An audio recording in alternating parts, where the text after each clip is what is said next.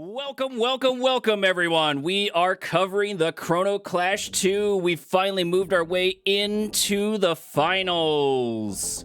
Starting us over in the top sector of the map, rocking the green, playing the GDI. Of course, we have the GDI King, Green Zero. And in the bottom right, playing as the orange black hand, we of course have his current rival, Numbfish.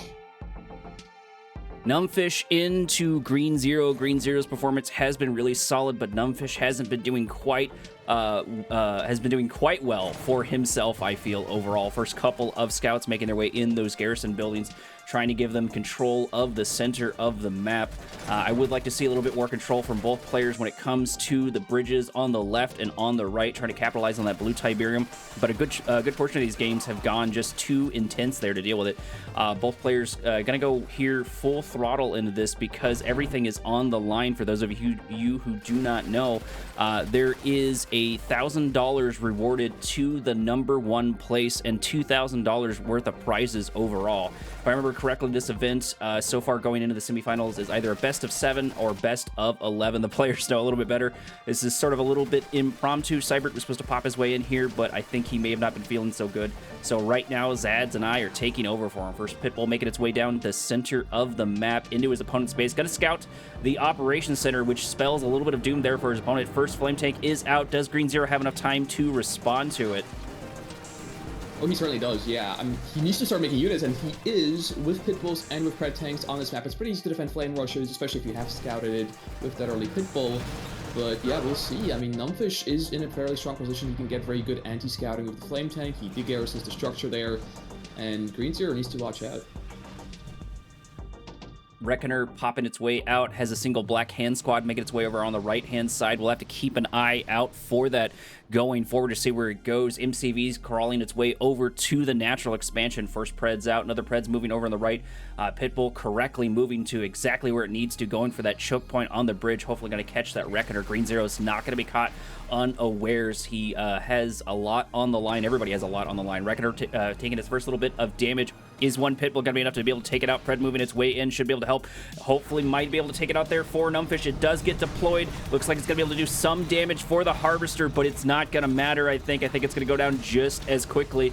Those black hand squads are only going to be able to do so much to their opponent. Flame tank getting pushed out of the center of the map. Black hand popping their way outside of the Reckoner. Reckoner taking a little bit more damage, and black hand running away, maybe trying to go get some value, maybe go for that Tiberium spike for their opponent. If you didn't know, there's 2 Tiberium spikes on the map per player. Yeah, in the meantime, Numbfish transitioning into infantry, going for upgrades as well on top of this. Very committal build, very aggressive play from him. We do see the infantry coming out now from double barracks, and the flame tank is still alive. He's kept it alive all this time, and it will be scattered on the bottom, but that's still extra pressure that he can put on to Green Zero. APC finally going for the black hand squad, but I think it's too little too late. They just have a little bit more damage to deal. Maybe Numbfish is expecting this to go into a bit of a later game, because the longer that tip spike is down, the more the gains are going to increase for Numbfish. If we take a look at the economy, though, Green Zero is pretty far ahead of Numbfish, about 1K in the bank and ticking, and about 3K total resources gathered. Numbfish moving his forces into the center of the map, just like Xads was saying a minute ago, and he's been able to take over a good portion of that. This is very annoying for Green Zero right now. The garrison is really great here for Numbfish, allowing his infantry to not be stifled by anti-infantry weapons in the building. And now there's not even really watchtowers here. Only one being put down now by Green Zero. This is completely unscattered, and Numbfish taking a lot of pot shots at his MCV. Construction yard already going down to half HP. Calvary has arrived, but it doesn't matter, because so has for Numbfish as the flame tank moves its way in, going for the construction yard. Construction yard getting so close to going down. Low power mode, selling off of the barracks. It doesn't matter. Numbfish is coming out strong in this tournament. Watchtower is now getting targeted down, and I don't think Green Zero can stop that. The hurt is coming his way, and no one's here to stop it. Green Zero needs to use the Harvesters in the back, but he's not using them at all. He's panicking, going for APCs. It's not going to do anything. He needs the Crushes, but the Crushes won't come in. Finally, the Harvester going in for infantry, but it's now too little too late, as he's lost simply too much infrastructure to this. He's lost the second work, he's lost the MCV, and infantry is going down. But Numbfish is already on his second field with double refinery drops and with plenty of harvesters on the line as well. Green Zero definitely in the back foot. However, he does have a second MCV coming out right now. Green Zero may have stopped the bleeding, but he hasn't stopped the internal hemorrhaging. And most importantly, like Xads was saying, he's got that base up and going over on the right-hand side. Probably going to see a difference here in economy rather quickly, but if anyone can come back, it's going to be Green Zero. He's got to tighten up his defense and maybe transition into a bit of cheaper units, maybe get some infantry of his own, maybe get some snipers, something that he can capitalize on knocking out those units, because Numbfish really dove into the man spam, and it worked out quite well for him. His flame tank rush didn't work quite as well, but it came in clutch sort of there at the end and worked out quite well for him, I feel. Tech coming down for Numbfish as well. He's going to go for the tier 3, probably a Redeemer transition later into the game. And Green Zero really on the back foot. He's finally getting his tier 2 down, his AP ammo as well. But he's simply behind on the eco, he's simply behind on the units, and he still has another wave of infantry to defend once more. Green Zero finally getting a couple more watchtowers out of there on the front line. AP ammo cooking up there in the background, but Numbfish doesn't care because he's going to go for the main base. He's going to try to pick off more and more what he can with a bunch of these cheap units. A couple of Scorpion tanks moving their way over on the right-hand side. Going to catch one, maybe two of these Predator tanks. Green Zero can't really afford to lose any of his units whatsoever. Every single one of them is going to be really precious. One Predator tank going down over on the right-hand side as the assault begins, and Urs Harses are going to get targeted. APC moving its way in. No AP ammo just quite yet. Doesn't matter. It's going to get destroyed. Lightning fence there on laser fence, I should say, there on the refinery. Refinery is going to get targeted. Body block there for the power plant. Power plant going to go down just as quickly. It doesn't matter. The steamroll is making its way once again into Green Zero's base. The destination being Green Zero's entire being. Watchtowers popping their way. Gets... Go ahead, Zeds. Yeah, finally Demo gets purchased by Green Zero. He's finally researched it, and if you really able to hold this push now with enough watchtowers, and refining he lost here isn't actually that pivotal because the field is completely empty, but at the same time, Green Zero is being assaulted on the front lines by the enemy MCV. Obelisk getting dropped down to that tier 3, and another flame tank coming in, and I think this is just game over here for Green Zero. He has nothing here in the second field, and he can't even stop the push in the first. MCV after MCV getting taken down by Numbfish. Numbfish coming out of the gate, ready to go. The bell has rung, the gloves are off, and now it's just pain and pride for Numbfish. Green Zero having a little bit harder time there into his opponent. Maybe not expecting that aggression, but that map did favor Black Hand. Like we said before, we are in Winter Meltdown. Over on our right-hand side, we've sort of already done our introductions. Of course, we have Green Zero going with his GDI, switching over to pink. And Numbfish in the bottom left, playing once again as the Black Hand, now in purple.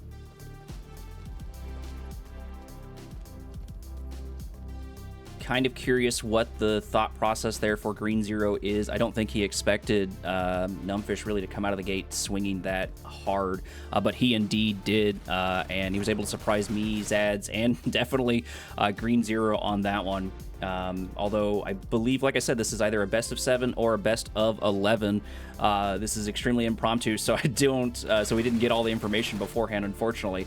Either way, it's going to be longer than the best of 5, which means Green Zero has more time to wake up, get some coffee in him, stretch his legs, and prepare for the next assault. The reason why these aren't just a one-and-done game is because the maps make a difference, the factions make a difference, and the timing makes a difference. So what's going to boil down to is the consistency is going to be important for Green Zero and, of course, for Numbfish. I'm quite curious how Green Zero isn't really going right in with the scout on the bottom to try and get a nice sight of what's going on. I guess he isn't anticipating a Flame Rush on this map. It is a big map after all, so Flame Tank won't be amazing, and it has a lot of time to really, for Green Zero to react to. And yeah, he has the read here, and he has the Pitbull as well for these double down on the scout, just in case. And there is no Flame Rush this time. Green Zero nipping at the heels of the MCV for Numbfish. Numbfish going to take a bunch of free damage. Shouldn't be able to take it out, though, at least with a singular Pitbull, but will cost him, at the very least, a little bit of money Numbfish actually pretty far ahead on the economy. Is about 500, at least so far for the start. That can change rather quickly. It's 2 refineries per player. It looks like 1, 2, 3 harvesters for Green Zero, with a 4th one about to pop its way out. Indeed, that is going to be the case. Numbfish having another harvester already up, and actually having a 5th harvester, so might be ahead on the economy. Maybe Green Zero is deciding to cook something up, but he did indeed get that Pitbull out, maybe suspecting that a rush was going to happen his way. First Raider Buggy going to pop its way out, looking for something to snack on, which of course would be, hopefully, ideally, that Pitbull. Pitbull getting out of there real quick, but it did get all that it needed to do done, as it has the eyes for Green Zero. There's no Flame Rush coming. There's actually a third ref for Numbfish. Numbfish playing very, very eco-friendly for himself, whereas Green Zero is a little bit behind. It's really that cost of that early Pitbull that eats into your supplies in this game. And like, you want to have that security to go for that, but at the same time, you're just way behind on the eco when you do that. Second Pitbull joins the fray, saving his partner, destroying that Raider Buggy over on the right-hand side. Not starting off swinging out of the gate like we were the last time. So far, it's a little more traditional build from both players. Not that Green Zero wasn't traditional last time. He may have been a little bit too traditional and didn't adapt in time. But Numbfish keeping things pretty standard. 2 war factories, developing his natural expansion, followed right shortly behind Green Zero. It looks like he's got a little more production, that is Numbfish, than Green Zero does. Pitbull's moving their way in, trying to clear out at least some of those garrisons so they can move and get a couple of shots off. 4 Pitbulls here. Could be a bit of trouble here for Numbfish, but I think Numbfish is building up the forces there in the background to deal with all of this. So far, very standard gameplay. Green Zero is notably 1 ref behind, though. It's a pretty big difference, to be fair. It seems like he's a little rusty on the macro there. So his refinery placements are coming in very, very late, and now we have an engagement. Pitbulls being traded with bikes. So far, 2 for 2 trade by the looks of it, but there aren't enough Pitbulls here, and even more fall. Bike Buggy just too overwhelming. There's 2 war factories working overtime for Numbfish, whereas Green Zero is a little bit further behind on that. Numbfish's microing is a lot tighter than I typically see from him, so he's doing really, really well into this, especially into a player like Green Zero. That microing is going to be really important. He's been able to get his trades off, and that engagement really started off with him moving his Raider Buggies in and doing textbook what you should do with Nod, which is having those Raider Buggies absorb the shots of the Pitbulls, especially when you're up against GDI, giving your bikes time to swoop in and deal damage, knocking out 2 or 3 of those Pitbulls, getting him some net gains early on. First couple of Predator tanks out for Green Zero, making their way to the northern section of the map, anticipating this assault coming away. A couple of units might get lost to autopathing here as the assault begins in earnest. Bike and Buggy moving their way in. Are they going to get pushed out? It looks like indeed they are. The concave is real. The forces are real, and the defenses are strong so far for Green Zero. Green Zero sneaking a scout into his opponent's base over there in the background as well. A lack of anti-infantry, though, is still apparent for Green Zero, and we do see another infantry transition for Numbfish, as he is Black Hand. This is the Black Hand infantry spam faction, as we all know it. And yeah, he has the upgrades, and still not a lot of anti-infantry out for Green Zero. Only Hammerheads coming down now. If you ask Underworld Fox, it is the Flame Rush faction and not the Man Spam faction.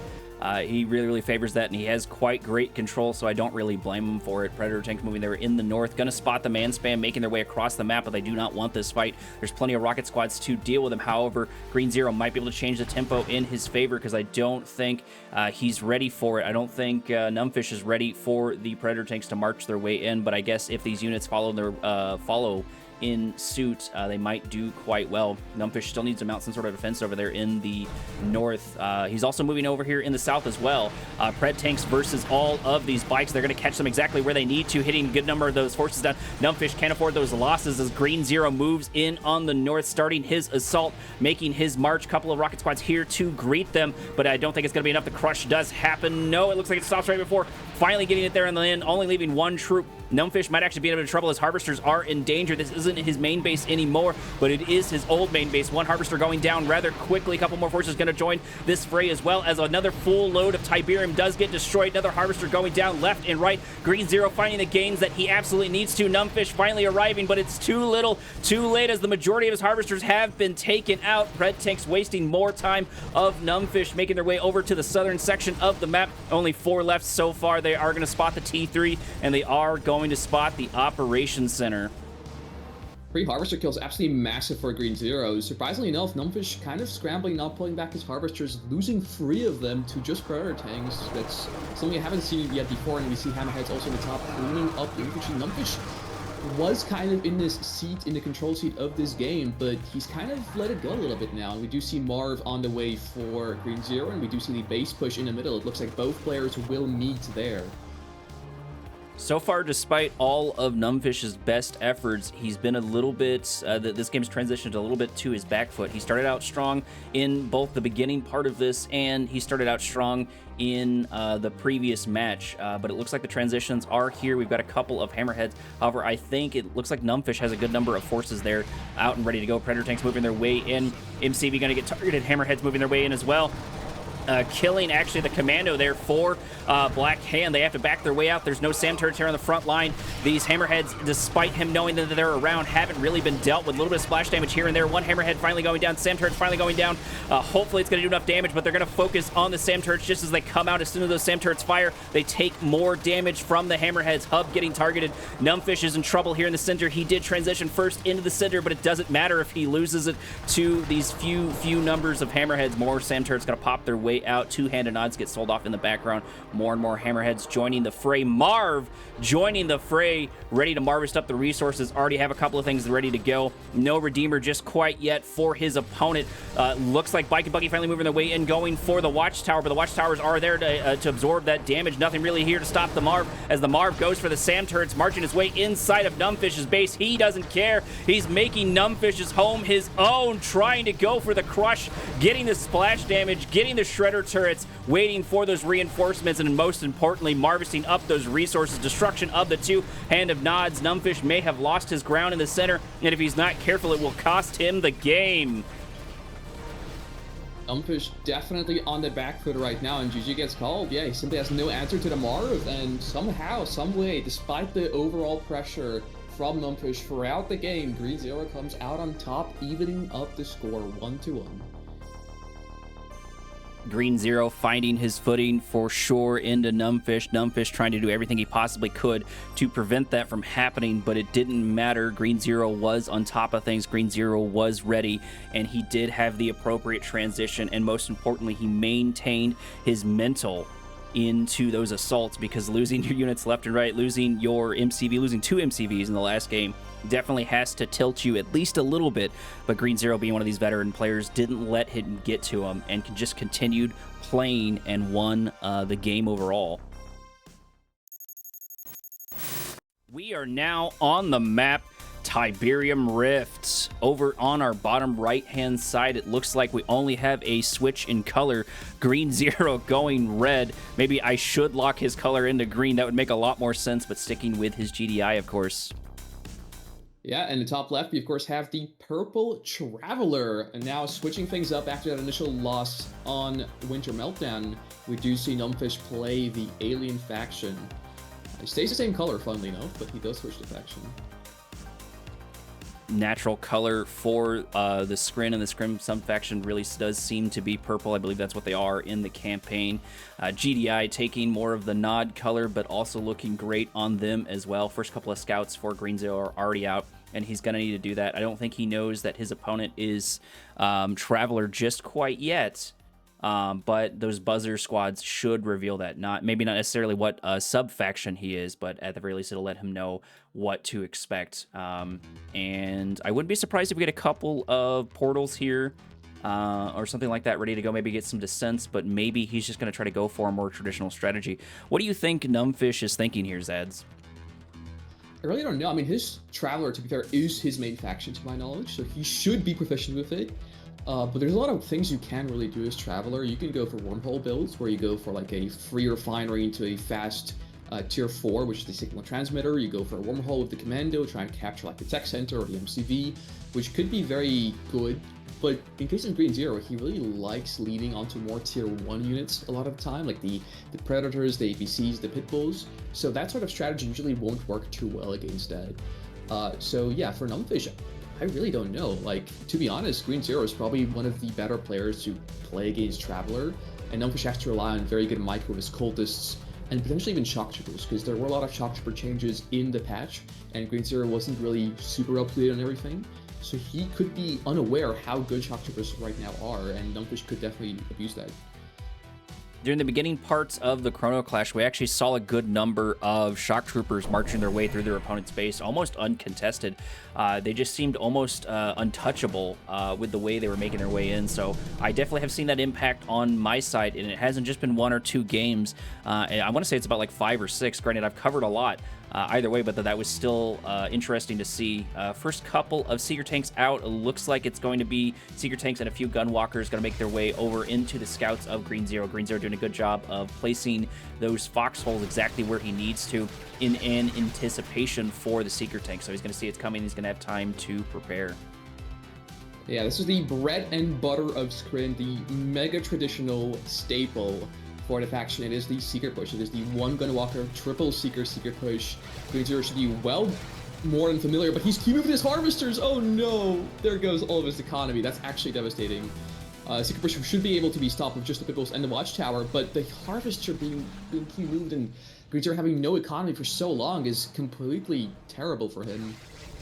Definitely going to bite him, and you can already see the effect there on Battle Scry. It looks like it's almost a 2k difference, and it looks like it's over 5k, about 6 or 7k in total resources gathered, so that's definitely going to sting pretty hard, and the Seeker Tanks didn't take as much damage as I expected them. The microing seemed to be there, at least so far, for Numbfish, and I think his microing overall has been pretty tight. If he can maintain that, maybe he can utilize and take advantage of a couple of these units here. A couple of Disintegrators popping their way out in a portal over there in the south. Fast Legs, I believe, on the horizon, about halfway complete.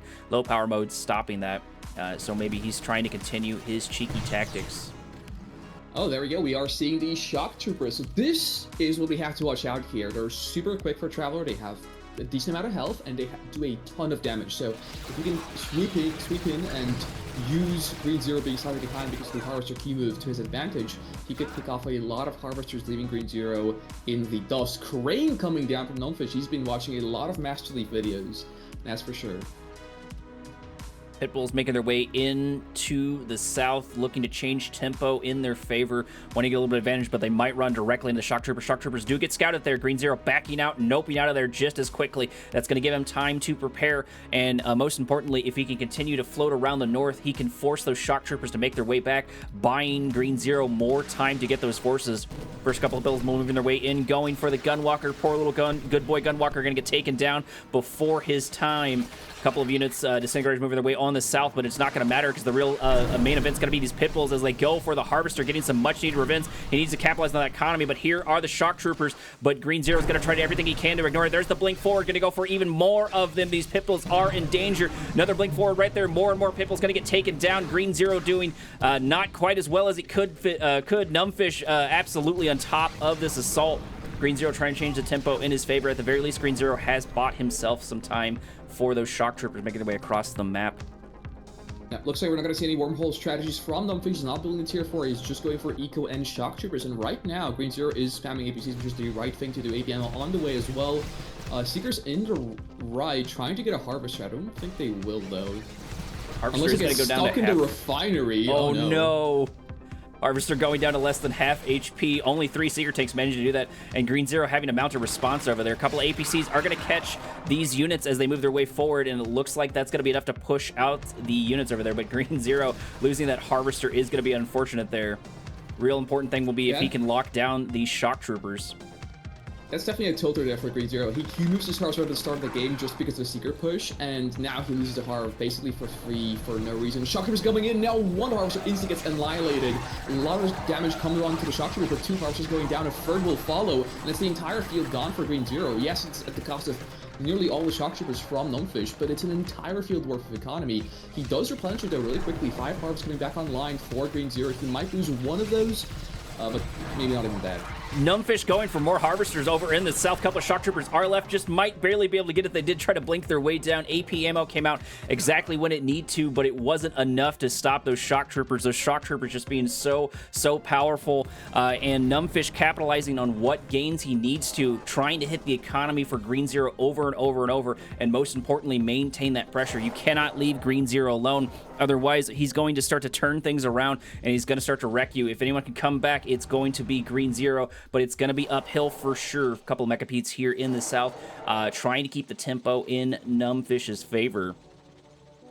Shock's did a lot of work there, but what's really doing the most work for Numbfish right now is actually the crane in the back of his base. He's already on the third field with 2 refineries and a warp sphere, getting those tripods, those walkers out on the map from 2 war factories, and it's only really APCs right now for Green Zero. He's on the way to solve that, however, halfway on the Marv, so he will have some fight definitely in him. Shock Troopers in the bottom right, being a little bit sneaky for Numbfish at the same time, just trying to keep up the pressure, not let the foot off the gas pedal. APC's moving their way in. Storm Calling popping its way down. Tripods here for the defense. Should be playing up to fight all this. Couple of Mecha Beats moving in as well. There's the one click at least locking down a couple of these units, buying them more time to deal more and more damage as the majority of the APCs get targeted and get trapped. Tripods take its way over there in the background to finish off the remainder of these APCs. These APCs have taken so many losses, and just like Xads is saying over in the bottom right-hand corner, does have a good number of these Shock Troopers wiping out the old base of his opponent. T3 in full effect, one click down. Main base being expanded upon. Natural expansion's already there. Green Zero a little bit behind on the expansion overall, and probably a bit behind on the economy. Actually way behind, 16k, 17k per minute for Numbfish. Mecha Pete's moving in to put the final nail in the coffin for this old main base. Yeah, those shocks sticking out the tier 2 is pretty crucial for Numbfish, so if he doesn't want to go for any air, there aren't going to be any slingshots or anti-air batteries for that, but the Shatterer will do a lot of damage to these Mecha Petes. Mecha is really not equipped to deal with that. Nice 2 shots so far. Mechas do survive, but just barely. Couple of segments die a little bit there at the end as they deal about half damage to that refinery. Ultimately, they do make it down, but the most important part is that these tripods are beginning to march their way on this natural expansion. Not even a harvester here quite yet, and it's already in danger. It's already in trouble. No, that wasn't the Mecha Pete going down. That was another segment. Mecha Pete's trying to sneak their way over in the south. Dude, does look like we've got a Marv and a couple of snipers as well as zone troopers. This might be the transition they need. These tripods don't do quite well. Numbfish forgetting one of his poor tripods here in the background as it goes down to half HP. Zone Troopers moving in, going for the prey, taking it down. Poor tripod as it turns into a husk. Gunwalker's gonna move their way forward, try to get some much needed revenge, but gonna get killed for it. Yeah, you need to be really careful here if you're Green Zero. I'm surprised he's going this far in. He's very convinced and confident in his Zone Troopers and Sniper teams along with the Marv, but there's so many tripods out as well as a Hexapod. Like, the Traveler player doesn't even need to play as a Traveler player. He doesn't need to make any infantry at all. He could just literally move Green Zero out of the game right now. I'm really not sure where the conflict is coming from. Nice Buzzer Swarm, doesn't really quite get anything though. Just a bit of damage on some squad members. We'll soften them up at the very least. Looks like Numbfish is trying to keep up the pressure with those Shock Troopers sitting there over in the south. Tripod's sort of in an unfortunate position over here, but they are going to go for the Marv as the Marv starts to take a good chunk of damage. I think the real problem is going to be dealing with these Zone Troopers. These Zone Troopers need to go down as quickly as possible. A couple of them do bounce their way back. Marv going down to half HP. One trying to go for the crush, but it's going to doesn't matter. There's the EMP. Marv gets locked down. Marv got about half HP. Green Zero cannot afford to lose this unit because it's going to get taken down. Indeed, there it goes. Getting destroyed. The Annihilator tripod getting close enough to get 500 in the bank. Here to put the nail in the coffin, probably soon to join, will be all of these Shock Troopers tripods continuing their onslaught on Green Zero. Annihilator tripod getting a little bit of crush here, going for the infantry, hopefully going for a couple of those snipers. I'm not sure how Green Zero can turn this around. So many tripods dying to just the Zone Troopers, like zero attention here for Numbfish, but it doesn't matter. He simply has too much. The avalanche of units, Mecha Pete's joining the fray as well, with the Shock Troopers in the back. Snipers doing so much work, killing so many Shock Troopers, but it doesn't matter. There's just simply a big Hexapod, and there's simply nothing to deal with here for Green Zero. He has no economy. This is his only economy on this field, and if it gets taken out, which it will, there's 4 Mecha Petes now. There's simply nothing for him in this game. More EMP Grenadiers coming out, but there's simply too much units here. I mean, it just doesn't have anything. And 6K advantage for resources per minute there for Numbfish, and almost 50K in the bank extra. A couple of Shatterers are going to join the fray, but I think it's going to be a moot effort at this point as the refinery goes down, giving even more money to Numbfish. Numbfish economics gains just continue to increase over and over. I get that Green Zero is one of these strong players and can bounce back, but I don't see how he's going to be able to turn it around with this. He has pretty good transitions, but there's just so much on the map for his opponent. Maybe if he can get here and get some of these husks, that might help, but it looks like the Shatterers are going to go for them instead. One is going to get grabbed, it looks like, so Numbfish is trying to capitalize on that. But most importantly, Sonic Emitter actually out, getting a good shot off on these Eradicator Hexapod. Eradicator Hexapod getting in its low power mode. Sonic Emitter dealing a decent amount of damage there for the Hexapod, but I don't think it's in a crazy amount of damage. Mechapede's here to join the fray, Lightning Spike to join the fray, and I think they're here to put the hurt on their opponent. Green Zero doesn't have much left. There's the GG, it gets called. Numbfish able to get another point off on Green Zero. Yeah, Numbfish, relentless pressure in all of these games, which is very surprising. And this time it works really well for him. Those Shock Troopers going in, just suiciding in for the Harvesters, might not be entirely worth it perhaps, but he does get a lot of the eco of his opponent. He does contain Green Zero in his base. Green Zero wasn't able to leave his base for like a second, except for the initial pit bulls, but those did nothing versus the Shock Troopers. They just died, literally killed one Harvester, maybe at most. And yeah, that's just a huge issue for Green Zero, because Numbfish is going Crane in the back, and Crane, if it's not stopped or countered or addressed, it just makes you ahead, and especially considering it's a Scrin faction, which is notoriously good at, you know, ecoing up, getting growth stimulators and all that out on the field. Like, Numbfish just simply outpaced Green Zero by base containing him. That's what it came down to. Moving into our third round, it looks like Numbfish has a 1-point lead on his opponents. Traveler 59 and GDI are going to be the factions per person. Green Zero not sticking to a color. I should probably just lock him in. Is going to be in the cyan, and of course his opponent's going to be over on the top left as well. Yeah, starting off, pretty standard builds here for both players. Numbfish going for a ref first, which is... Actually, no, he didn't. Never mind. He went for a portal. I just didn't notice that. But notice in brush. So none of that is going on, at least just yet. Green Zero probably prepared slow game for the rushes, so maybe Numbfish trying to go something a little more traditional, and it did go quite well for him, at least in the last one, but I think it's really going to boil down to Green Zero's transition into unit after unit. Like I said, I would like to see a little bit more man spam from him, a few rocket squads here and there. Like I said, I know they're more expensive for GDI, but I've seen Futurama play over and over into players like BikeRushOwnz and a lot of these other higher caliber players. Futurama really seems to favor avatars and man spam, and while there's no avatars there for GDI, there are juggernauts which do plenty of damage as well, which I think could have fared quite well into all of that. So maybe a bit of man spam and those juggernauts, a bit more expensive, but he doesn't look like he had the transition one way or another. Numbfish was just absolutely on top of it. That Crane, like you said, having a profound effect on the game overall.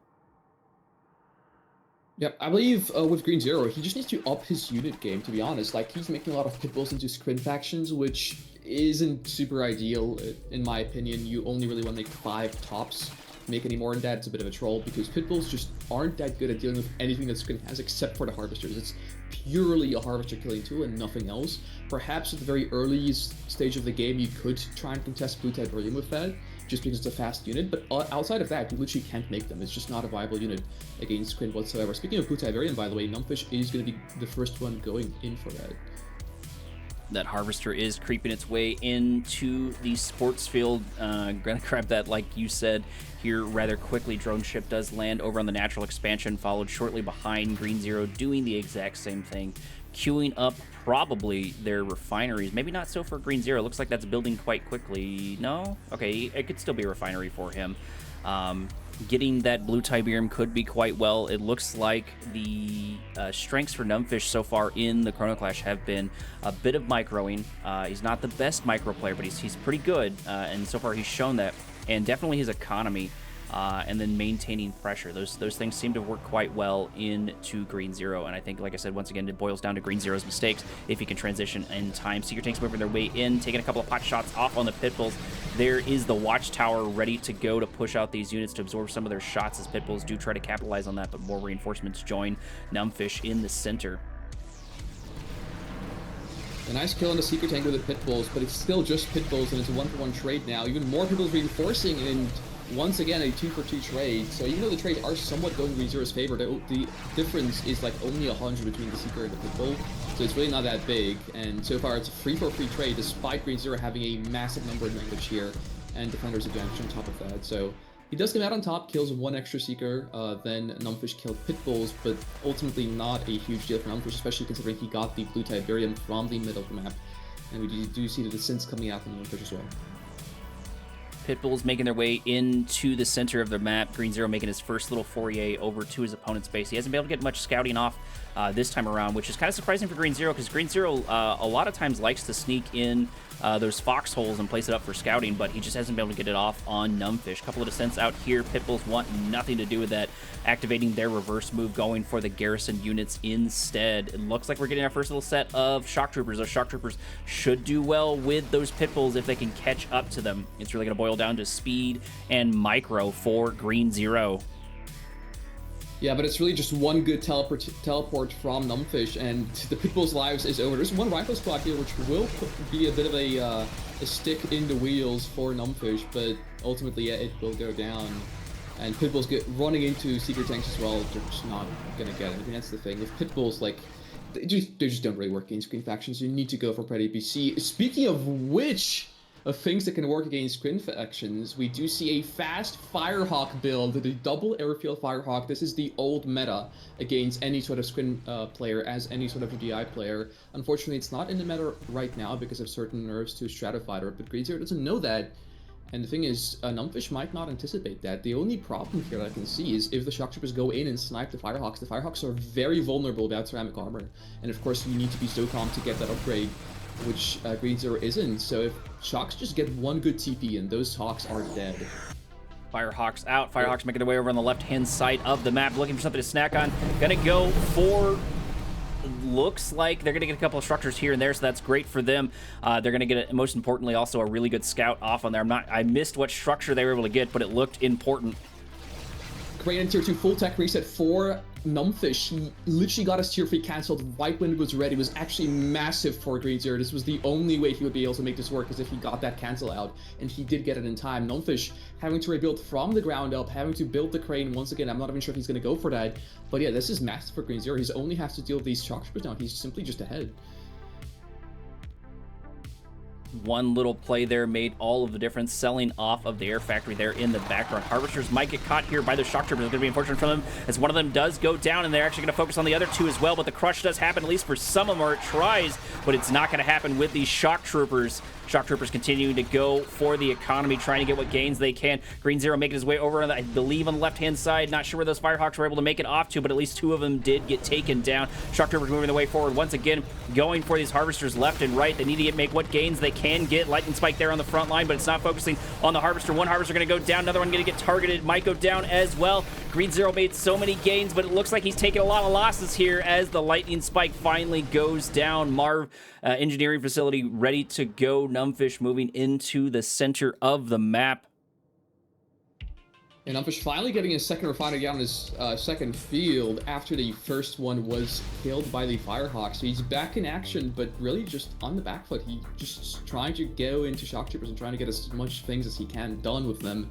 But there's a lot of units out here for Green Zero. The only problem, probably, is the speed of the Shock Troopers. If Green Zero doesn't keep up with them, they might do a lot of damage, which he cannot afford.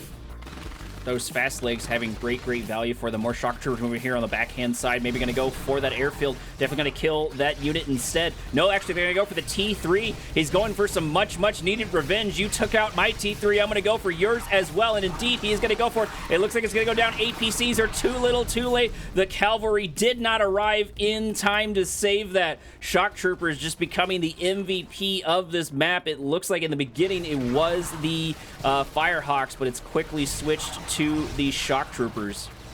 Sweet revenge for Numbfish as he cancels the Marv as it was almost done by killing a tech center. So he basically just did a Uno reverse card on his opponent, and his tier 2 actually lives despite the Hawks trying to come in and snipe it. So Numbfish, even though he's still not in the clear, he is looking way better than he did just a minute ago in this game.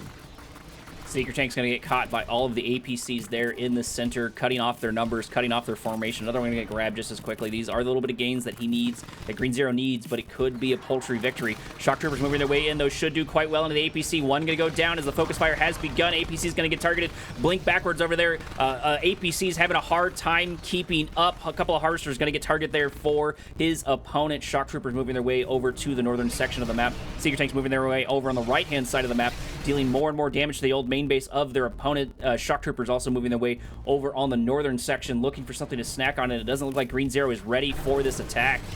Blink forward happens. Harvester getting to get targeted down. Green Zero just cannot keep a Harvester alive whatsoever. These Shock Troopers are just absolutely devastating. Marv only halfway out. Another Harvester going to get targeted. That's probably 7 or 8 Harvesters taken out so far just by a couple of these Shock Troopers, and the Shock Troopers are not done just quite yet. Firehawks did pop their way out. It looks like there's 3 of them, and they're going to look for some much needed gains. Got to pop their way. It looks like there is the scan. Maybe go for the T3. It looks like, yeah, indeed, they are going to go for the T3. Green Zero getting a little bit of revenge, but can he keep those Shock Troopers outside of his base? That's really what it's going to boil down to. Wow. Green Zero down to 2 Harvesters only, getting that blue Tiberium load from the middle. It is coming back right now on its way. It's going to really help Ezekiel, really help that Marv come out finally in this game. But yeah, Green Zero literally on 0 Harvesters. However, those Firehawks do have the hardpoint upgrade. A very rare thing to see, especially in 1v1s. You almost never see it. Probably the first time I ever saw it in an event. But he does get the tech because of that, which is huge. All those APCs, however, once again, just getting thrown out, moved across the map, and now dying to Mecha Beats. This is a repeat of the Tiberium Rift game, where he just threw out all the APCs for seemingly no reason. Green Zero showing that other strategies other than meta can work despite Firehawks not being quite the best. He has been able to keep the tempo relatively in his favor. Firehawks looking for something else to snack on. 3 of them out over on the left-hand side. Going to go for the soft targets, going to go for power plants and try to take out the nerve center, but not enough shots there for the nerve center. Either way, at least some good damage. If he can continue that whittling down, that can make a difference. That did put low power mode there for Numbfish. He did delay him slightly, which is exactly what Green Zero needs. Green Zero needs time, and most importantly, he needs economy. If you're looking over here for Battlescry's got Numbfish almost twice the economy per minute, and it looks like it's 116k to 87k, so much more in the bank for Numbfish. And it's such a weird situation, though, however, for both players, because Green Zero has Tiberium, but he doesn't have Harvesters, whereas Numbfish is the exact opposite. He doesn't have any Tiberium on his fields, but he does have a lot of Harvesters. So now with his expansion coming down, if he does get the expansion for which he does, he will be able to get the Eco back online. His tech, though, gets sniped once more. Mechapedes moving their way in the bottom section of the map. Shock Troopers once again going for Harvesters. His opponent cannot keep really anything alive. If I was Numbfish, though, I'd be going for that airfield. Those Firehawks have been an absolute pain to deal with. Looks like he may have heard me because he actually is going to go for them right now. Airfield going to go down to half HP. Another Firehawk going to get destroyed there as the sell-off does happen. Low power mode here for Green Zero, and Green Zero might be in trouble because his old main base is all but destroyed. Sniper team's doing a good job of moving those way in. Green Zero saying Shock Troopers insane, and indeed that is the case. Green Zero did get his Marv out and is able to get a good infusion of resources, and most importantly deny Numbfish from getting the resources at his natural expansion. The real problem is going to be dealing with these Mechapedes because most of the Shock Troopers are down, but the Mechapedes are ready to join the fray, and I'm not sure Green Zero can afford to lose any Harvesters, and they're so low on HP. Sniper teams trying to do everything they can to mop it up, but it doesn't matter. Sniper teams aren't going to do much into the Mechapedes as they move their way, as they roll their way into the base of Green Zero. Harvester after Harvester are going to get taken down. Green Zero just cannot keep anything alive. Sonic Emitter there on the front line should help, but it doesn't matter if they can kill this last Harvester. It might be over for Green Zero. And indeed, they do get it. Marv getting a bunch of resources there in the south, but Shock Troopers once again pushing out the Marv. Another engineer inside the Marv. This is really the last lifeline here for Green Zero. He needs to hold on to it for dear life. He may not have any actual Harvesters, but he does have the biggest Harvester of them all. The Marv is still online, still on the map, and despite Numbfish having all the harvesters in the world, Green Zero is still somehow in this game, but Shock Troopers are once again coming in for like the third or fourth attack wave, and Green Zero really has nothing to deal with them. He has 1.5 sniper teams, 1 sonic emitter, and half a rifleman squad to deal with a dozen Shock Troopers here, and that's just simply not happening. Shock Troopers looking for their next target, maybe to go for the T3. Hopefully going to get that sniper, and indeed they do grab at least one of them. There's a couple snipers there in the background, but it's not going to save the T3, as once again another T3 gets sniped, gets destroyed here rather soon. There it is. It's going to get destroyed. Green Zero cannot keep anything alive. He just has an open door policy on his base right now. That tier 3 was just a bait, though, for Numbfish, to be fair. He needs to kill the Harvesters, not the tier 3. The tier 3 means nothing if you have 0 economy for your name, and at the same time we see Green Zero pushing forward because of Marv on the opponent's field, marvisting it even further. Numbfish forced to lose a bunch of Harvesters and sell off his refinery entirely, so it seems like Green Zero almost will have enough or more eco than his opponent, despite the fact that his opponent has way more Harvesters than him. It looks like he is trying to put a bit of a chokehold on his opponent's economy, stopping him from moving on to that natural expansion, forcing Numbfish to long-distance harvest. He does have the harvesters for it, so he's got plenty of chain lines that he can work with, but that is going to add up. Tripod moving its way into the base, going to go for the barracks, it looks like, at least the new base, and a little bit of damage here and there is going to be dealt with. Might be nice to see a couple of rocket squads, but it doesn't matter if the buzzer squads move their way in. One watchtower there in the background, but the tripod's going to try to move out of it. Sniper teams are going to take a couple extra shots. They've got a rank in there. They're pretty close to heroic. Buzzer squad's just not allowing any of those rocket squads to make their way out, but the Marv does make its way back to the base at the very least. Mechapede sitting on standby, at the very least preventing Green Zero from moving over into that natural expansion, but I'm not sure he cares. It looks like he's pretty happy just setting up over here in this natural expansion for Numbfish. Shock Troopers moving their way in, going for the watchtower. Blink forward or backwards does happen. Looks like he does not want that fight. Those sniper teams just doing so much work there for his opponent, for Green Zero. And Green Zero actually terrorizing the bottom middle field here of his opponent. He's going up to the top. He saw Numbfish moving his MCV, or at least it was a logical conclusion that you could make if you are Green Zero here. And he's like, hey, my opponent's going to the top field, let me go there as well. I mean, might as well. He can't stop my Marv on the bottom, he won't be able to stop it in the top, and he could just come in and just Marvis the field before Numbfish will actually get any expansion here, which is kind of crazy. This game is really back and forth. Tripod on the bottom right also dies, so it's basically just only Shock Troopers and a few Mechapedes on the map for Numbfish, and he has to fight a Marv, which is no easy task.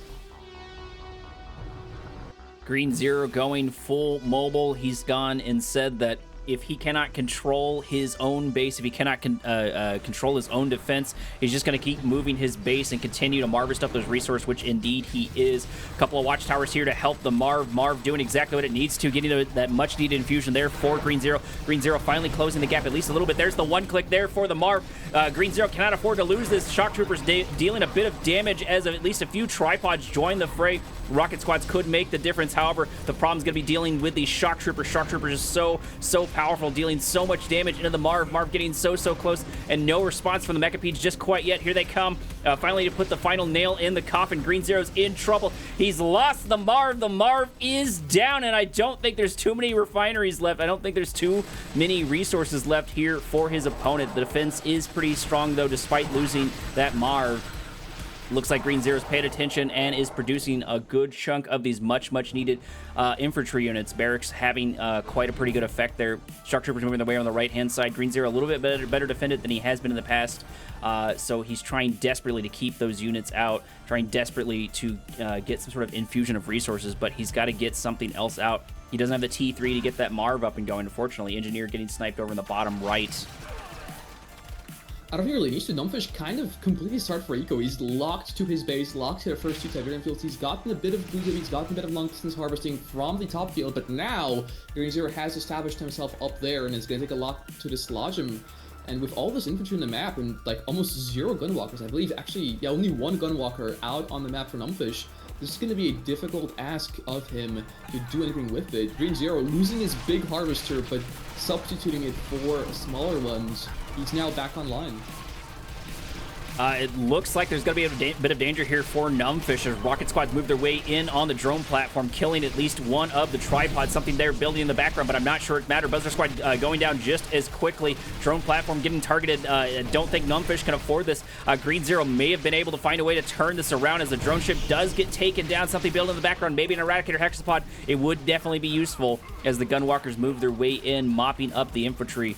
Numbfish having the appropriate transition. These Gunwalkers are just going to do so much mopping up these cheap forces for GDI. Yeah, the drone ship is getting taken down by Green Zero, and there's no build for Numbfish, so you can't rebuild the drone ship, but I think it matters because Green Zero simply has nothing here. He's overcommitted on the economy, placed down a second refinery. That's one refinery too much on this field, and there's 3 tripods and a handful of Gunwalkers. As a transition from Numbfish, there's simply 0 units left for Green Zero to stop because he doesn't have the Marv anymore. And there's nothing else. All the units just getting camped right out of the gate. Just watchtowers here, but not going to do anything to the tripods and the Gunwalkers. I think it's just game over. He has nothing. Hexapod comes out as well, and Green Zero caught his pants down on his expansion field. Double sell-off of the refinery. 2 barracks here in the background trying to build up a couple of rocket squads, but I'm not sure how much it's going to matter. There it is. The GG gets called. Green Zero goes down. A valiant defense for sure. He's stuck in there, and he got so close to turning it around, but those Gunwalkers, I think, put the final nail in the coffin for him, giving Numbfish another point on Green Zero. Are we going to see a sweep here? Only time will tell. This is definitely not going the way that I expected. The underdog is definitely punching up, and he's punching well.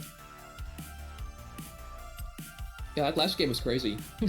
Green Zero being down 80,000 about in total economy throughout the game was still somehow in it to win it, but he just simply overcommitted. He went for that extra refinery on that top field, got extra greedy, thought he was extra safe after killing that drone ship, and that cost him dearly. I mean, he simply just didn't have enough units. He wasn't able to make any sort of EMP grenadiers for the Hexapod or the Gunwalkers of the tripods, and just had nothing to stop it.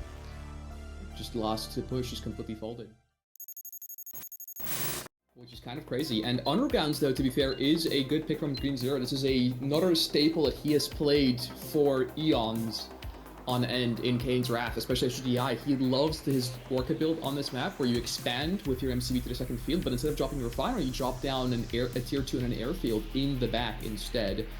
But anywho, we do see Numbfish in the bottom left, now swapping back to Black Hand, which is kind of interesting considering he has won his last 2 games with Traveler. He, I guess, doesn't like Traveler on this map specifically. Perhaps he wants to go for the contested spike or maybe do a rush, potentially. That's something Green Zero has to watch out for.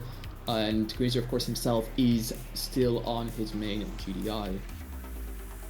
Green Zero pumping out a couple of rifleman squads trying to get a foxhole inside of the center of the map so he can get his hands on that Tiberium spike, which could be pretty useful, especially early on in the game. If he can get that first little infusion of 500 for being the first to grab that Tiberium spike, it will make a pretty big difference. Rifleman squads are indeed building their foxhole ready for these Confessor Cabal squads, and I'm not sure they want this fight because with that foxhole, the rifleman squads definitely do win that. Yeah, this is quite the interesting build here from Numbfish. I've only seen this done once or twice on, just in general, on any map, and I'm not entirely sure what the purpose of this is. There could be 2 things. Either he wants to pressure the enemy spike, the enemy MCV while expanding, or he wants to go for a Reckoner rush, and he wants to put rocket squads inside the Reckoner, which probably the most likely option there is the Reckoner one. Tib Spite does get grabbed. It looks like Numbfish doing a bit of a rush here. Indeed, Operations Center out and ready to go. Maybe a Reckoner, maybe a couple of flame tanks. We have seen MasterLeaf especially likes to put 3 rocket squads inside the Reckoner. So maybe that is indeed what we're going to see. There are 2 out and ready to go, and it looks like that is indeed going to be the case. So Numbfish is going to be looking for something to snack on. Hopefully he goes over and around, but no, it looks like he's going to go straight down Main Street, which means Green Zero is going to see it coming with that foxhole. I believe it did get spotted there, so if he's not careful, he's going to run into a bit of trouble. Pitbull is going to spot it as at least one of the rocket squads pop their way out, trying to save, looks like a little bit of the health there for the Reckoner. They do get a little bit of damage off. Micro is quite superior here so far for the Reckoner.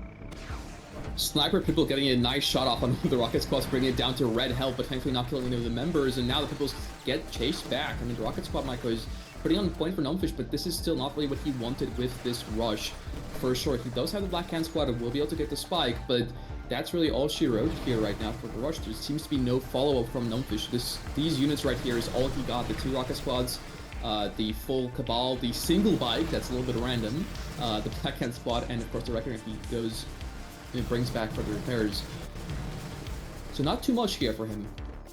He was able to get the Tiberium spike there in the south, getting rid of what little advantage Green Zero had. Green Zero actually up on economy because of the rush there for Numbfish. It looks like it's almost about a 1k difference so far for Green Zero, so Green Zero actually doing well on the economy. There's the airfield, probably followed by a couple of Orcas there in the background.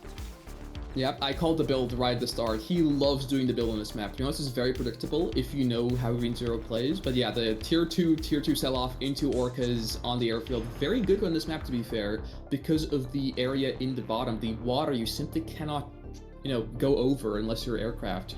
And of course, there's no early game aircraft units for any of the factions. You have to go into a tier 2 to really commit to the aircraft. So you really won't have any scouting information on the bottom.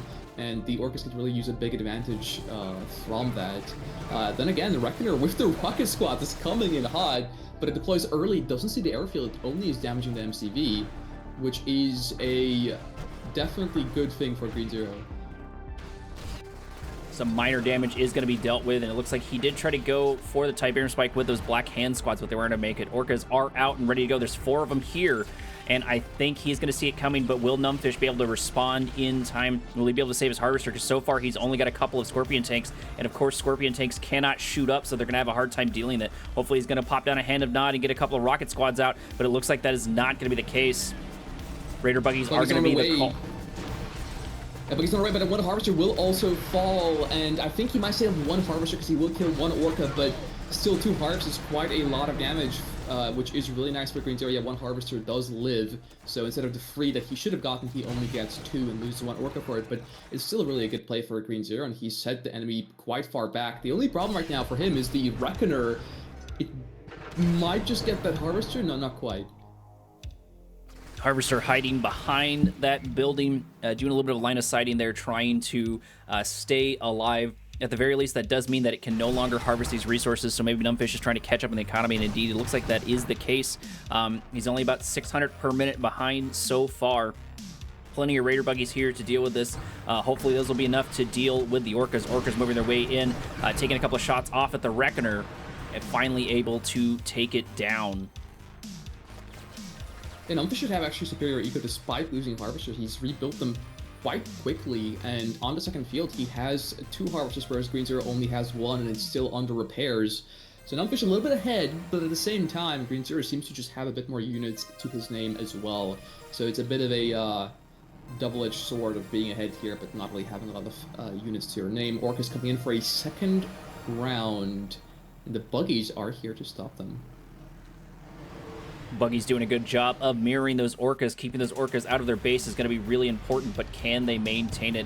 1 attack bike does move its way in, at least dealing a little bit of damage here to the Orca, taking one of them down to half HP as the Orcas move their way into the north, trying to line of sight, trying to stay out of the range of those Raider buggies. Raider buggies still doing a good job of mirroring them, keeping them out of their base, but that does mean he's got resources locked down, and it does give Green Zero time to push a little bit of armor there on his opponent's base. He's got a good number of Predator tanks building there in the background.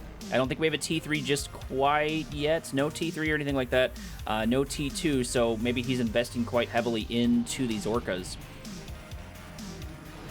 There we go. We do see an infantry transition from Numbfish once more for like the 15th time in this series, but he's of course Black Hands. That is worthwhile, though. Green Zero sneaks through. 1 Harvester will fall. And that's going to be all she wrote, though, but it is a nice pickoff for him. Numbfish probably forced to sell off one of the refineries here in the first field. And just Green Zero actually spinning a little bit of a trap here. Raider buggy's walking right into all this armor there. Predator tank's got to target it down, which that's going to free up all of those Orcas. Orcas are now free to loose their volleys unless they run into all of those rocket squads. Looks like they're going to move their way on the south, aiding this assault here. Sell off of the refinery, sell off of a couple of structures over here, as it looks like Green Zero owns the land down here now. Yeah, but there's a lot of infantry here to come and take it back. So very good infrastructure damage from Green Zero, but simply no answer to the infantry right now. The Orcas and the Predators not good enough. Buggies in the top will intercept the Orcas once more. Really good job on the Buggies, to be honest, for Numbfish. He's going to be able to get some of the Orcas for his troubles. Yeah, One Harvester's going to get targeted. Might just barely go down, but like you were saying, 2 Orcas are going to get destroyed. That's definitely going to hurt Numbfish, but it's also going to hurt Green Zero. I think this is going to boil down to economy, who can replace everything as quickly as possible. The big problem, like you said, is going to be dealing with all of this infantry. There's just so much. Last Predator tank moving its way in, getting a bit of scouting off there for Green Zero, so Green Zero can scout out a couple more targets maybe for his Orcas, probably rebuilding a couple more. And no, it looks like he's going to build a couple of Hammerheads. He's got 5 out and ready to go. That will be good into those units, but no AP ammo just quite yet, which he very much so is going to need for the infantry marching their way down Main Street. I'm happy you noticed that. The no AP ammo is tragic. Hammerhead transition overall was a really good idea with double airfield drops. It's going to help against the Scorpion tanks, it's going to help against the infantry, but no AP ammo is so bad for Green Zero. He's built the command post twice, he's forgot to requeue it for the second time. And there we go, we finally are getting AP ammo. It's on the way, but infantry is already making its way through the middle of the map. Will AP ammo come down fast enough for it to matter? It doesn't matter in the south because, once again, Scorpion tanks can't shoot up as all of them get picked off over here almost for free. Green Zero only losing maybe a Harvester and a couple of units here and there. Maybe not a bad trade whatsoever because that main base is all but tapped out. Green Zero also being the first to transition into his natural expansion, into his secondary natural expansion. But sitting on his doorstep is all of his units. As a Harvester might actually roll its way directly into its doom. It's going to act as a scout, but it might die for it. And there it is. It's going to get destroyed. Numbfish already getting a little bit of a free kill there. It does look like Hammerheads are in full effect. More and more of them are being produced. Where is that AP ammo? AP ammo is about 60% done. May not be ready in time. Yeah, but Green Zero actually, like, isn't in a terrible position. Numbfish taking his sweet time with his infantry moving across the map, waiting for the Mantis, and here we go with the major engagement. Hammerheads sweeping in. The Mantis needs to be targeted down. It's doing so much damage to the Hammerheads. The second Mantis joins the fray, as all the infantry will get taken out. Harvester helping out in the end, but the Hammerhead losses are crazy here for Green Zero, though he does deal with the push in the end. Mantis takes trying to push their way forward, going to run directly into that AP watchtower, which means AP ammo is ready to go for the Hammerheads, so they're going to be even deadlier. Numbfish had so many units on the map, but it didn't matter because the Hammerheads had the delete button ready to go, and they pressed it on those forces. Green Zero also, once again, like I said, developing this natural expansion over here. He did sell off a refinery. I'm not sure if that was because of destruction or because of problems up there, but he was able to get that off. One Mantis tank is going to get spotted, but it's not going to go down without a fight as it takes down one of the Hammerheads. Yeah, Mantis are cheaper than Hammerheads, so you really want to go in and just, honestly, sometimes just suicide them in. One single volley will kill a lot of Hammers, especially if they're stacked up. 3 Hammerheads going down to 2 rockets from the Mantis, instantly going a veteran is that Mantis, and Green Zero really losing way too much to the Mantis.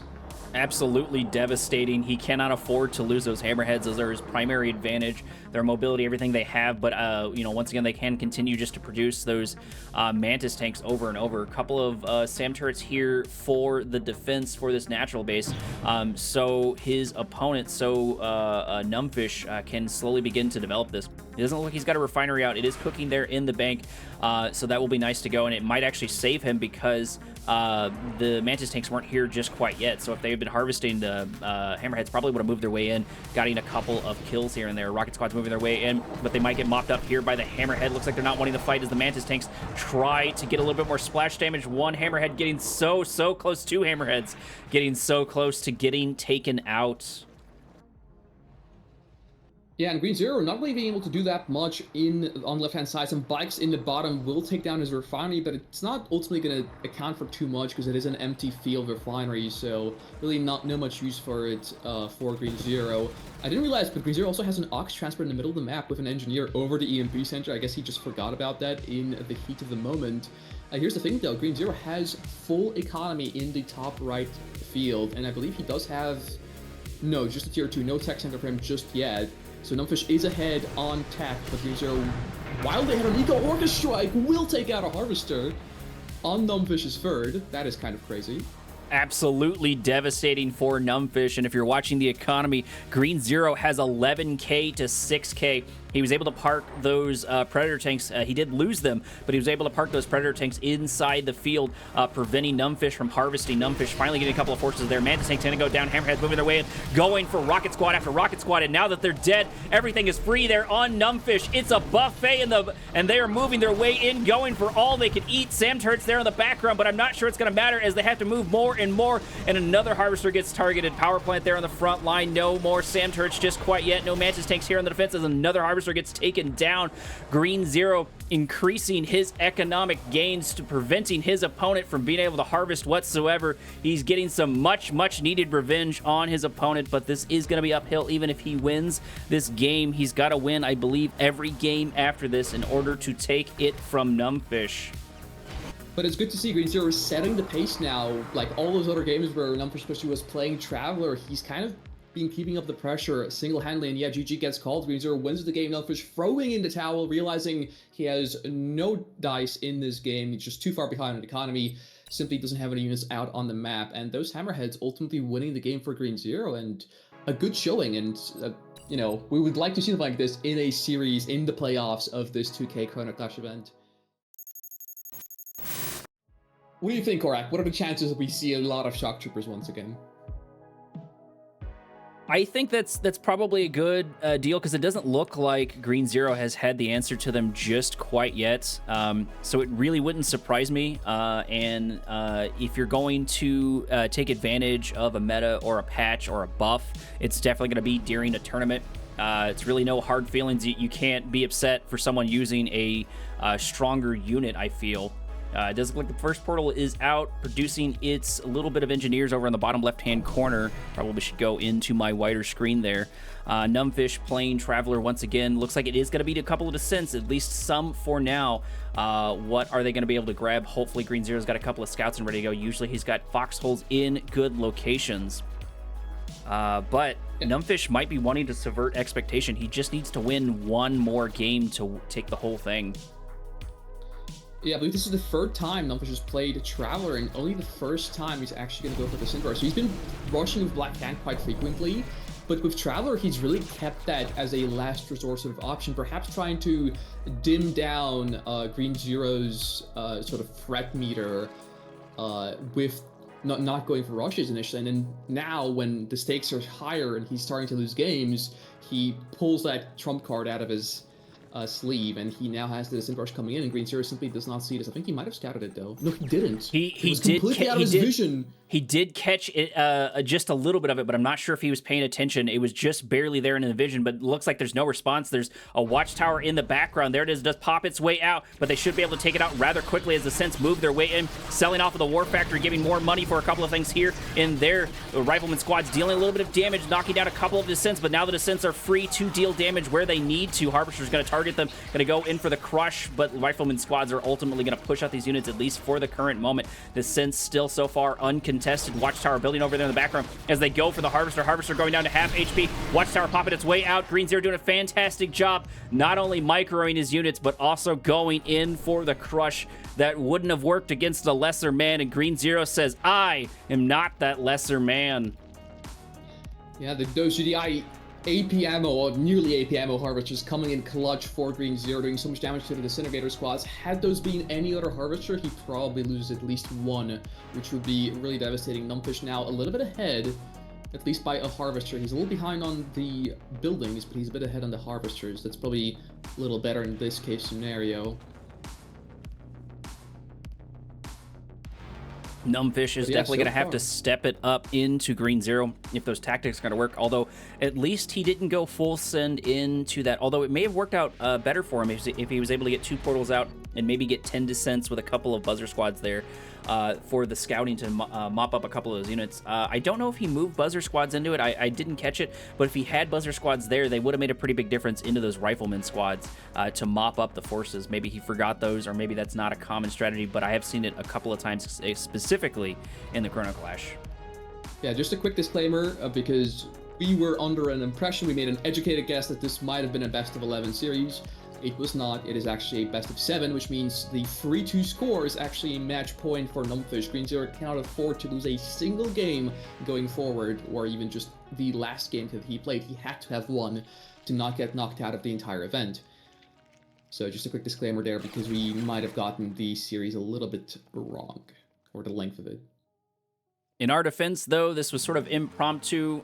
We were relying on Cyber. We thought Cyber was going to pop in, and something did stop him from doing it. First Pitbull for Green Zero making its way, doing a little bit of damage here, but most importantly, getting a little bit of scouting off on his opponent, which is going to be pretty important. Numbfish is one of those players you've got to keep an eye on. He likes his weird stuff, and most importantly, I think he's got to scout out those shock troopers. Speaking of the devil, 2 portals, multiple shock troopers. They're going to be rolling their way in maybe a little bit sooner than Green Zero is expecting. He's got a couple of APCs out. No sniper teams, unfortunately. Those would be really good into them, as at least 4 squads of shock troopers make their way around. Foxhole should scout them at the very least, so he's got a little bit of reaction time to prepare for it, and he's got a few of these APCs ready to go. Let's see if Numbfish is able to get anything off. Yeah, he's coming in hot here with those shock troopers. The APCs are here, though, in nice formation, and yeah, Numbfish just has to retreat. Even with no AP ammo, those APCs are scary in large numbers. But here we see the transition into the Firehawks once more. The second time we see this build from Green Zero, he's just decided, no, I'm not fighting this Traveler player on the ground. I'm going into the air. It's worked once. It will work again, and we do see the Firehawk transition tier 3 is down, the double airfield on top right. Very sneaky placement, to be fair, from Green Zero, and Numbfish might be caught a bit with his pants down. To be fair, the shock troopers are good at countering Firehawks, but if you're just quick enough with the Firehawks, you might be able to get out of it, and we'll see what happens here. A lot of APCs on the map still for Green Zero, of course. Shock troopers coming in for a second round. Shock troopers might be going for the construction, but I don't think they have the time to knock it as they walk directly into the minefield. That's going to be unfortunate. AP ammo out for the APCs. Should be able to help here. Blink backwards there for the shock troopers, not wanting the assault, trying to outmaneuver all of these forces, trying the best they can to do that. Hopefully they'll go for a power plant or something. No, they're going for the APCs instead. As an APC goes down, Watchtower popping its way out. More shock troopers joining the fray here in the middle as he groups his forces. Firehawks getting a kill on one of the refineries there in the south, maybe even the drone ship. I missed what they grabbed. No, it was just a refinery, because they have no hard points. You have to go either for the refinery, for the tech center, or if you have, if you want to split the Hawks, you can go 2 Hawks for the tier 2, which is the nerf center, and 2 Hawks for like a power plant or something. If that is the case, does that mean Numbfish sold off his own drone ship? I don't see it on the map anymore. No. No, it's over there on the right-hand side. I'm blind. Further to the right. I see. Yeah, he had the eco because he was going for a lot of units early game with the shock trooper transition. So he was like, okay, whatever. I'm just going to move my MCV instead of building something because I don't have the money for it anyways. And here we go. Shock troopers coming in for another time. But once again, the line of APCs is here for Green Zero.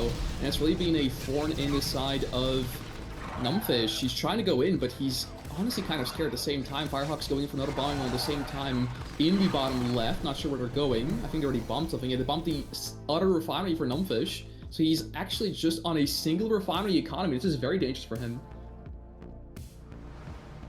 Green Zero's strategy is definitely to almost completely ignore these shock troopers. He's got the APCs there for the defense, and so he's going to utilize that defender's advantage, while all of his aggression is going to be dealt with these Firehawks. And why not? It worked out well for him. It worked out pretty well for him the last time, and he could have turned things around. But so far, it seems to be working a little bit better there. Numbfish has rebuilt 2 refineries now for that other natural expansion, but that does mean that there's more undefended targets. Marv on the horizon here soon. Shock troopers moving their way over to that natural expansion. Maybe going to pick on one of these APCs. APC going to go down. Sniper team there in the background. Good call for those 2 sniper teams, getting a couple of those shock troopers there in the background. Yeah, Green Zero really in the driving seat of this game. Firehawk's going in for another bombing run. He sees those refs. There's 1 AA battery, but it's not going to stop the bombing. It will kill 1 Firehawk, but 1 Firehawk for a ref, that's a trade you take any day of the week. Gunwalker's moving in, and most importantly, scouting the Marv. Marv is out and ready to go, but it's already got its steals ready to go. It looks like Green Zero is absolutely on top of it. Already had 2 engineers and 2 zone troopers as the Gunwalkers go down. I'm not sure Numbfish can afford those losses. He needs to hold on to every single unit, and he's invested quite heavily in these shock troopers, which haven't found a lot of value just quite yet. They've killed a couple of things here and there, and they've killed a few harvesters, but nothing to write home about. Firehawks once again launching. Firehawks leaving for another target, and most importantly, going to be out of range for the these shock troopers. APCs engaging all the shock troopers. Shock troopers might come out ahead. It looks like they are indeed doing quite well because the APCs are not inside the range of that. Another refinery going down there in the south. Looks like the Firehawks did grab that. As actually Green Zero goes on the aggression. He's moved his APCs in the old, into the natural expansion, I should say, for Numbfish. Numbfish is in trouble. He doesn't have a lot of answers to this. There's no shock troopers here for the defense. Nothing really to defend the harvesters, and it looks like the sniper team's going to do a good job of mopping up a couple of his units. APCs here to put the final nail in the coffin, as well as the big harvester, the Marv, making its way into his opponent to deny more resources. Shock troopers blink forward to get a couple of these APCs, ranking up with one of the APCs, as there's just not enough shock troopers to deal with this, and this might be Green Zero's game. I'm not sure if Numbfish can do really anything to turn this around. There it is. The GG gets called. Green Zero doing much better there in the shock troopers, finding his tempo, dealing with those really, really powerful shock troopers. I'm not sure what Numbfish could have done differently there. Yeah, actually a good read from Green Zero overall within that game. He's evened up the score. It is 3-3 now, which means we are now going to the 8th or the 7th match, deciding match, whatever you want to call it, on whatever map Numbfish will pick next. But yeah, that last game on Odyssey, Green Zero really getting good read on Numbfish. The thing is that I'm a little bit confused about is normally you can't do things like that. You cannot go double Hawk airfield builds into something like shock trooper spam, especially if you know your opponent is going to be going for a lot of shock troopers. It's just kind of suicide. But Numbfish, instead of like having his shock troopers placed strategically, perhaps defending from the Firehawks, because here's the thing that you can do, right? It only takes like I think 5 or even 4 shock trooper squads to kill one Firehawk, so you can just place your shock troopers really just next to your refineries, next to your vital structures, and just wait for the Firehawks to come in, and wherever the Firehawk is coming in from, you can just TP to that location and just kill basically all of them. Maximum, you're going to lose like 1 refinery or 1 tech center, and that's it, and all Firehawks are dead. You have an advantage. But Numbfish was just... he was trying to constantly attack with the shock troopers, but he never really got anything from the attacks, and he also didn't use them as a defensive unit simultaneously, so those shocks just kind of being in the middle of nowhere doing nothing, and that's kind of what cost him the game.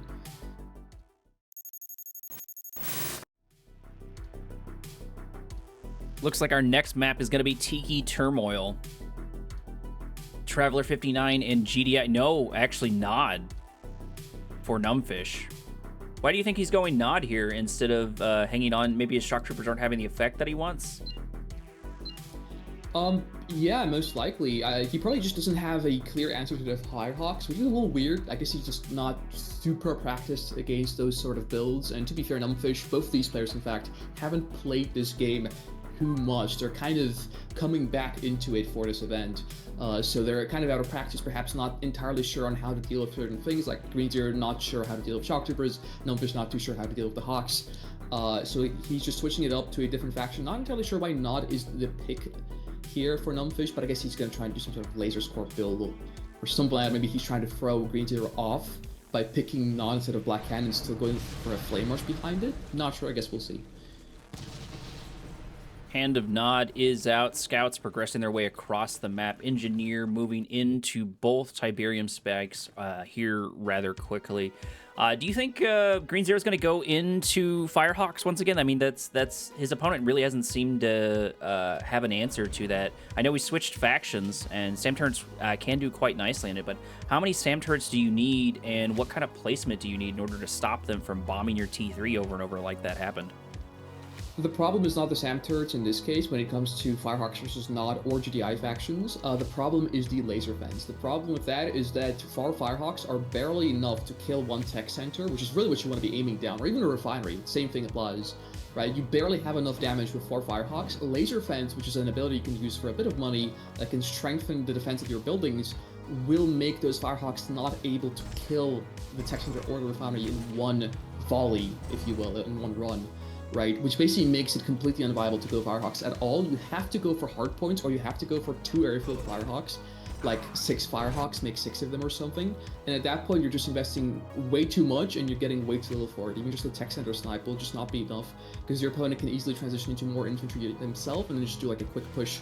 And because you went to Firehawks, you're just going to be too far behind, and you won't have an answer for that. So Firehawks, in general, not super viable. They're a bit more viable than they were before, because Fence did get nerfed a little bit, but it ultimately doesn't change the whole picture, where you can't just go Firehawks. That's the main problem. Green Zero finally moving a scout into his opponent's base. He's got to keep an eye on Numbfish. I think that might be what the primary linchpin for this match is going to be, is keeping an eye on Numbfish, keeping an eye on what he's doing, because he has had successful runs with his Reckoners and with his Flame Tanks. They haven't all been successful, but it is something to keep an eye out for, at least on his side.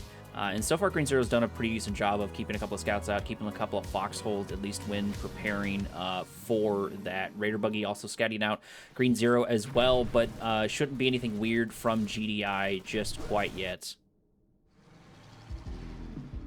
So far, a pretty standard game for both players. Now, I don't think Green Zero really wants to do anything too scary here. It is a decider match, after all. There's a lot on the line for this game.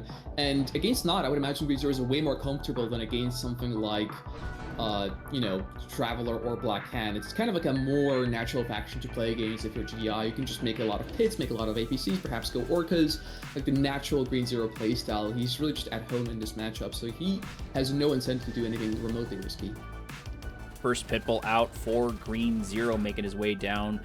Probably going to get a little bit more scouting off here. Foxhole inside, reoccupied once again for this natural expansion, keeping an eye on the Nod player. Granted, he hasn't made it down into the main base, so if Numbfish wanted to do something sneaky, he could. No double war factor or anything like that. So he's got that going for him at least, so there's no double production, but the same can't be said for Green Zero, as Green Zero actually invest into 2 war factories. He's got the double war factory and is producing a healthy number of Predator tanks. Pitbull's going to come in through on the bottom for the nice scout, but there's nothing really happening. A bit of infantry coming out of Numbfish. He's sort of playing this a bit like Black Hand almost, but I do like to see some Nod infantry on the map. And we are seeing just very standard eco from Numbfish, and same from Green Zero. He's just going to go into Predator tanks himself. So very, very slow game, almost uncharacteristically so. Looking back at the other 6 we've just went through, those were really full of pressure. I think almost every one of them, except maybe the Winter Meltdown one, the only exception. And that's the one that Green Zero did manage to win over time. So we'll see if that history repeats itself here. Looks like we've got a command post, probably with AP ammo cooking up there in the background. Maybe might see a couple of hammerheads. So far, it's going to be mass APC and Predator tanks. There's a healthy number of these Predator tanks out and ready to go. Scouts finally getting destroyed there, and it looks like Hand of Nod out, producing a good number of those rocket squads, which will do quite well into all of these Predator tanks. And I don't think there's enough APCs yet to do all of them. So far, only 3. And I don't think there's too much in them, it looks like, although that AP ammo is about halfway complete, so that might be the final linchpin. Yeah, the infantry here is very nice from Numbfish, but he isn't getting the upgrades. Oh, actually, he is getting the upgrades for him, which is nice, and there is a lot of Predator APC here at the same time. Bike Buggy in the top, trying to make its way over, but the APCs are there for the stop. Nice mine drop, taking out 3 bikes at the same time. And Green Zero easily defends the top, he gets his tech down. And the pressure that Dimitri in the bottom is really difficult to stop here from Numbfish. He simply doesn't have a lot of units. His Bike Buggy got killed, it's nowhere to be seen, and there's just infantry versus APM APC. It's not something you want to have. Panic Cultists happening over here in the southern section of the map, forcing Green Zero to micro after micro time and time again. Maybe not getting in the position that he wants, actually getting pushed further into Numbfish's base. I don't think he can afford to lose all these units this early on. He does get the Secret Shrine, I believe there. More Cultists.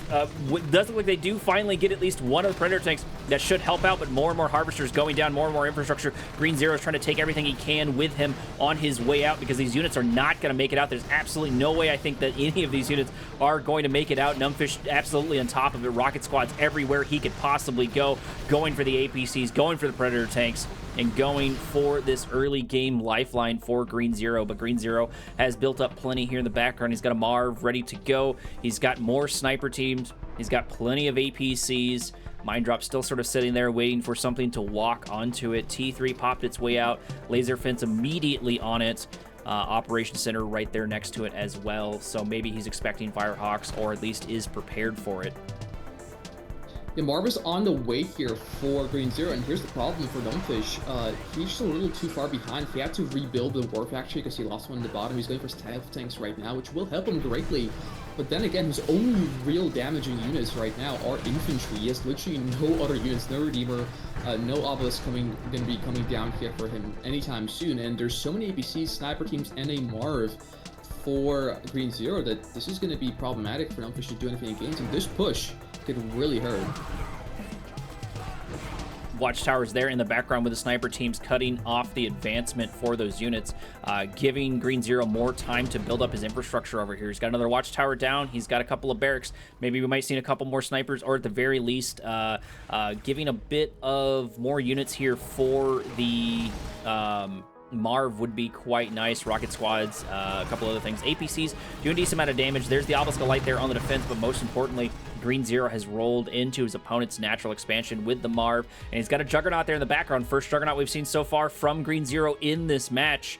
Those won't do super well into the man spam, but his stealth tank just died at the top to a Juggernaut. That's quite unfortunate for Numbfish. He's trying to use him for harassment, and more tanks in the bottom, but it doesn't matter if the field is empty. Those harvesters mean literally nothing right now, and even then, this counterpack zone troopers will take them out.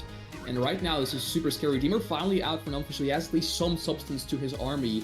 But right now, it's literally just infantry, no multi-MCV, nothing happening in the camp of Numbfish. He's out of Tiberium, he's out of options, and he really just has to contest this push. And Green Zero is prepping. The more and more time he gets, the more and more entrenched he gets as well. Sniper teams moving their way forward. A couple of watchtowers there on the front line. Numbfish not wanting this engagement whatsoever, but he's got to break the siege. And maybe the goal is to get the Redeemer to do a good chunk, but there's not enough here for the Rage Gen really to pop off unless those watchtowers go for the Juggernauts. Redeemer moving its way forward, looking probably for that Rage Gen. Could turn things around if he plays his cards right. Tier 4 is on the way for Green Zero. He's going to place down right now. Shocker will be coming down any second now, and he's going to move in with his Juggernaut's Ration. Will come down, but it's not going to down to too much, as all the units are targeting the Redeemer. Anyway, Shockwave comes down, going to be taking a lot of infantry out in the game, and the Redeemer gets locked down. The Juggernaut's just doing so much damage. Infantry is trying to do something here, but ultimately it's not going to be enough. The Juggernaut's taking way too much, like 3-4 volleys. Nice APs coming down, will lock down the Juggernauts. The Redeemer already in red health, already used this Rage Gen, and now the Marvel's coming into the party, and the Redeemer is just simply dead. Nothing in here for Numbfish. Infantry is going to live a little longer because of the redemption, but ultimately it's not going to be enough. GG, well played, gets called by Numbfish, and that will be Green Zero advancing in the playoffs. Numbfish making it all the way down to the wire, pushing Green Zero up against the wall and making him fight for every single inch. Green Zero did turn it around, and like I said, if there was a player that's going to be able to do it, it was going to be Green Zero. He was able to maintain his cool, had the appropriate transition, and it looks like he always had those Juggernauts there in the background, and they just did so much damage. Plus, the RNG was good, locking down that Redeemer, absolutely devastating the final push for Numbzero, for Numbfish. And Numbfish just went for a lot of infantry. He didn't commit into vehicles at all, which is a little weird because he is not as seen more as like the vehicle faction compared to something like Mark of Kane or Black Hand. And we saw 0 laser scores. We didn't see a lot of Bike Buggy, only a little bit. It kind of harassed the enemy, like the Harvesters of Green Zero. I think it might have even killed the Blue Tip Harp. I kind of missed that though. But ultimately, it didn't amount to too much. A lot of them just died to the APCs, which is a little unfortunate for Numbfish. And he literally just had infantry, so Green Zero just calmly built a bunch of APCs, went for a Marv, went for Jugs, and Numbfish had no answer. He had no Vertigos, he had no Spectres, just completely unprepared for that initial push. I think the only way for Numbfish to do anything in that game is if he had expanded backwards and gotten a lot of Harvester kills with his stealth tanks, but even then you let your opponent Marvest your field, and then that attack will just double in size and be completely crushing. So Numbfish just a bit too far on the back foot, not making the right units, not really making any good plays during that game. And yeah, unfortunately, that's going to be it for him. He's going to close it off, and he'll be out of the event in the first round of the playoffs. Of course, all these players went through a group stage as well, which was pretty rigorous. So well done to everyone who made it to the playoffs, but unfortunately not everyone can stay here. As we are able to see, 4-3 is the final score in favor of Green Zero, and I will say though, Numbfish has put up a great fight. Numbfish indeed getting knocked out of the tournament. Green Zero progressing further in, so we will see more of him and not so much of Numbfish. Our next map is indeed on Badland Hills. Starting us over in the bottom left-hand corner of the map, rocking the red in the Traveler. This is CyberStorm. And on the right, playing as the Cyan GDI, we of course have the one and only Futurama. We're seeing, once again, more GDI and more Traveler in this one. Do you think we're going to see more Shock Troopers from CyberStorm? They have been pretty powerful, but is Futurama going to fall for them? That's a great question. Futurama, honestly, I'd say he's more of a sprint player, but he has switched to GDI more recently, and against Traveler, it makes more sense. Oh, my game just crashed. Oh, same. That's unfortunate. One or more of the players disconnected. No, I think it's just a crash. Rip. We're gonna have to restart. A little bit of a false start there. Yep. I'm guessing I just hit click, right? Just restart the game. Oh wait, did you? Wait, it's just me that crashed then. Oh, maybe. Then yeah, just get me out of there. I don't know how to kick you. There we go, kick. Well, looks like you're kicked. Yep. We're back in the game. Sorry about that, Xads. Goodbye. You can watch. I think I am still streaming on Discord. Yep. If that helps. You are. So sorry about that. Lost Xads there for a little bit. Everyone decided to kick him. Sorry. Either way, first Gunwalker is out, making its way across the map. Let me know if you have any problems seeing on my side. There are 3 Tiberiums, of course, on Badland Hills. 3 Tiberium spikes, 1 per player, 3 per player, I should say. So far, everybody's starting off slow, which is kind of different to see because our last game had such a high octane. Our last game was really, really back and forward with the early pushes. Yeah, on Badlands Hills, to be fair, it is more of a camping map. The only thing you can go for is the Tiberium spikes. Those are a sought-after target. There's 3 of them per player, which makes them really devastating if you lose all 3, or if your opponent manages to capture all your 3 spikes. 6 spike eco is insane. It's basically like a free refinery worth of economy just right off the gate, forever, consistently. And we do see Numbfish going for the blue Tiberium. You should be able to get a full load of Tiberium there in the center for him to try to offset the economy. CyberStorm a little bit ahead, and that blue Tiberium should make a little bit of a difference, and so far no real response for Futurama. Futurama is usually in the blue Tiberium as quickly as he can get over there, and it's usually sort of like clockwork right on time, but CyberStorm actually staying ahead of him when it comes to grabbing that small advantage. Gunwalker moving its way in for a little bit of scouting. Pitbull's doing the same thing, but on the northern side, maybe trying to catch up with that Harvester. APCs moving their way in with their rocket squads. Might actually be able to take out this full load of blue Tiberium if they're not careful. Futurama may have let it happen, but he did not let him capitalize on it. Only a little bit of the resources went down, and so far no response here. The Harvesters are getting absolutely pressured. Futurama going for the throw, going for the early economic lead, destroying Harvester after Harvester as the second one goes down, leaving only a Gunwalker remaining here to repair. And now Futurama can just sit inside CyberStorm's base, dealing damage to this extractor. He might actually be able to get it. Still no response here from CyberStorm. No defensive descents or anything like that. Nothing really. There it is. Finally Portal there on the front line, but the refinery's already down to half HP. Ranking up there for the Pitbull. Disintegrators finally moving their way in. Refinery getting so close to getting taken out. Futurama maybe not wanting to continue this assault is at the very least going to back his way out. Rocket Squad's going to get deployed right before it happens as the extractor goes down. Futurama coming out strong. Futurama coming out solid with the extractor kill. And what's more devastating is in the back, the infrastructure of Futurama is absolutely steaming on ahead. 2 refineries down on the expansion field and units pumping out simultaneously. Tech comes down, Tier 2 is out on the map for Futurama, and surprisingly enough, despite playing against the Squint faction, the GDI is the one who is ahead on the tech, which is really not something you want to be seeing if you are CyberStorm. You don't need quite as many forces with GDI to pack the same kind of punch that a fast-moving nod function. The primary difference being is you don't have quite as much speed. Airfield popping its way down there for Futurama. Orcas making their way across the map. Going to do a little bit of scouting, maybe even hit this refinery. So if CyberStorm's not careful, his Harvesters might be in a bit of danger. They do pop their way over there, getting their scout off, so at least they can see what CyberStorm has been able to rebuild, which at least so far is a singular refinery, probably followed by a second one here in a minute, I've got to imagine. No, actually, it's going to be a double portal moving in to Shock Troopers, so we're going to see Shock Troopers once again. CyberStorm instantly hunkering down as well. Like, he's going to shock, as you said before, but at the same time, he's playing very passive. He's staying in his base, and he's really letting Futurama just have the map. And yeah, Futurama is definitely going to be using that to his advantage. Tier 3 goes down, Airfield is on the map, Hammerhead's going to be a pain in the ass, Blue Tiberium is getting grabbed, and the Engineer Ox transports are also out. And this is a nice staple for GDI that you can do on a lot of maps, but this one in particular.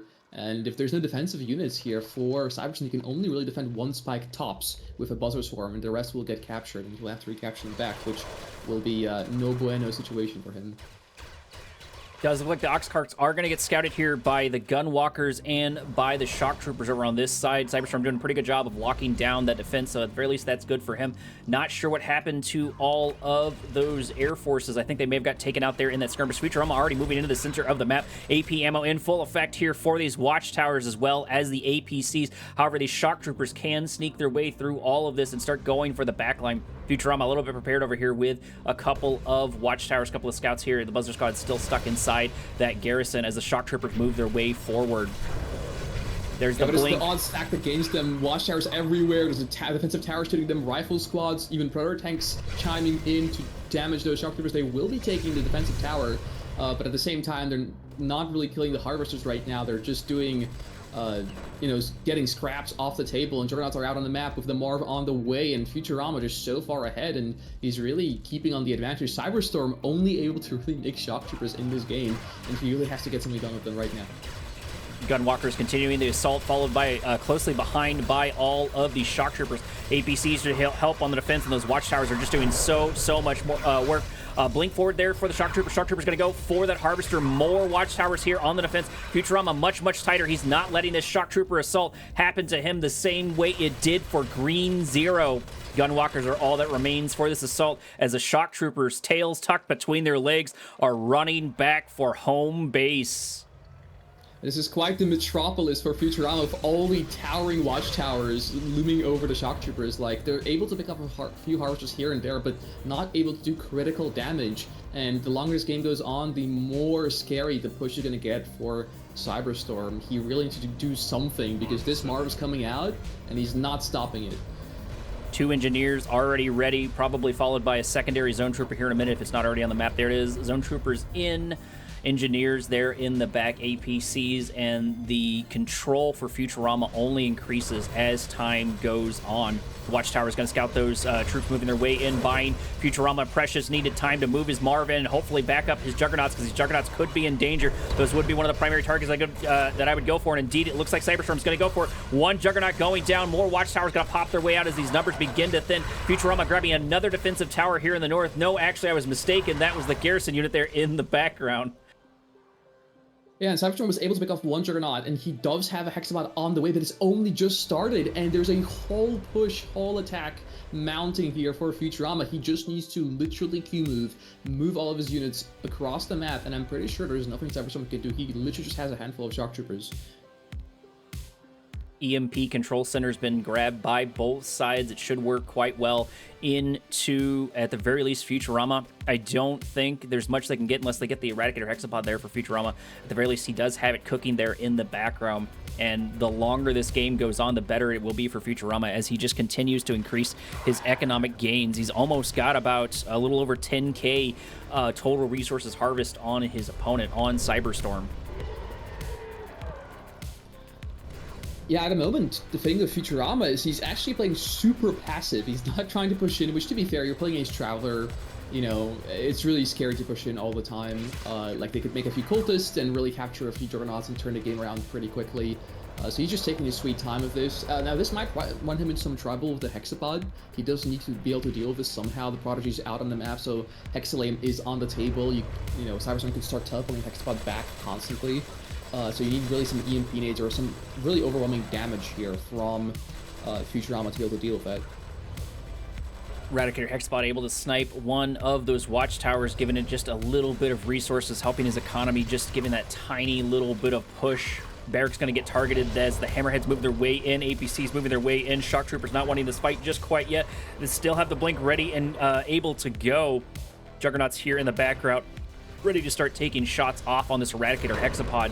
I think that's really going to boil down to they are getting a couple of really good shots off. Shock Troopers moving the way forward, going for the Juggernaut, but there's still more Juggernauts here. So many Watchtowers here on the defense. It doesn't look like these Shock Troopers can make their way in as the Eradicator Hexapod's already down to half HP, having to retreat. There's the scan, but there is the blink backwards with the Corruptors here for the save, and probably a Prodigy on the map. There is that tick. Yeah, the problem for CyberStorm here, however, is he has 0 access to Iberium. His last field is drying up right this second as we speak. And he has nothing to show for it. He literally just has 1 Hexapod, a couple Corruptors, and a Prodigy. Really good combo for HoxaeB. I mean, he's making some Shock Troopers, and Devastators are on the way, but what is that really going to do against what Futurama has to offer? He has so many Juggernauts, a base push coming through, a Marv, so much infantry, probably EMP nades, Hammerheads. Literally the full arsenal is ready for him. Orca's moving in, get a little bit of scout out, trying to figure out what their opponent has. Is going to see the Devastator Warship and the Shock Troopers. Eradicator Hexapod moving their way forward, but that's exactly what Futurama wants as this armor, as these walking aircraft guns march their way across the map and into CyberStorm's base. CyberStorm's Eradicator Hexapod is going to be in danger. There is the Eradicator Hexapod with its Corruptors here to absorb a good chunk of the damage, but it's only going to be able to absorb so much. This is such a massive line of all of these Juggernauts, and they're just going to continue to hammer it over and over. Devastator Warships moving their way in, one going down to half HP. AA batteries in full effect, working really well into these units, just dealing so much damage. No tungsten round or anything for them just quite yet, but I'm not sure it matters. Corruptors getting targeted there by the Juggernauts and a couple of other things as well. And time really does favor Futurama. Go ahead, Xads. CyberStorm has just simply no damage in the front line here. He has a lot of Shock Troopers, but they're just dying to the HCs. The Grenadiers, there's so much infantry that they just simply cannot contest. It's only 2 tripods on Hexapods really doing any damage here, and they can't compare to the EMP nades and the Juggernauts. Nice EMP nade locking down on the tripods and the Hexapod. 1 tripod marches forward, will be able to EMP the Marv, but it's not going to be able to do anything else, as the Juggernauts will simply pound it with 1 volley, and there's simply nothing here for CyberStorm. It's really just an empty engagement. Prodigy tries to go for an air mind control. It's failing because the Prodigy just dies and the EMP comes down from Futurama, but that is simply just excessive, as there's nothing here for these Juggernauts. So many Juggernauts just sitting here in the background, hammering away on everything. The GG gets called out. CyberStorm losing the first round. Futurama taking the first point. Apparently, Stream is lagging a good chunk, at least for Extreme. Let me see if I can do anything about that in the background. I shouldn't be downloading anything, so hopefully that shouldn't be the issue.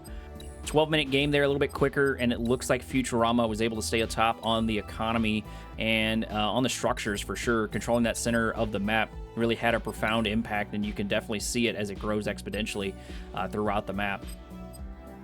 Yeah, my bad, guys. My game just crashed because I had it on for too long and didn't restart it. It's probably an oversight from my side. But yeah, thankfully, Korak's stream in the Discord came clutch. We were able to still view the action, and it wasn't too bad. Wasn't a game ender. Also, I don't know why I just picked Cyan automatically. That's muscle memory right there. Just stole Futurama's color.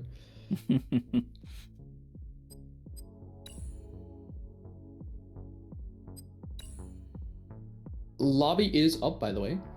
And yeah, the score, of course, is going to be 1-0 in favor of Futurama. So just as with the last series of Green Zero versus Numbfish, if you guys didn't catch that, be sure to go back and watch the VOD. We covered it. It was a really nice series, actually. Came down super close. We did, of course, have the underdog, who was Numbfish, and the more established player, that is Green Zero. And same thing continues here, with CyberStorm being sort of the underdog and Futurama being the more established player. However, in this case, the rift between the two players, I would say, is even more big, even more wide, compared to Green Zero and Numbfish. So yeah, we'll see if CyberStorm is able to do anything. Currently, he is 1 game down, but we do see a Blackhand pick on Highlands to see if he can bring it back. Blackhand into GDI. Is this going to be what works for CyberStorm, or is Futurama just going to continue rolling over his opponent with that powerful GDI armor? Hopefully I fixed some of the issues with the stream in the background. Hopefully it's not lagging a whole bunch for someone, and I believe I fixed the screen tearing. CyberStorm is over in the bottom left in the red, and of course this is Futurama over in the top right. Typically he does pick Cyan, but he's changed this time. I really need to lock in those colors for Battle Scry. Yeah, I might have forced him to change a little bit because I accidentally picked cyan just in the Muslim when I joined the lobby, because that's also my main color when I play, and that canceled Futurama's color, so he just, I guess, didn't change it back, and that's why we have one blue right now. It's a little bit my bad. Fair enough. Either way, blue is just as powerful as a color as a cyan, so hopefully he will still have his way in this game. And yeah, that's another thing that I kind of want to touch up on, is the black hand pick on Highlands, because CyberStorm obviously was the loser of the last game. He's the one who gets to pick the map, right? He obviously picks his own faction, and I'm a little bit puzzled as to the black hand pick here on this map. Now, of course, you can go for a flame rush as always, as usual with the black hand, or an all-in for that matter. However, Highlands is a map that generally favors GDI due to the middle, right? So if you don't go for any early strategies, you take your natural expansion, but then the next expansion you have to go for is the middle field, and that's where GDI shines, because they can go for the Marv, they can Marvis the field, and they can also go for Jogs, and they're really just uncontested in the middle. That's why this map is generally GDI preferred. So I'm kind of puzzled as to why the black hand pick came out here, and we do see a Pitbull from Futurama as well. So he will scout nothing. There's nothing happening on the other side of the map. Maybe CyberStorm's goal here is to try to not make it too late game, because, you know, while GDI is not quite a Steel Talons to where they have this just absolute colossus moving armored snowball, they are still a powerhouse faction. They do have Juggernauts, they do have plenty of those units, they do have a Marv, they do have Mammoth tanks, all good things when it comes to armor. And like you said before, they have that control over the center of the map, but maybe CyberStorm's goal is to do some of the sneaky tactics there with Black Hand. Rocket Squads can have a pretty great effect there with the splattering of man spam. So maybe that's more of what he's going to dive into, because that would cancel out the Juggernauts. Juggernauts are only going to do so much damage to that man spam, and they can definitely be there to absorb plenty of the shots. We do have an early dwarf actually from CyberStorm, which isn't scouted by Futurama. Futurama is going to go for eco, but the problem with this is the map is so big and the bikes are so out of position for CyberStorm. They're so late that they're not really going to be able to do all that much. Now, he will be able to get control over the blue Tiberium, which might be what he's going for. Yeah, he is going to go for the blue Tiberium in the top and potentially going to send one harvester in the bottom as well. So that might be a pretty good strategy here for him, but outside of that, I don't see the double dwarf actually really doing anything else. Still lagging. Stream is still lagging. I'm you not can actually sure. stop the Discord stream for the time being, maybe if that eases anything up. Yeah, let me try that real quick. There we go. Stream Hopefully has I don't stopped. crash And I haven't crashed, so hopefully that's fixed some of the lag. Let me know here in a minute. Should be a bit of a delay. Wrapping back into the action. At least a couple of scouts there for their opponent. Bike and Buggy moving their way into the center of the map, but they are going to get scouted over there. Pitbulls are going to be here for the defense. They're going to mirror the Bike and Buggy, and they are out in mass here for Futurama. Futurama is ready for this push, and he's even got a couple of rocket squads out and ready to go. Pitbull's intercepting them, getting a really good volley off. Futurama doing exactly what he needs to do. Going to lose at least one Pitbull, but the rocket squads are going to continue to do a little bit of assault here, going for maybe a little bit of a pincer move. Raider Buggy's going to go for the Rocket Squads, but Rocket Squad's going to outrange them just a little bit, taking some free damage. Pitbull's moving their way into this engagement. They do need to mop up a couple of these bikes. More and more begin to join the fray, and this will spell the doom for Harvesters if they're not careful. There's the Watchtower already ready to go. Pitbull's continuing their assault, continuing their offense, buying Futurama precious needed seconds, and continuing to kill attack bike after attack bike, going down rather quickly. A couple of shots going to happen on the Harvester, but that does mean those shots are no longer going to be there for the Pitbulls. Defender's advantage pretty strong here with the Watchtowers, with the Rocket Squads, and with the repairs. One Harvester almost going down there, but does manage to survive. Please let me know if Harvester kill. If it is still lagging there in the background. I did stop my share screen for Xads there, so hopefully we're fine. One Harvester does finally go down there. Sorry about that. One Harvester finally going down there, but I think it's already cost the majority of these units. CyberStorm's thrown so much at the wall here, and Futurama is just continuing to eco, continuing to defend. His defense so far has been one of the strongest I think I've seen overall, stronger than Bart Jones, maybe even stronger than Bike Rush. And I think from my understanding, if anyone's going to take out Bike Rush, it's going to be Futurama, in my opinion. Bikes moving their way in, going for the Predator Tank. Predator Tank here to absorb plenty of the damage as more of them join the fray. Rifleman squads, absolutely no real answer to them just quite yet. There's only 2 Raider buggies as these numbers have begun to thin down quite significantly. I think that's 20 bikes down so far. One important thing that we've missed out on right now, actually, on the left-hand side, CyberStorm is actually all in for this. This was an all-in strategy. Triple F actually a 2 refinery all in for him. He was getting the blue tag green, but it ultimately doesn't matter. His engineers are in the top trying to go get somewhere and you get the spike or something. Like you're trying to come in now in the first field and do some damage and make something happen at least. But I'm surprised how Futurama was able to hold a Triple F actually all in on 1 war factory. That's crazy. Watchtowers definitely helping out. Those defensive barracks definitely helping out for sure. I really think people sleep on them. I cannot stress it more than enough. That's a cheap defense. And if you get out in time, it can do quite well into even bike and buggy, even though the answer for anti-infantry can be Raider buggies, but Raider buggies still get taken down by rocket squads if you time it correctly. Extreme Sane frame 0.5%. Oh god, that's not great on my end. I've killed Lossless and popped it back up on my side. Maybe I need to restart my Kane's Wrath here in a minute. That engineer from the MCV cell for CyberStorm actually booby-trapping the top right spike and capturing it afterwards. So that's going to help him a little bit, but he also trying to commit and actually gets a Harvester, but he's basically lost his entire army for like just a handful of Harvesters, which wasn't worth it whatsoever. Futurama now on tier 3 and 2 War Factory is going to be mounting a counterattack, and there's simply not much here for CyberStorm to stop it. There's a bunch of bike buggy, but that's it. You don't want to be fighting Predator tanks and infantry with bike buggy. It'll be the last thing you want to be using for that. And CyberStorm just a little bit too far behind right now. His Tiberium field on his main is drying up. He has finally got his MCV out and transitioned back into economy, so he is going to be at least a little bit alive in this game still. But Futurama definitely on the step up. He's expanding to the middle now as well, and he's going to be very difficult to dislodge. Railguns online as well as AP ammo for Futurama. You need some infantry here ASAP if you're CyberStorm. Railguns coming out for the Predator tanks, absorbing a good number of these shots, taking out the units before they can even really deal any damage. They are going to be free to take out some of these Harvesters, but no, there's more Predator tanks here on the defense. I am definitely seeing the terrible frame rate over on the bottom sector of the map. I apologize. There's not much I can do about it during the game. I'll have to fix it after this, so give me some time. If you need to, switch over to Xads stream. He is live as well. You'll get less laggy coverage. Yeah, in the meantime, Predator APC doesn't get too much done, but it does get a nice amount of scouting information and puts a nice amount of pressure on CyberStorm. He forced to not really mine his second field, drop a few turrets down, drop a barracks down. That slows down him even more. He's basically on just a single refinery economy, and even that refinery is simply not operational. No Harvesters were on the line there for a solid 20 seconds, and Futurama in the meantime is simply just dropping reps in the center field. He does not care about what's going on whatsoever. He's just throwing units out. He's like, hey, my opponent is so far behind, I can do whatever I want, and there will be 0 repercussions. Futurama holding pretty strong in all of this.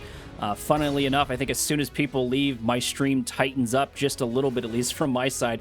Oh well, unfortunate for me. Futurama being the first to grab a little bit of the center of the map. Already has a refinery out and ready to go, trying to increase his economic gains even more so. It looks like he's probably about 20k extra in the bank for total resources gathered, and is still 3k up per minute. He's got plenty of production in the background, plenty of infrastructure in the background, 3 war factories to continue to pump out these units. Predator tanks moving their way over on the southern section of the map. As soon as people leave, it looks like, yeah, indeed, my stream is tightening up a little bit. At least I still have 2 viewers. I'll take it.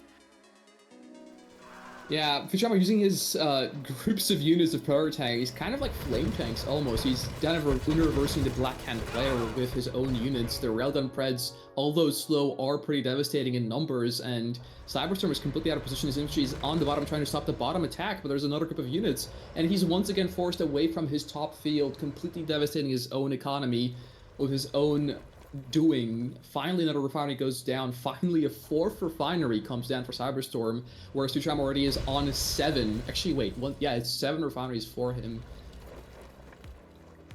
T3 is out at the very least for CyberStorm, so he's got that going for him, but I'm sure there's probably a T3 somewhere here for Futurama. Not quite yet.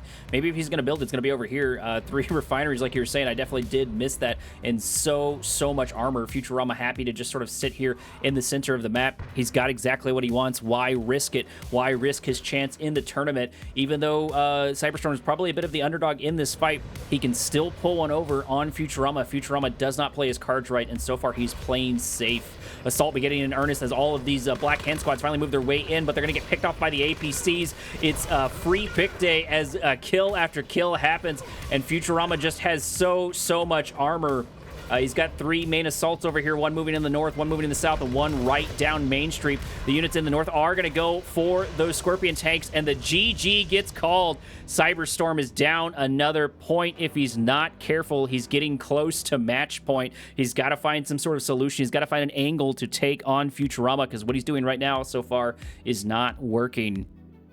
2-0 for Futurama, and it seems like he's only picking up steam. That game was looking like a complete washover for him. Like, CyberStorm tried to go for an all-in. To be honest, I haven't noticed that it was an all-in, partially because of my own skill issue, but at the same time, like, there just simply wasn't enough units on the map. He's been losing so many units to Futurama's single War Factory worth of pit bulls that I didn't even realize there was 3 War Factory worth of units coming out for him, and it just simply didn't work. He was just so far behind. Normally, it's completely impossible to stop a 3 War Factory all-in with a single War Factory as GDI, but somehow, someway, Futurama, with the barracks, the missile squads, the watchtowers, and the pitbulls, is able to make it work. CyberStorm just has nothing on him. The only advantage he was able to get was capturing the tip spike in the top right, but even that amounted to simply nothing, since Futurama just, by that time already, was fully expanded in the middle, and CyberStorm didn't even have his 4th refinery down on the map. It was just complete economic domination from Futurama.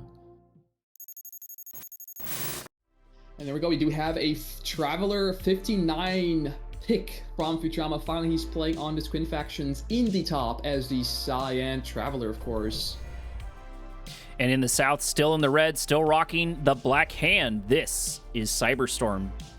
First Hand of Nod is out. Probably going to get a couple of those engineers and that standard start so far. Nothing weird so far from Futurama. He's not producing like a whole bunch of descents or doing any sort of rush quite yet. I think Cybert was telling me back in the day, this was really the rush map for a lot of people early on, especially players like Bike Rush.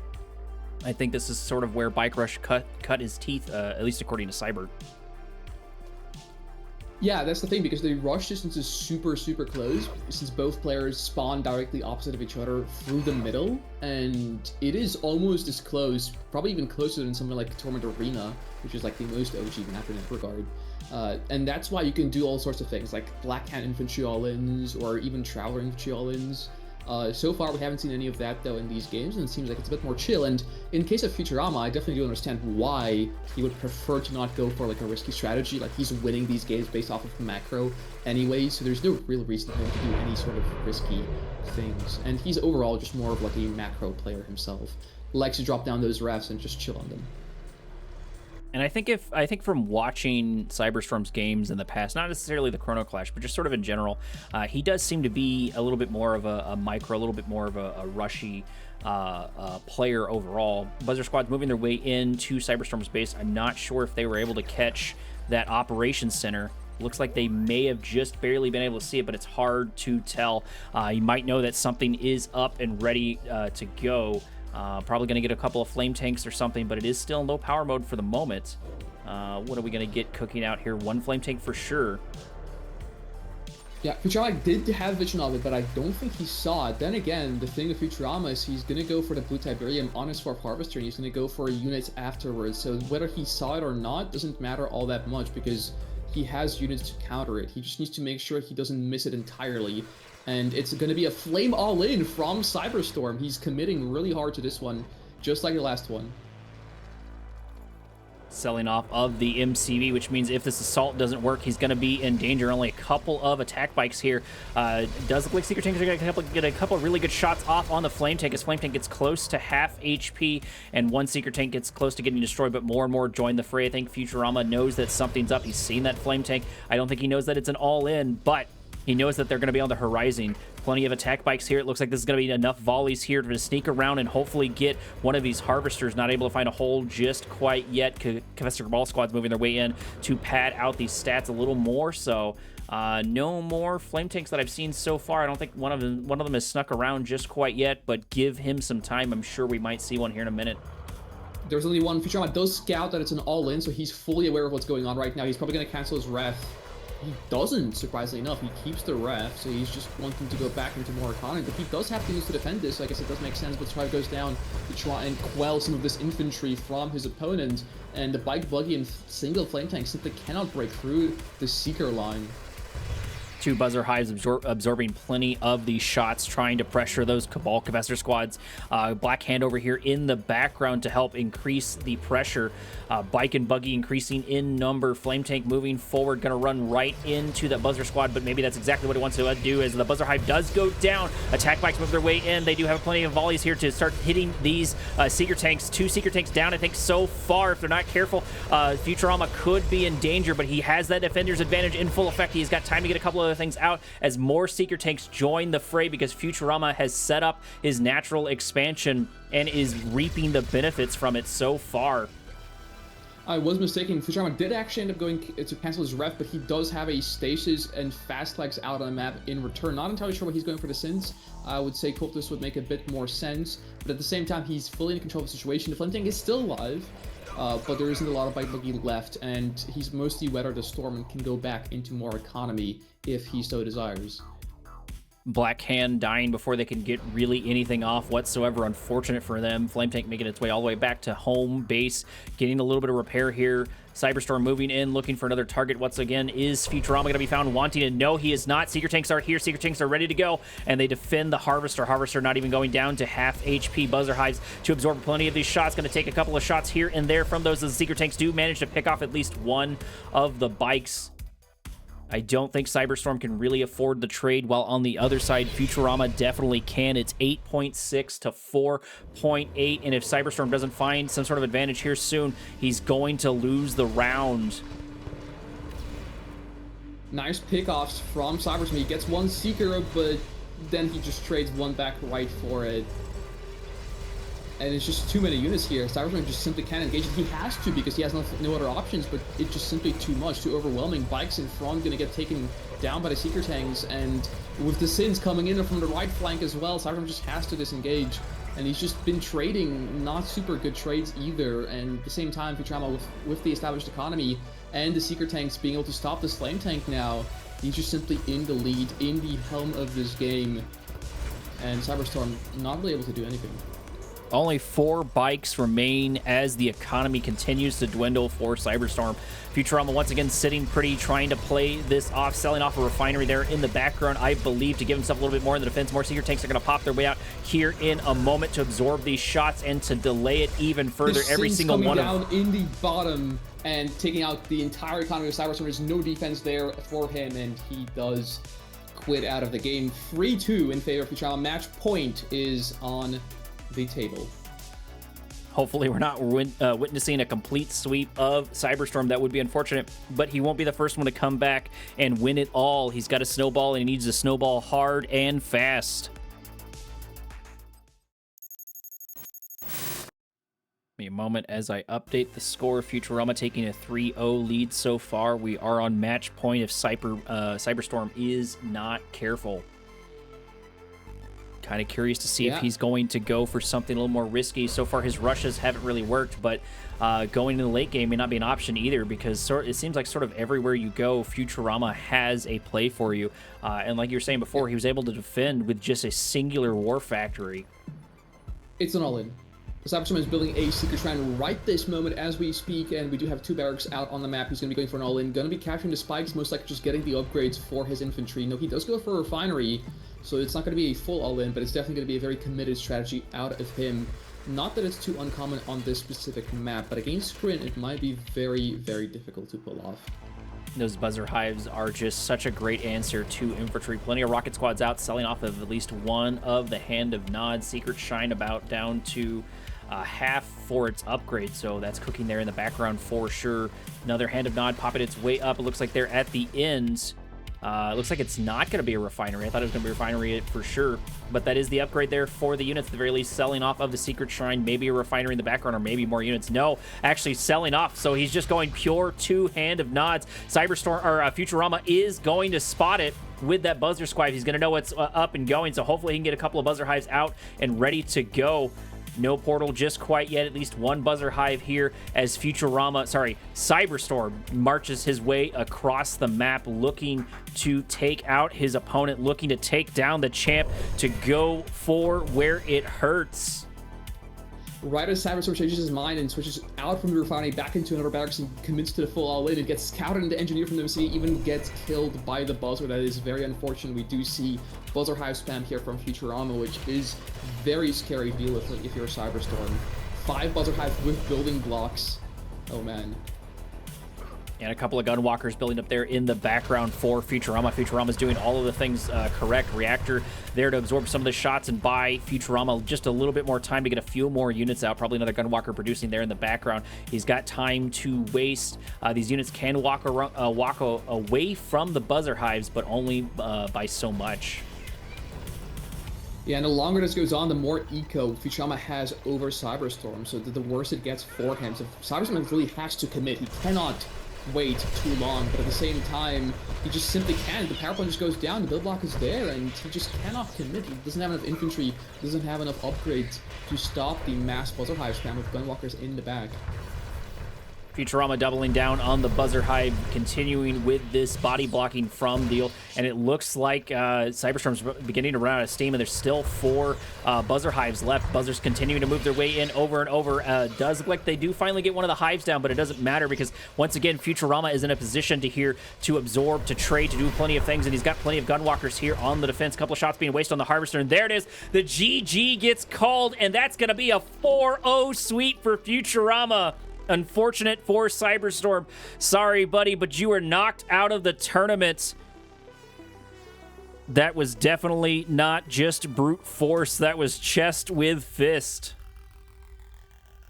Yeah, very unfortunate for CyberStorm. Unlike Numbfish, he was unable to put up much of a fight against the powerhouse that is Futurama. And yeah, he just, after that first game, kind of crumbled. He tried to do some sort of desperate attempt, trying to go for all-ins game after game after game.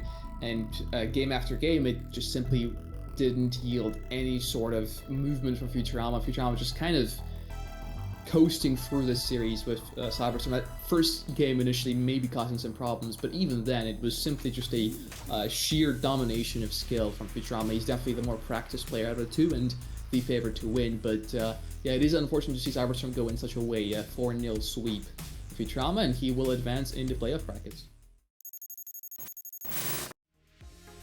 Welcome back, Commander. I'm your host for the evening, Korak, joined today by 1 and 2 different hosts, Alex06 and Xads. Say hi, guys. Yo, hi, what's up? thanks for having us. Our first match is on Tournament Odyssey. Right, and on the upper right-hand side, we have our first player in the blue colors, Dimi, playing as Zocom. And in bottom left, playing as the purple black hand, we of course have Nohaev. This is our continued coverage of the Chrono Clash II, sponsored by Chronosphere. Make sure to give them a checkout where you can. I will put a link to them inside my YouTube deal. I unfortunately don't have the graphic for it just quite yet. But either way, diving quite into this, what are we thinking here, guys? How do we feel about Dimitri versus Noav? I know we already did some predictions sort of on Cyber's side, but how do you think the games are going to boil down to? What are these players thinking?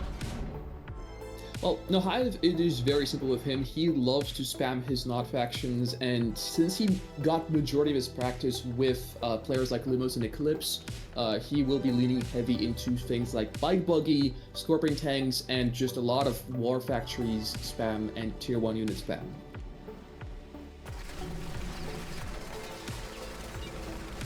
So I think I'm gonna have to go with the same. I think it's going to be a very Tier 1 man-spanny type of match. So we'll see if Dimi can hold out against Nohaev until later on. I think he might be able to gain the upper hand. Both players have begun to develop their natural expansions rather quite nicely. It looks like Dimi's just a little bit ahead. His refinery is about halfway complete and ready to go at their bases, respectively. They have 2 refineries and 5, so that's pretty traditional. First couple of bike and buggy making their way into the center of the map. It looks like Noav might be the first to go on the aggression. He's going to need a couple more bikes, though, if he's going to get plenty of volleys off. Noaev also getting down a second war factory on the map, so we do see a pretty aggressive build order from him. Dimitri opting to go for refinery instead. Low power mode for the Watchtower, giving the bikes a couple of times to take a few shots off at the Rocket Harvester. Rocket Harvester getting close down to half HP. More Watchtowers popping their way out, but also more bikes joining the fray. However, the Rocket Harvesters are not defenseless as more and more Pitbulls make their way into the fray.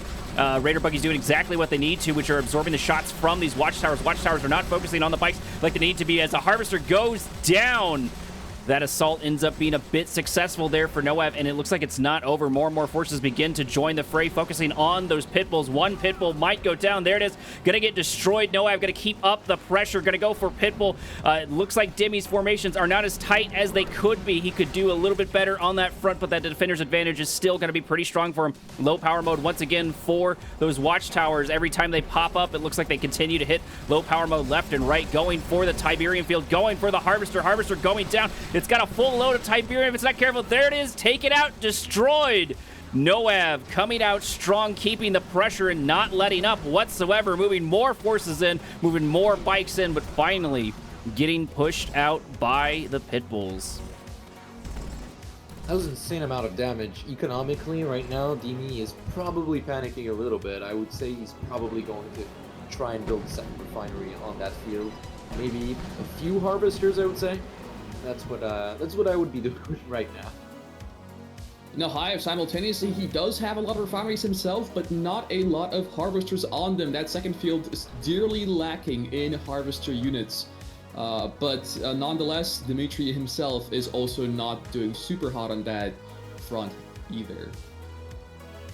We take a look at the economy. It looks like it's about a 3K overall resources gathered. These bikes might get caught if they're not careful. And it looks like it's about, I want to say about 2K or so additional resources per minute for Noav.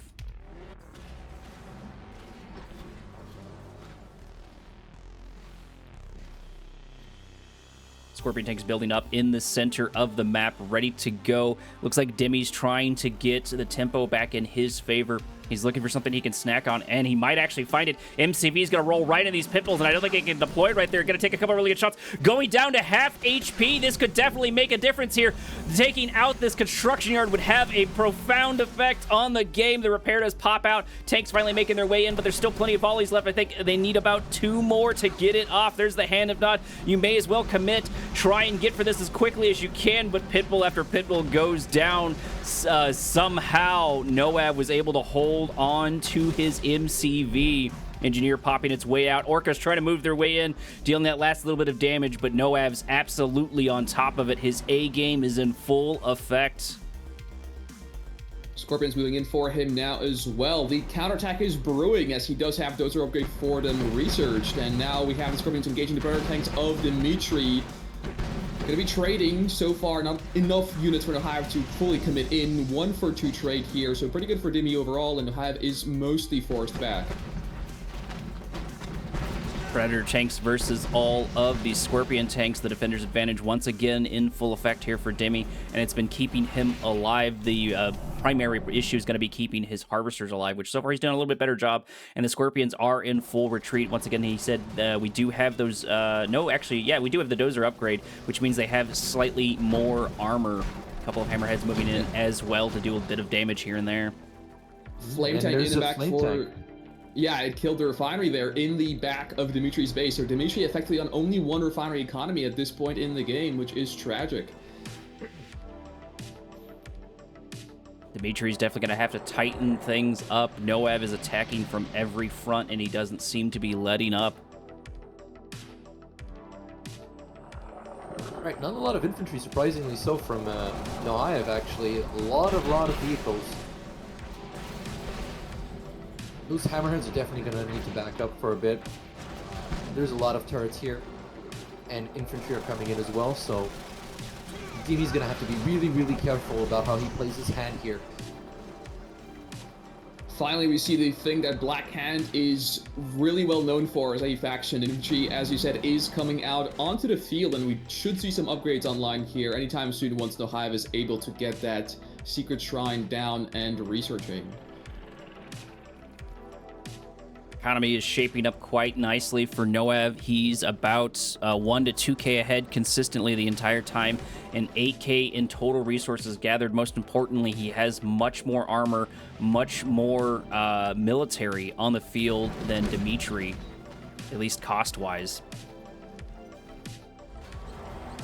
Hammerhead's trying to find a hole inside HoxaeB's armor, but the SAM turrets are here, and they're pretty strong. Not really much to deal with them. Assault beginning in earnest. Watchtower going down over on that natural expansion, and now these Scorpion tanks do have free reign on the construction yard. A couple of reinforcements making their way in. Here are the Hammerheads. Here's the cavalry. At least 4, followed by the vast majority of the others. Mantis tanks moving their way in, but there's only 1 Mantis tank. There's not enough here to defend all of this, and HoxaeB might actually be throwing his units away because he cannot shoot up. He cannot hit these Hammerheads. Indeed, he has to reverse move out. No Mantis tanks. There are a couple of rocket squads, but I think it's too little, too late. He's going to take so many losses from this engagement.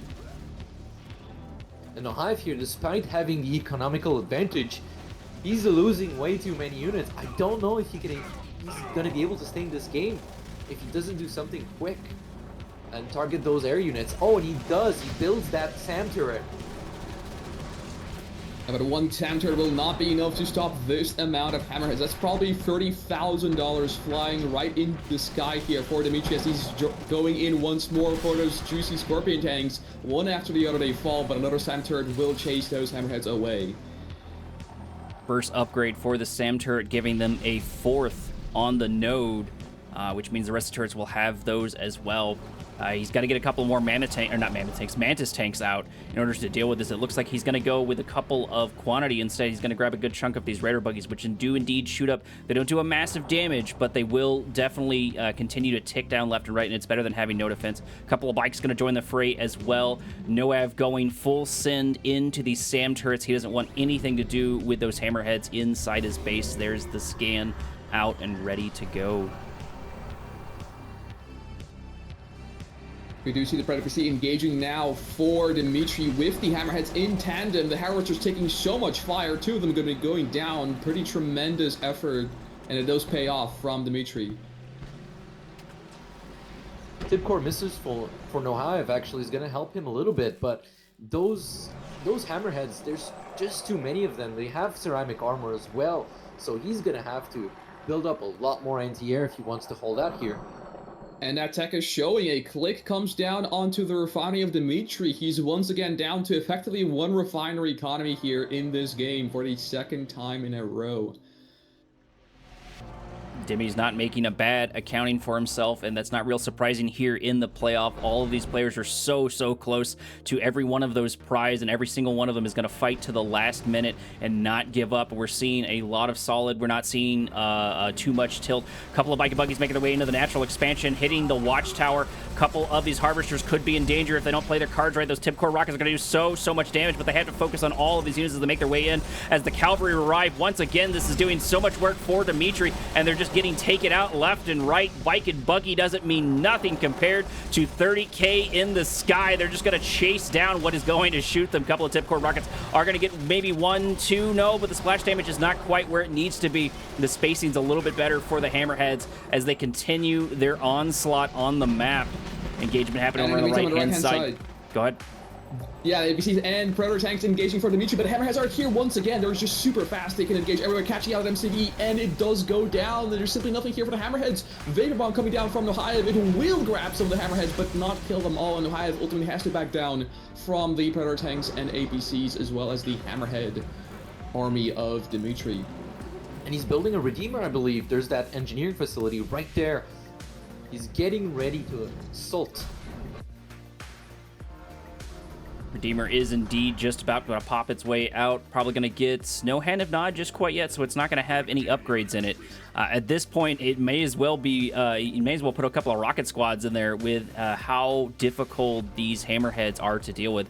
So many of them are extremely damaged, and I don't think there is, no, there's an airfield over there in the background, but he has not sent them back to repair for whatever reason. Bike and Buggy continue to poke and prod at Dimitri, looking for some sort of hole in the armor, looking for some sort of because both players are going to be running out of resources here soon, which means Noav's advantage is going to be ticking down slowly over time.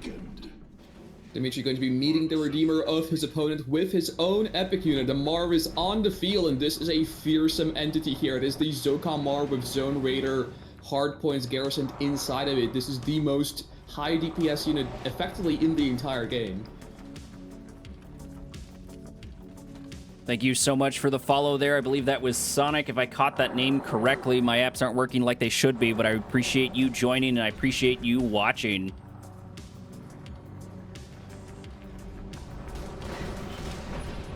Marv finally moving its way in, taking a couple of much-needed shots off of those SAM turrets. Once again, that damage is so awesome.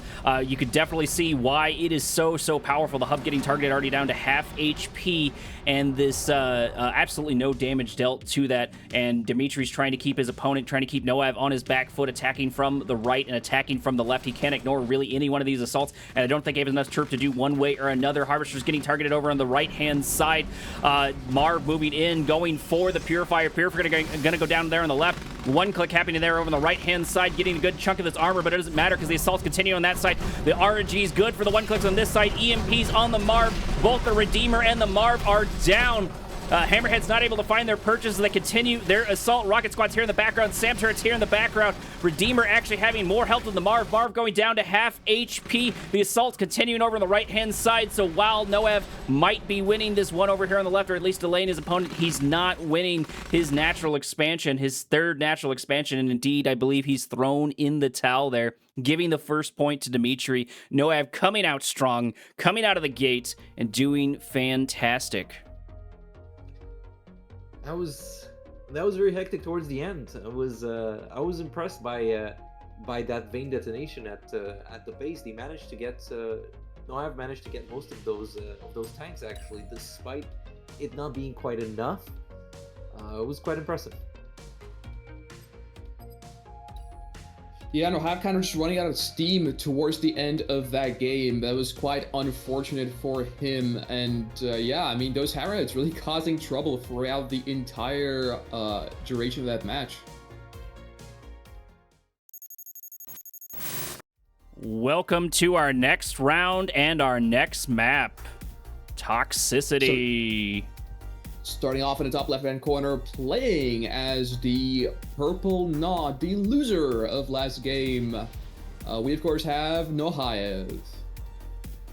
And in the top right corner, we have our Traveler 59 player this time, in pink, Dimmy. Dimmy doing quite well in the last one, I think. I thought Noav was going to win that one, but somehow Dimitri's defense was way more solid than I was expecting, and he was able to hold off and get the gains where he needed, and most importantly, he was able to overwhelm Noav, really surprising me. Why the switch to Traveler? What's he thinking? Is it specific to this map? That's an amazing point, because I personally have zero idea. Dimitri isn't a player that really is keen on Traveler. He has said the faction is weak himself multiple times, and to be fair, like, Dimitri mostly leans into not factions and does dabble into GTI as well, but you never really see him playing Skrins. So him picking Traveler, especially on this map versus HoxaeB, maybe he's getting a little confident, perhaps, and trying out new stuff that he hasn't really no one has really seen him do before. Perhaps he's trying to catch him off guard. You never know. Natural expansions being expanded to, looks like sort of in lockstep with each other. Drone ship making its way down. MCV making its way down. No GDI this time, just aliens and Nod. Vanilla faction, Noav going with his Nod overall. Why Do you think maybe he predicted Traveler? Why is Noav going with Nod on this one? Is he just more comfortable? Like you said, y'all predicted that he was going to go more of these Nod factions and sub-factions, but why Nod here?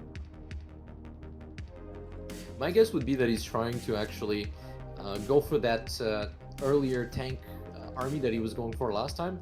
I think he was divided for in between infantry and tanks, so this time I think he's going to go full in with those tanks. Not risk losing this one. We do see a Seeker push brewing in the north as the Free Seekers and the Gunwalker make their way across for Dimitri, and now they are seeing a Harvester in their sides. Lightning Spike going down. Lightning Spike will be a little hard to delodge this early in the game, but the answer is already here. These Scorpion tanks being produced this early on should really help Noav unless he loses a Harvester here. He's got to be really careful with his microing. One does back up, but that does mean they're wasting shots on those units. Scorpion tanks finally taking the brunt of the damage, moving their way forward.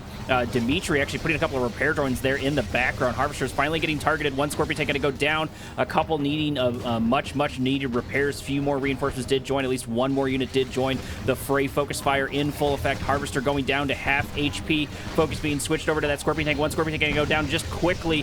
One Seeker tank followed by another are going to go down left and right. This minor engagement is finally beginning to favor the defender's advantage, is going to be able to favor Noav. And at the same time, we do see Dimitri going into tech. He is on that tier 2 right now, so perhaps he will be looking forward to some mecha beats potentially from him. It is a common unit to go for when you're fighting Nod factions. Mechapede's definitely good into those tanks if they play their cards right, but Nod has plenty of tricks to deal with them. I really think people underestimate the militant squads, not the militant squads, the rocket squads in general. Getting a couple of good shots to the head of the Mechapede can happen, and their slow moving means they're always sort of set up for an assault. Speaking of an assault, a couple of Scorpion tanks moving their way into the center of the map. It looks like Noav's going to be the first to grab a little bit of blue Tiberium. Dimitri actually being a little head on of economy this time around. That Raider buggy probably made him notice that there was nothing much defending Dimitri's base, so he's probably going to want to actually attack him real quick. But for some reason, he's going up. He's going back to his base. Maybe he's getting ready to assemble a bigger force before he's going to go fully out. HoxaeB definitely playing pretty passively here right now, not trying to take any risks in this game, and surprisingly enough, we are seeing a secret shrine out of him with a Hand of Nod. Perhaps he did see Dimitri going into a lot of infantry transitions, and he's going to try and make something against that. The So we're sense seeing here... shadow teams. Go ahead. We're seeing shadow teams. I think he's going to try to destroy the tip spike or one of his tech structures, maybe that stasis chamber, before he's able to get advanced articulators, but it's already too late. Advanced articulators are already out, and they caught onto those shadow teams, and they're backing up, but it's too late. They've already been destroyed, unfortunately. Only a couple of the shadow teams are left. Shock Troopers out in full effect over in the bottom right. Looks like we did finish a dozer upgrade there in the background. That will be great into those Shock Troopers, but these Shock Troopers are going to start looking for something to snack on. Those fast legs and their upgrades for them are just going to do so much work, and Shock Troopers are really powerful right now in this patch. And at the same time behind this, Dimitri is of course expanding onto his third, so he is quite a bit faster there than HoxaeB. Those Shock Troopers are going to get caught off guard. That's a lot of shadow teams, but it turns out that he was able to teleport away just in time. 3 shadow teams trying to ambush a couple of these Shock Troopers. Not a tactic I see normally too often. Usually you just see 2 forms of shadow teams, but they seem to be putting in a good amount of work. Shock Troopers still looking for something to snack on, but not quite finding the hole that they need. And Dimitri is still a little bit actually behind schedule in his base. Despite expanding right now, he isn't making a single other unit. All of his production structures are AFK except for the MCV. And we are just seeing the mass Shock Trooper, really. That's effectively 99% of his entire army. Noav looking for an angle to move his way in, using his shadow teams to do a bit of scouting, getting a little more extra vision as the assault begins in earnest. Right now, the concave definitely favors Noav, but it can quickly switch to his opponent, to Dimitri, but still, Noav's being really cautious with his forces not going in just quite yet. Right, and Dimitri is trying not to leave his base fully undefended either. He's had a lot of infantry units and vehicles in his base for a long while, and the longer you're sitting on your troops and you're not doing anything, that's time and damage lost, and that's an advantage that the opposing player can take advantage of. Sorry. Shock Troopers attacking over in the bottom left-hand corner, finding only a couple of turrets. Noav beginning his assault over here on the right-hand side, but his concave is definitely not on his side. He's not able to get in there like he needs to. There's the laser upgrade, but so far it looks like there's not enough Shock Troopers or anything really here to deal with this. Shock Troopers seem to be the majority of the investment there for Dimitri's. Dimitri's old main base is all but exposed. There's only a couple of seeker tanks here for the defense as infrastructure goes down. The refinery goes down. Plenty of things getting taken out here. Mechabeats finally making their way in. Shock Troopers finally marching their way in. But are they going to be able to stop all of these Scorpion tanks? Scorpion tank's going to do so much damage to just about everything Dimitri has. He's got to turn this around because so far, Noav just has all of this armor inside his base and he's not going anywhere. Scorpion will be coming into for the crush as they have those, which means they can crush the Shock Troopers. The advanced infantry will be taking a lot of losses for Dimitri. Temporal comes down, but he has little to no units remaining to do anything about this. Force from Nahaev, and that will close out game number 2 in favor of Nahaev, evening up the score.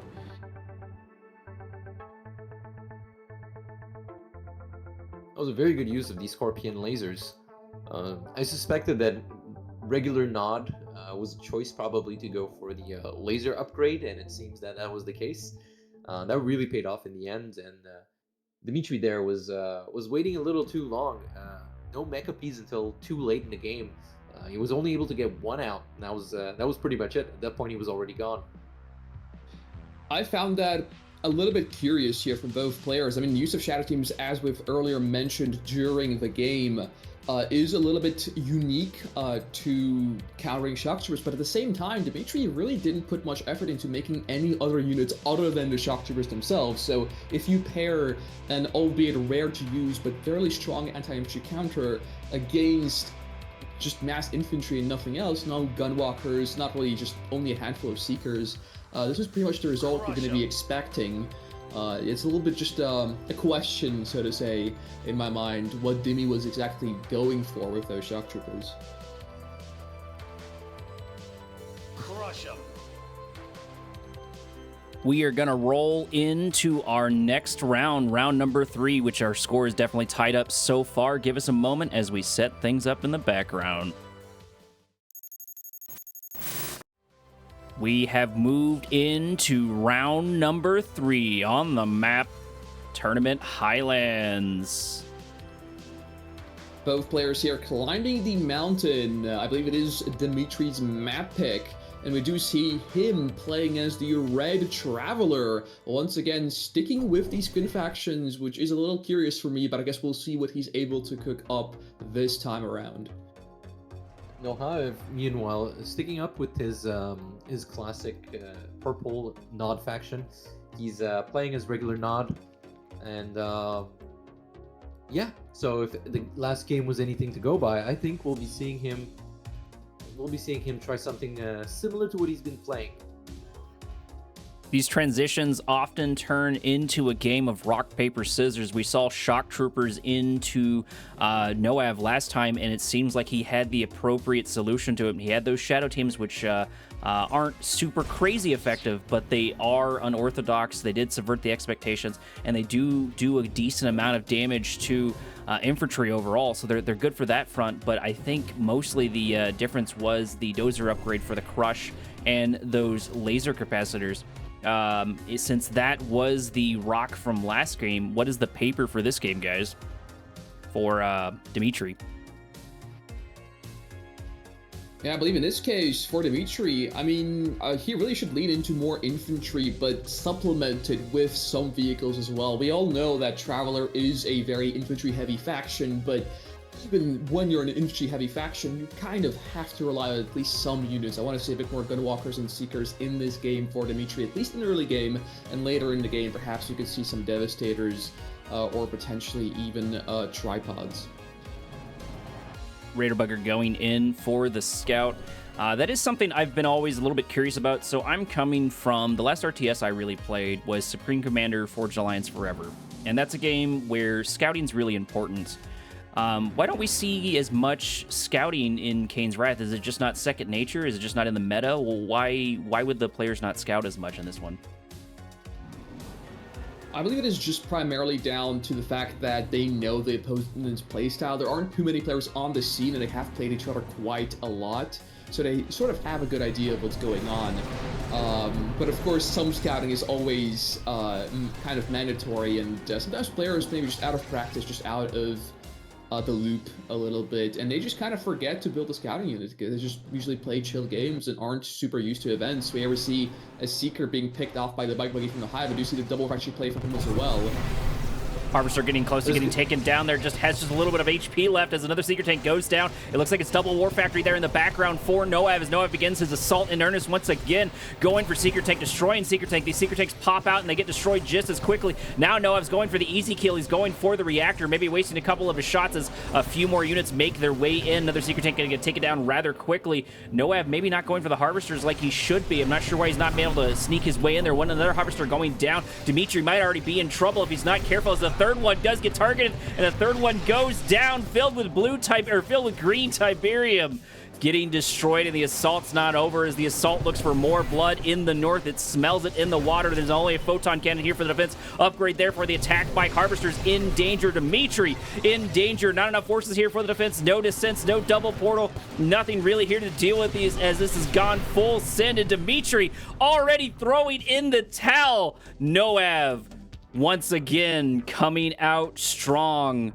jabbing with those powerful attack bikes. That was a very quick attack.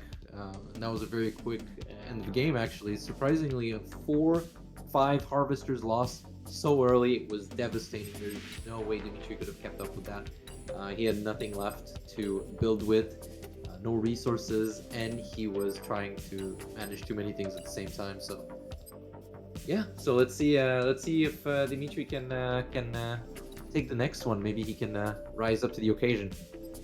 Perhaps the confidence of Dimitri was a little bit too great in that game. Despite losing the last one, he didn't really see Hive go for any sort of early game plays. Didn't see any bike rushes. It was like Buddy Buggy scouting him. So he perhaps fought a little too comfortable of himself. He was like, oh, I did a stupid thing last game, made too much infantry and I paid for that, but hey, in this game perhaps I can do better, and he just simply forgot to scout, or perhaps was under the impression that Nohaev wouldn't pressure him as much as he did, and in the end he paid the price. 2-1 score for Nohaev. As we said a minute ago, this is Mountain Pass. Noav coming into Mountain Pass with a 1-point lead. And yeah, he is in the top once again on the purple nods. Really quite the staple after the first initial Black Hand pick. He's just been sticking with the nods, and hey, it's been working for him. Dimitri at this point has chosen to switch factions again. He's going for the yellow Black Hand. He's in the southern corner right now. Surprising switch. Black Hand, yeah. What are you guys thinking? I've seen Black Hand. Go ahead. Yeah, in this case, Black Hand is really a pretty telling pick from Dimitri, as it is a faction that's all about rushes and all-ins. In the first game, Nohaev didn't really do that, and he ended up losing the game to the Zocom play of Dimitri. But in this case, Dimitri probably is thinking to himself, hey, let me just pick that same faction and use it how it's meant to be used. And how it's meant to be used is flame, rushes, and all-ins. That is the main use of Black Hand as a faction entirely in this game. I'm actually surprised Dimitri did not go Skren here, because if y'all were watching the game of Rex versus Futurama, I can't remember who was playing Skren on this map, but it was Mountain Pass, and somebody snuck their drone ship just immediately over into the second natural expansion for their opponent, set up camp there, and used their old natural expansion as sort of a backup base where they could just already cut down a lead. That drone ship being able to go over all of the elevated mountains seemed to have made a pretty big difference there. And it looks like Dimitri is going to be the first to push out a couple of bike and buggy, making their way over on the right-hand side. It's going to be double War Factory, a healthy number of attack bikes here ready to go. They got plenty of bikes here to do 2 volleys to take him out. It's really going to boil down to the double War Factory here for Noav, and if he's able to micro better than his opponents.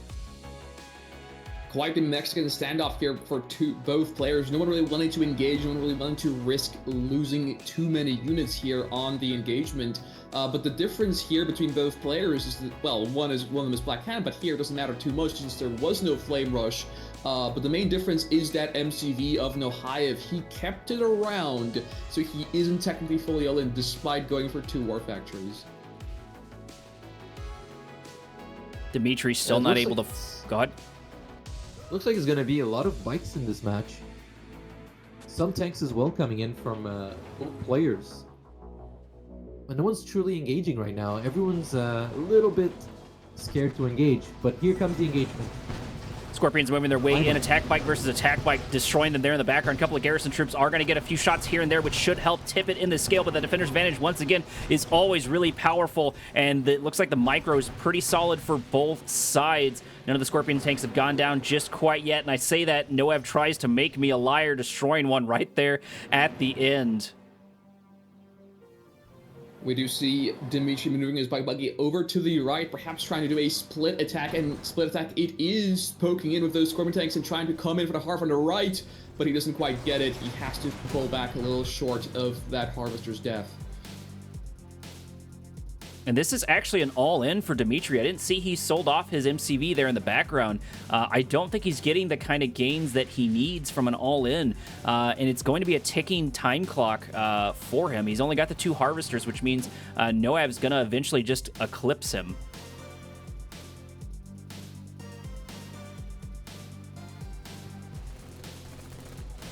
There's not too much... 2 Harvesters, so... We're still economically evenly matched on both sides, but as soon as HoxaeB decides that he's gonna expand, which seems to be almost... No, he's actually making me a liar. But the moment that he decides to build another Harvester, another refinery, or to expand, Dimi is gonna have to react somehow. It looks like Jimmy's trying the same thing once again, poking from the left with the Scorpion tanks and coming in with the buggy on the right. Will he be more successful this time around? And it looks like no, barely. The Harvester gets away, and he once again pays for it with a single bike. Not a big amount of units to lose, but once again, he doesn't get really anything for his trouble. If that Harvester runs over one Ladybug, it's going to get taken out. Its HP is that low. Go ahead, Alex. Sorry. Both of those Harvesters almost got taken out. They were pretty low on HP. Scorpion tank's pretty strong here. Once again, I'm kind of surprised here why he's not popping down a Hand of Nod. That would be a good cheap defense, and there's not a lot of Raider buggies here to deal with them. And you can sort of leave the cheaper units over on the left-hand side. He's got plenty of Scorpion tanks, so maybe he wants to invest in that instead. Maybe he wants a little bit more mobility. But if he knows that his opponent is going to continue trying to pressure him and going to try to keep him in this hole, you may as well get a Hand of Nod out. It's going to save you on money. They're going to absorb some shots. Even if they don't do a crazy amount of damage, they're still going to act as literal meat shields. And both players are now on 3 Harvesters. 3 Harvesters and 2 refineries for HoxaeB. Scorpion tank getting picked off over there on the left-hand side. It looks like it's going to be a trade for Scorpion tank per Scorpion tank as each player loses 1. Attack bikes moving their way in, but they're only going to find the hard armor of these Scorpion tanks. Dimitri kind of keeping his opponent contained in his base. HoxaeB kind of stuck despite having that construction yard and 2 refinery economy. It's only on 3 harvesters, and he's literally just locked in his base, unable to get any of the blue tip, which Dimitri himself is actually getting loads of. His 3rd harvester is moving, or actually 4th harvester is moving out to that field right now.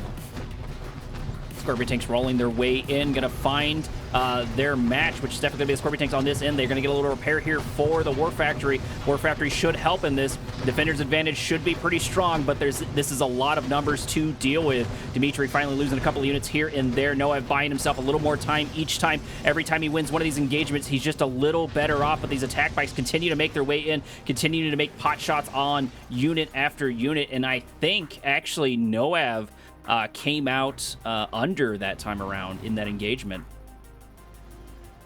But the longer he's able to stay alive in this game, the more economy he will get. His construction yard is still not sold off. He still has a lot of maneuverability with his build order of things he can do. He can go into infantry, he can go into the dozer blade upgrade for all of these Scorpion tanks, which will make them super formidable. And Dimi is actually starting to struggle economically a little bit. I don't know if he'll be able to keep this up, even with the blue Tiberium field that he's harvesting with 2 harvesters. He is up on resources per minute, but he's going in, he's sort of tying for Noav, and I think a tie works for Noav's advantage. Noav popping down an Operations Center over here on the right-hand side. It is in low power mode. Curious to see what he's going to be cooking up there. Why is he grabbing this Operations Center now? Is he going for the dozer upgrade? It looks like that might be the case. The problem here with Dimitri is he's not able to do the same since he doesn't have a construction yard, and he's just left trying to continue poking and prodding, this time around switching up the formula. Scorpions on the right, bikes on the left, but he's engaging without his bikes now, only half the army going in. Harvester's taking up a couple of these shots, which might sound like a good idea, but it doesn't matter if the other Scorpion tanks move their way in. Attack bikes are now free to move their way on the left-hand side if these Scorpion tanks go too far, but Noab playing the turtle, sticking inside of his base, holding on to his harvesters, not sure where those attack bikes ran off to. Looks like they were trying to make their way over on the right-hand side, deal a little bit more damage, going for this armor right here. We should get a dozer upgrade here in the background. It looks like about 80%. There is the decoy army to absorb a couple of these shots. Rockets moving their way in. Sorry, attack bikes moving their way in to deal more and more damage. Dimitri is looking pretty good here. His concave is pretty strong, but I think it might be stronger here for Noah. The upgrade does complete there in the background, tipping the scales in his favor, selling off of the Operations Center, and now Noab's going to roll into his natural expansion, and if Dimitri's not careful, he's going to roll right over Dimitri. Couple tanks getting caught out from Dimitri. Bad routing is on the map. He pings it even, but it doesn't matter. 6 or so tanks going down for absolutely 0 value. At this point, Nohaev has to all in. He's lost 2 of his harvesters. He's got only 1 left. He's gonna struggle economically a lot if he doesn't move in. And since he picked off most of those Scorpion tanks from Dimitri, he's gonna have to go into his base, and that's what he's doing. He knows he has to gain the upper advantage here. He knows he has to destroy those units, and he knows he has to do something now, because otherwise he's gone. He has to back away. Unfortunately, he was not able to keep that push going. Sells off his refinery, 1 power plant, trying to regain some of that money that he lost. And actually, it looks like he sold off not only those, but I think he sold off his MCV as well, giving himself a little more resources. A couple of Black Hand squads there in the south, maybe going for the Tiberium spike of their opponent, trying to get some sort of economic lead on Dimitri, trying desperately. His biggest advantage is the fact that he did get that dozer upgrade, so that means all of his Scorpion tanks coming out are going to have that upgrade on them, so that's going to be good for him. But losing his harvesters are going to be pretty powerful. Looks like Dimitri did finally produce his own MCV and is moving over to the natural expansion, maybe anticipating this to be a longer game, kind of trying to reverse his rush. Attack bikes over on the right-hand side, but they're not able to find the meat that they're looking for. And it's actually kind of funny. We're seeing Nohaev switch places with Dimi here. No MCV, 2 harvesters, and then Dimi is actually the one with the MCV and with more harvesters. The Scorpion tank comes out here in the bottom right, trying to save the spike, but it's a little too late. The Black Hand squad dies, but it takes the spike with it. So quite a nice thing here for Nohaev. Noav taking some time to rebuild his armors. Got a couple more moving their way into the center of the map. Dimmy pinging them out there rather quickly. Attack Bikes making their way over on the right-hand side, looking for something to snack on once again. Is Noav going to be found wanting?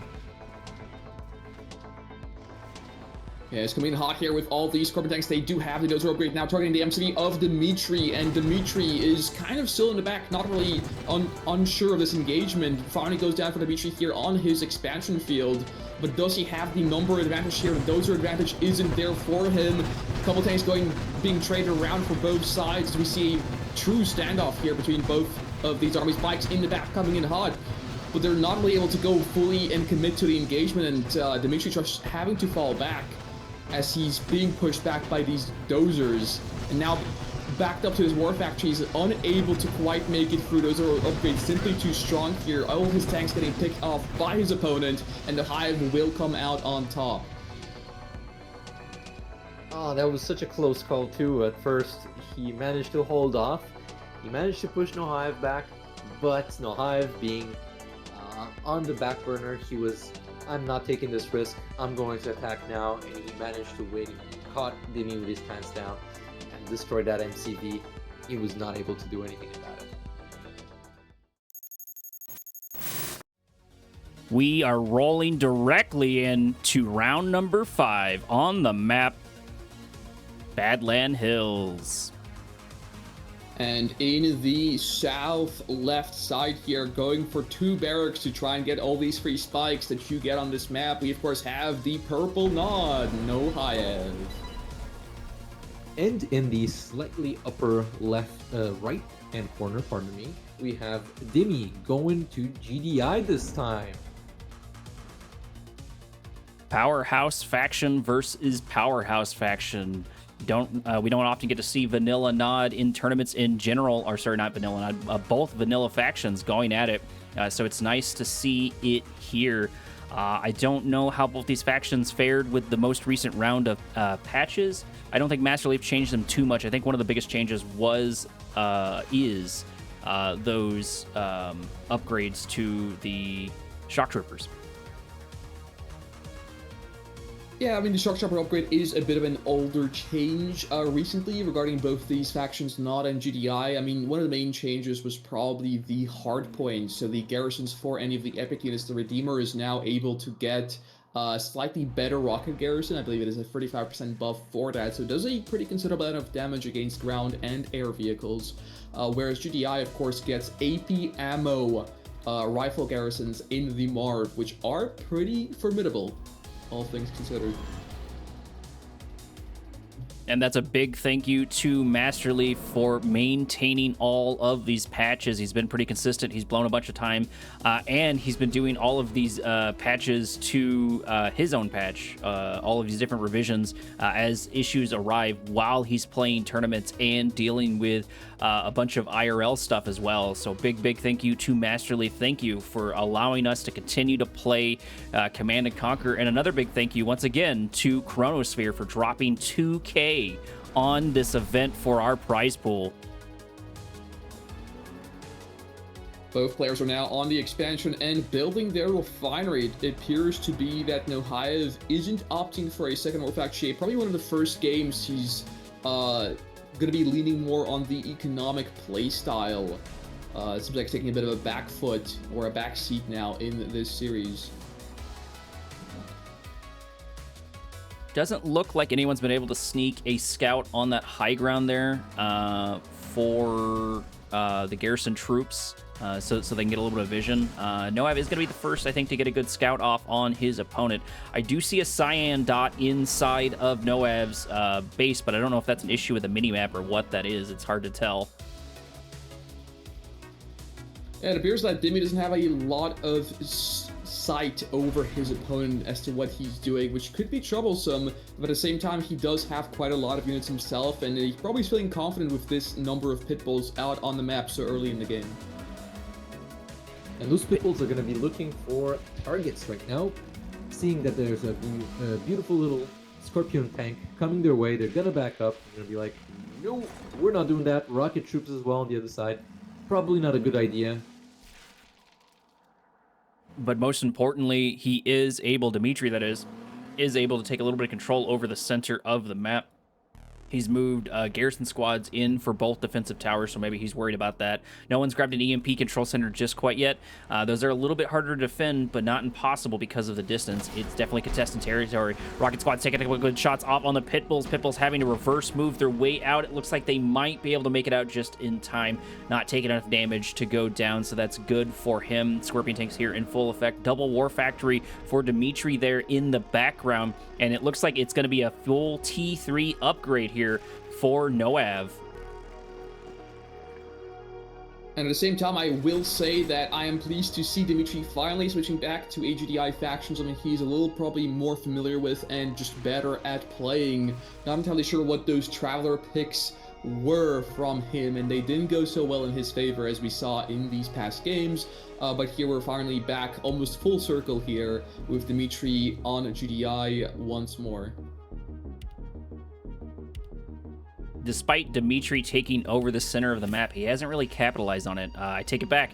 Once again, these players making me a liar. There goes a Harvester finally rolling its way in to go for that Tiberium. There's probably enough there for 2 Harvesters to make their way across the map. Another one long distance harvesting there in the background from the old main base. Not sure he's paying attention to that. Would have been nice to see him grab a little bit of Tiberium first. Avatar is out. And actually, we've got a couple of stealth bombers. Looks like 2 so far. Predator tanks moving their way into Noav's base. Noav not having a crazy amount here on the defense. He does have an Obelisk of Light, and he does have a couple of units, and it does look like the stealth bombers are going to get a couple of good shots off, but I think they're only going to take down 1 Predator tank as the Air Forces for Dimitri join the fray. Hammerheads online with their AP ammo. It's finally nice to see Hive with some air units for once. Those bombers are going to be very, very useful against GDI.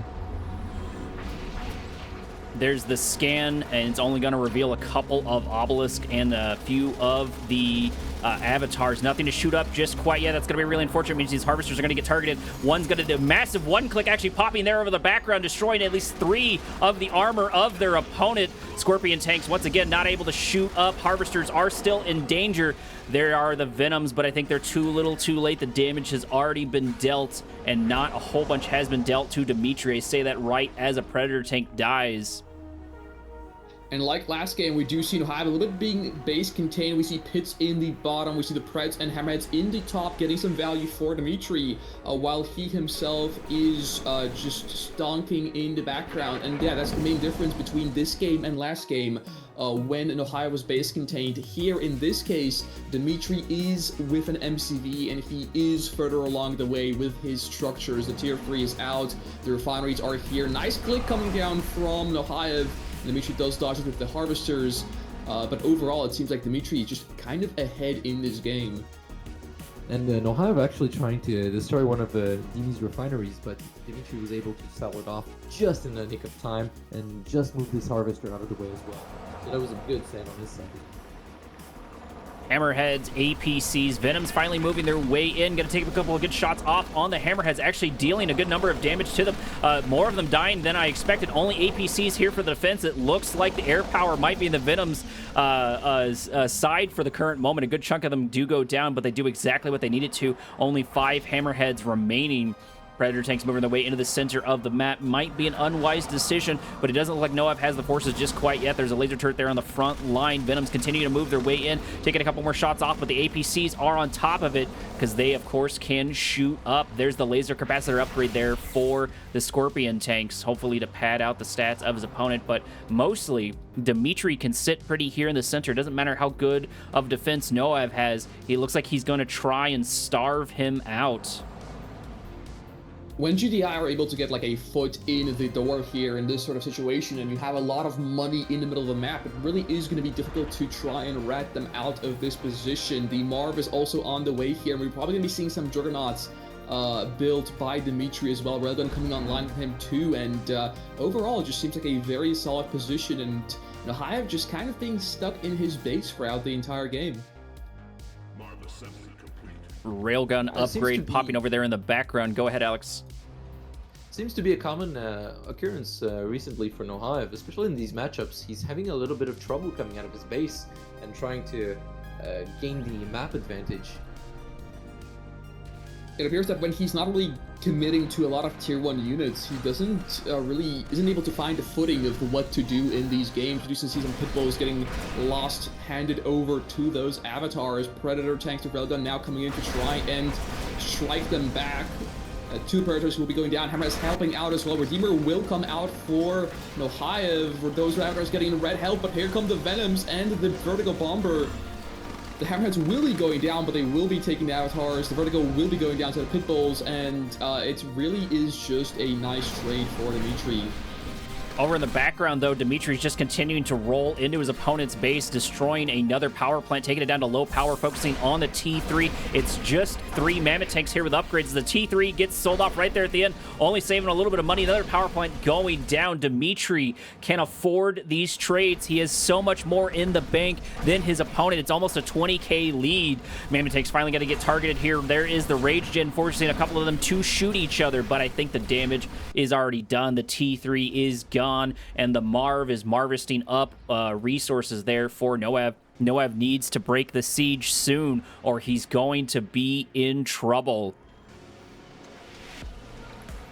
Dimitri just being given a little too much time here, I want to say, in the middle. Marv acting as the big harvester that it is, harvesting the supposed third expansion for HoxaeB.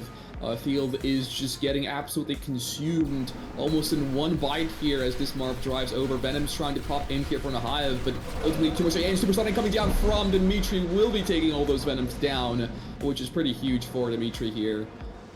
Absolutely devastating. He needed those Venoms for this push, for this assault. He is finally man spamming, but losing those Venoms is definitely going to sting because he did have air superiority for quite some time, and there was only a couple of items here and there that could shoot up. Juggernaut's going to pop their way out, going to be good into the Redeemer, but not good into the man spam. Marv having to back its way out. Mammoth Tank's having to back its way out. Is NoAv going to take the center of the map? He needs to. Assault beginning in earnest as NoAv splits his forces. A couple going in the south, a couple going in the north. AA battery getting targeted. Marv moving its way in. Massive one click there for the Redeemer. The RNG is good as it gets locked down. Units moving their way in. There's the magnetic mine drop, but it's not going to matter as the Redeemer gets targeted and it goes down before it can do anything. Rage Gen does pop off, but I'm not sure how much is going to matter. These Juggernauts going to continue to hammer away, and the Marv is still alive. The Marv is still king, and it might be that Dimitri may take this game. Couple of watchtowers there on the front line to delay this assault. Another one click happening, and it looks like NoAv's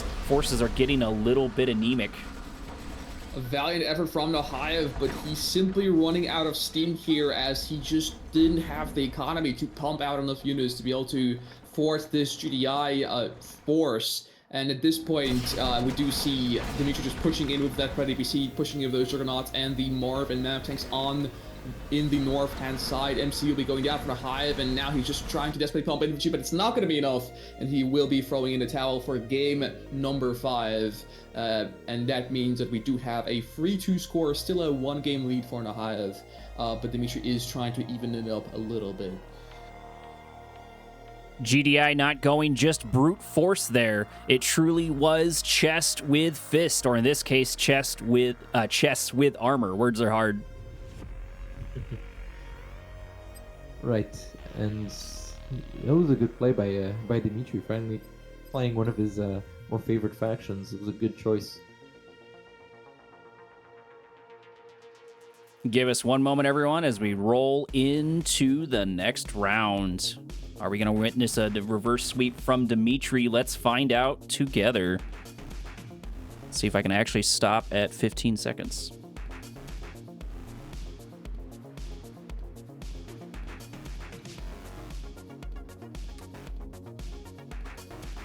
Alrighty, I'm at 15 seconds. Let me update my score in the background. Yep, same.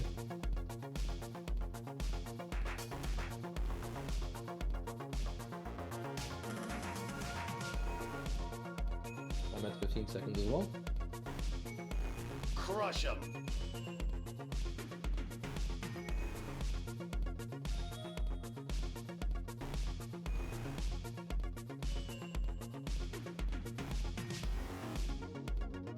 Whenever you're ready, Corey. Wait, no, I'm lossless. Hold on. Alrighty. 3, 2, 1, go. Our next map is, of course, Tournament Undergrounds. And playing in the bottom left now, once more as the purple-black hand this time around. We, of course, have HoxaeB. He picked this faction as his first, and now he picks it in this, potentially one of the last games as he is on match point.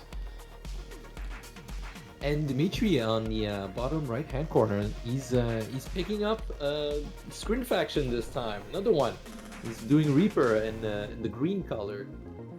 Interesting choice. In my opinion, overall, I think Black Hand can do quite well into the forces of Skrin, including their sub-factions.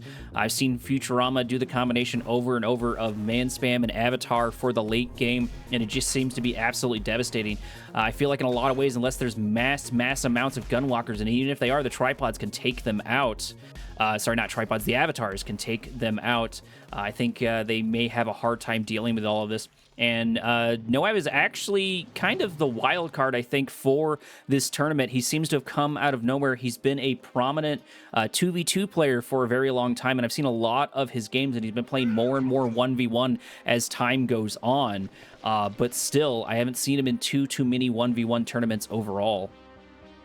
We do see a tier 2 coming out of Dimitri, so he definitely has some sort of plan here with Reaper, but it does get scouted by HoxaeB, and have 100% fully aware of what's going on. He himself is opting to go for a second War Factory here, it seems like, preemptively to try and do something about this push. Dimitri, on the other hand, going back into another refinery with his MC by the looks of it, since it did get scouted.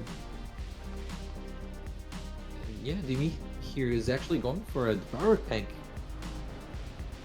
Fully charged one too. Fortunately, Seldom it's wasted. you do see players charge their dev tanks, but it is a very important thing to do, especially if you're a Reaper. You do want to charge those units as much as possible. Their tripods rely heavily on being charged as well for that insane damage boost. I believe it is like 20 or 30, even maybe potentially 50% of those dev tanks worth of damage boost, so you really want to charge those. Looks like it's going to be mass Scorpion tanks, double War Factory for HoxaeB. And actually, HoxaeB selling off his, I think, his MCV. No, okay, I take it back. It did progress over the natural expansion. I thought he sold off in anticipation for something squirrely. Dev tanks moving their way in, taking a couple of shots off on the Harvesters, but that means they're not going to have it for the Scorpion tanks. Scorpion tanks moving their way in. Harvester only at half HP. If he's not careful, he might lose these units. He's backing away slowly. He's not overextending, luckily. Yeah, since Dimitri is going back into more of an economic play here, he decides to not really try and pressure his opponent anymore, and he looks like is going for his own expansion here for himself. HoxaeB actually popping his MCV up and around. I don't know what his plan is here. It doesn't look like he's going for the second natural expansion. He avoided the first one, that's for sure. I don't know what his plan is. Maybe his plan is just to cut off his opponent and head for his opponent's secondary natural expansion. That would be a good way to cut down on the economy of his opponent, and Dimitri did that to him previously.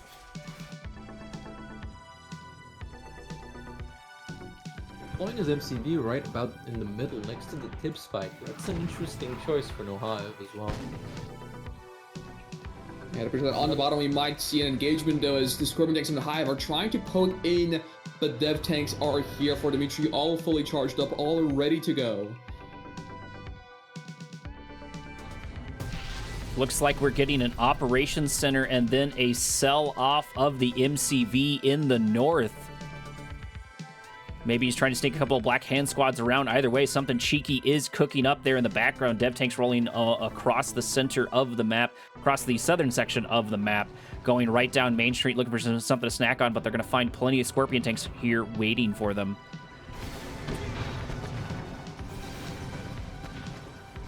Looks like pot shots are pretty good here. The reverse move comes out for the Devourer tanks. They're able to get a couple of Scorpion tanks, but there's more where those came from. Harvester going to take a little bit of damage. There is the Decoy Army to absorb a couple of shots. Devourer tanks are in danger, wasting much of their expensive ammo here. A couple more going to join, but it looks like the formation's not quite as tight as it needs to be. Scorpion tank destroying Devourer tank after Devourer tank. Second one going down. Looks like, at the very least, they're running out of their precious Tiberium ammo. Scorpion Tank's going full send, trying to mop up these units. If they're not careful, they're going to roll directly into Dimitri's base. Dimitri's already in a bit of trouble here as he loses all of his Devourer tanks. And there isn't much more in the back line here. Dimitri scrambling, trying to make more Devourer tanks, but there's only 2 here on the defense. And there's a lot of tanks, but the Hive now will be forced to back off finally by the dev tanks of his opponent. In this case, the Hive just kind of needs to throw like all of his bodies at the Devourer tanks and hope it sticks. And so far, the trades haven't been too bad for him. 2 refineries. It looks like 5 harvesters so far, so that's traditional, at least for Noab, but he doesn't have that MCV. He got himself that infusion of cash. He didn't use it to buy dozer upgrades like I thought maybe he was going to do. He didn't sell it off and get a Black Hand Squad and sneak it all the way around, which means Dimitri is now free to move into his natural expansion. It looks like it's going to be at least 1 flame tank going around over to the north, looking for something to snack on. Dozer upgrade did finish there in the background there for the Scorpion tank, so they're going to have a little bit more armor even to play with these Devourer tanks. Devourer tanks getting caught over here. Decoy army going to absorb more of these shots. There's the 1 click right there, locking down at least some of the Scorpion tanks, but it doesn't matter because there's more to replace it. Once again, Dimitri just throwing his units into the meat grinder as more Devourer tanks go down there in the south. And in the meantime, Dimitri does establish an economy on his second field with 2 refineries there, but there is a looming threat. Now HoxaeB, with that flame tank you mentioned earlier, is coming right here to party, knocking on the door of Dimitri, and Dimitri simply has nothing here in place. One of his refineries is going to get targeted down and burnt down. There's the ping from Dimitri coming down of that flame tank, and he simply just has nothing. It's all nothing but harvesters here on this field. Panic Portal gets dropped down, Photon Cannon is being queued up, the Devourer tank's getting moved through the map, but it doesn't matter. Second refinery under fire now. Photon Cannon gets dropped down, but it's too little too late as the refinery is already in the red and it will be going down. Complete denying economy for Dimitri. Knock, knock, indeed. At your front doorstep is a flame tank, and your Ring doorbell is not going to make it go away as the drone trip gets targeted, as the Devourer tanks get targeted, and if Dimitri's not careful, he's going to be knocked out of the tournament. He's going to lose his opportunity. Scorpion tanks not stopping their onslaught because now finally Noab smells blood in the water, and that blood belongs to Dimitri, and Noab is here to collect. That flame tank was absolutely damaging. There's no way Dimitri could have come back from losing his 2 refineries and then his MCV. It was, I think he knew that. It's a real shame going just for Devourers and not mixing it up too much. Not a good idea, especially not against Scorpions. They're faster, they're cheaper, and they're much more deadly. Yeah, I'm a little puzzled myself here, since we did see Dimitri pick up this Quinn faction once more. He had no success with them previously, maybe not specifically Reaper, but at least with Traveler. And once again, we do see him drop the ball here in this last final game, which turned out to be a final game. Wasn't exactly the last game, but since the score is 4-2 now in favor of HoxaeB, and this is a best of 7, that means that Dimitri is knocked out of the event entirely, and it is HoxaeB who advances.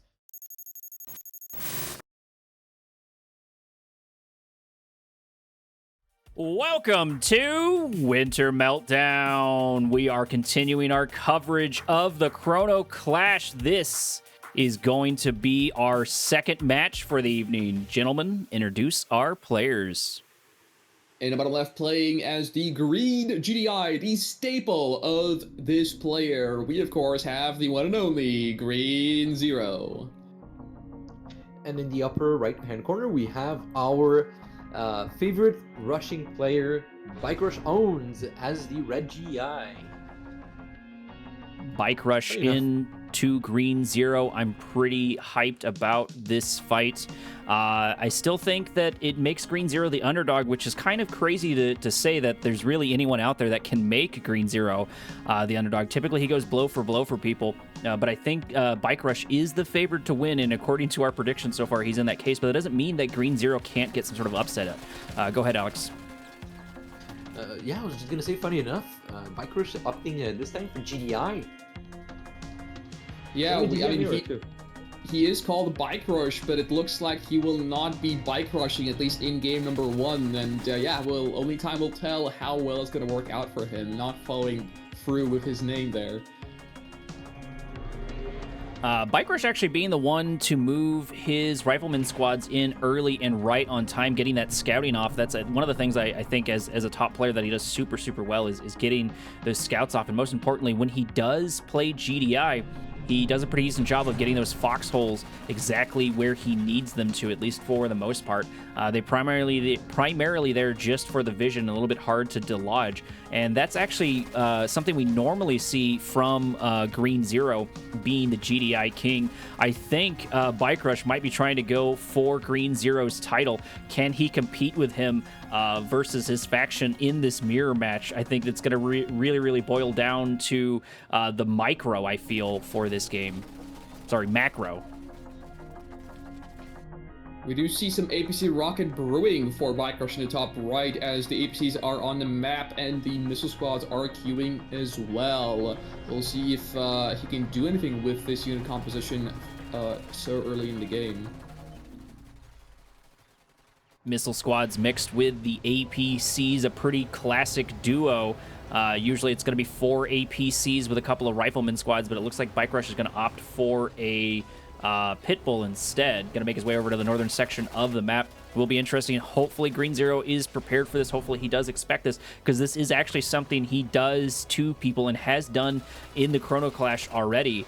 So hopefully he's going to expect it. Bike Rush maybe knowing that, going to be cheeky, or maybe just sort of playing how Bike Rush plays. We do see the Pitbull splitting off for Bike Rush. He's opting to kind of try and potentially distract his opponent. Green Zero will see those Pitbulls going to the bottom, whereas the APCs are attacking the top. And currently, Green Zero, I mean, he is on 2 War Factories himself, so he should have enough to hold it. But we will see.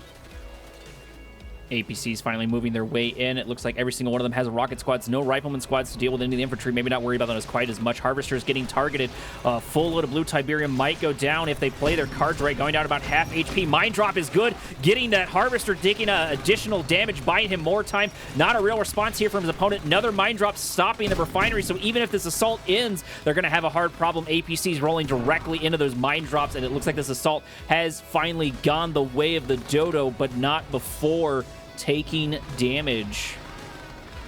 Great counter by Green Zero. Nice mind drops from both players. At the same time, we do see Green Zero's Pitbulls pressuring in the bottom right. They will be taking 1 Harvester by the looks of it. So Green Zero Bike Rush brought down to only 3 Harvesters on his second field, but Green Zero on the other hand, not looking that much better. Same economy pretty much for both players, Harvester-wise anyways.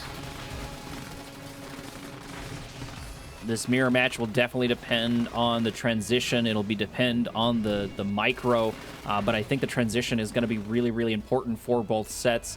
And so far, the scouting has been better on Bike Rush's side. He's always been able to get a couple of troops here and there in, and he's continuing revealing the map, moving a couple of Pitbulls here in the south. There's the scan there revealing all of these exposed units, as there's at least 5 Pitbulls here. I think that should be enough to do 2 volleys on 1 Harvester and take it out. The assault does begin. There's 1 Predator tank here for the defense, and Bike Rush maybe anticipating a couple more there, does back off.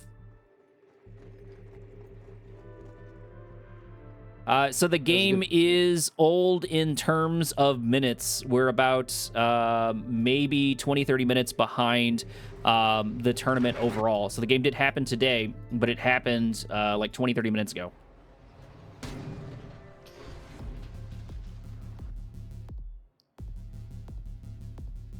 Looks like nothing going on too much for either side. We do have a command post out for Green Zero, which means his APCs are going to have AP ammo. Nothing in them just quite yet. Bike Rush having a couple of Pitbulls. They're still in the south looking for something to snack on.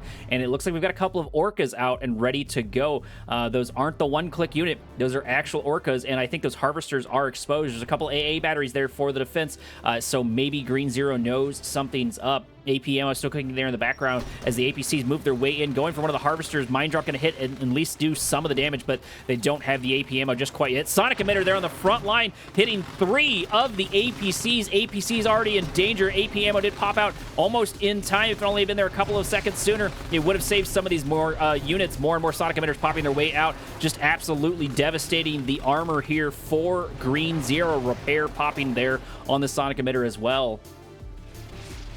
At the same time, BikeRush is chasing a bit of the harvesters from Green Zero in the bottom. It looks like all the pit bulls have been primarily dealt with, though. So Green Zero are going to be looking pretty sharp on that. But at the same time, BikeRush in the top has his multi-MCV and Marv right on the way. Big juicy field waiting for that big harvester to come out. Marv comes out for BikeRush. He's going for the Zone Trooper for the first hard points. He's probably gonna go for engineers after this one. Orca's picking off some of these Predator tanks on the south. There's nothing much to hold out against those Orcas. There's one APC, but it's not enough. He gets taken down real quick too. Mammoth tanks are the unit of choice built by Green Zero. Does he have rails on the way? No, actually he has rails already engaged on these beefy units, but there is only one unit beefier in this game than a Mammoth tank, at least on this current map, and that is the Marv. BikeRush, sorry, getting a lot of income from that Marv in the north. And nothing that Green Zero can stop right now. Mammoth tanks with railguns are going to be the transition here for Green Zero. Definitely, that is for sure. But it looks like it's going to be Juggernauts on BikeRush's side. BikeRush showing this absolutely insane prediction. He's familiar with Green Zero. He's familiar with his strategy. And most importantly, he's familiar with GDI. Laser fence there down on the T3. A couple of reinforcements here to join the Mammoth tanks. I think those might be snipers, and indeed they are. Snipers, rocket soldiers, zone troopers, and juggernauts. We're seeing a very, very diverse set of troops here, engaging in the middle. Orca going down there for free for BikeRush.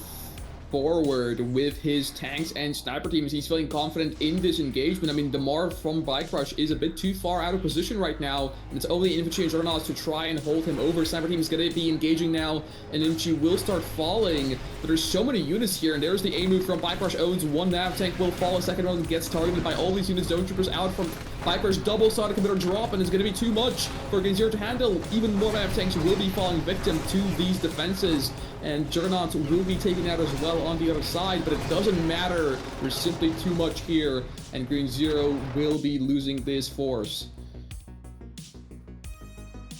BikeRush absolutely dominating the map. Not only is he in the north, he's in the center, and he is in the south, rocking his defense, having this very, very strong transition. Juggernaut's doing so much damage along with those Sonic Emitters to the Mammoth tanks, winning him the fight. Marv now in the middle field. It's going to be eating the middle field as well. Quite the hungry unit here we have in this game, and that's going to give BikeRush so much money to work with. I'm not even sure if he will know what to do with it. Sonic Emitter versus Sonic Emitter over here in the south, but BikeRush has gone down 2-1. What's left, though, is these Juggernauts. Pitbull moving its way and do a little bit of damage. Actually, pretty good one-click there for BikeRush, locking down not only the MCV, but both of these Juggernauts, buying himself some more time, letting the Sonic Emitter maybe get a free Harvester kill. That's got to be infuriating for Green Zero to deal with. Green Zero going for the refinery in the background. Orcas moving their way in to destroy the armor, to destroy these exposed Juggernauts. Every time Green Zero makes a transition, BikeRush is ready there to dominate him. BikeRush is there ready to crush his forces, going for his GDI King title. If he's not careful, BikeRush might take that title as well. The MC falling dangerously low HP for Green Zero. That Juggernaut pounding it from the north, and the Marv finally rocks in on the fight. He's been absent throughout basically the entire game, harvesting, but now that he's here, the game is simply over, and that is going to be 1 game point for BikeRushOwnz. Thank you for joining us on Tournament Underground, the map favored by the tiny forklift. Playing in the bottom left-hand corner as the green GDI once more, we of course have Green Zero. And on the other side, we have our favored red player. This time, choosing to play as the Scrin. Another surprise switch. It's BikeRushOwnz. Do see Green trying to take the spike early in the middle, but BikeRush has buzzers killing each other there. Okay, that's a weird twist of events. But it's still going to be a little difficult to dislodge that single buzzer behind the tip spike.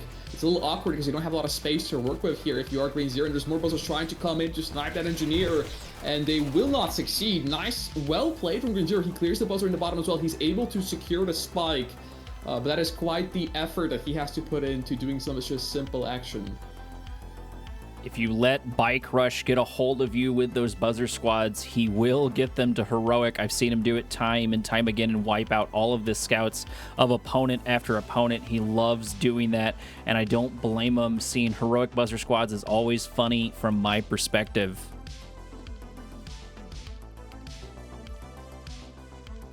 So far, pretty traditional openers for both players. Green Zero was able to grab that Tiberium spike, which is going to be good for him in the economy front. I wasn't able to mention it because action was just kind of left and right. But Bike Rush was almost double the economy, at least as far as resources per minute, and had like 30 to 40k extra of total resources gathered on that map. That Marv just hopping everywhere it could, starting from the top and just making its way down south, and then preventing Green Zero from getting those resources. Might be a little bit harder to do this time around with the size of the map and just sort of the orientation of the map. And so far, it doesn't look like... I guess Bike Rush doesn't have a Marv there to do this time around, so maybe Green Zero will get some much-needed revenge with his.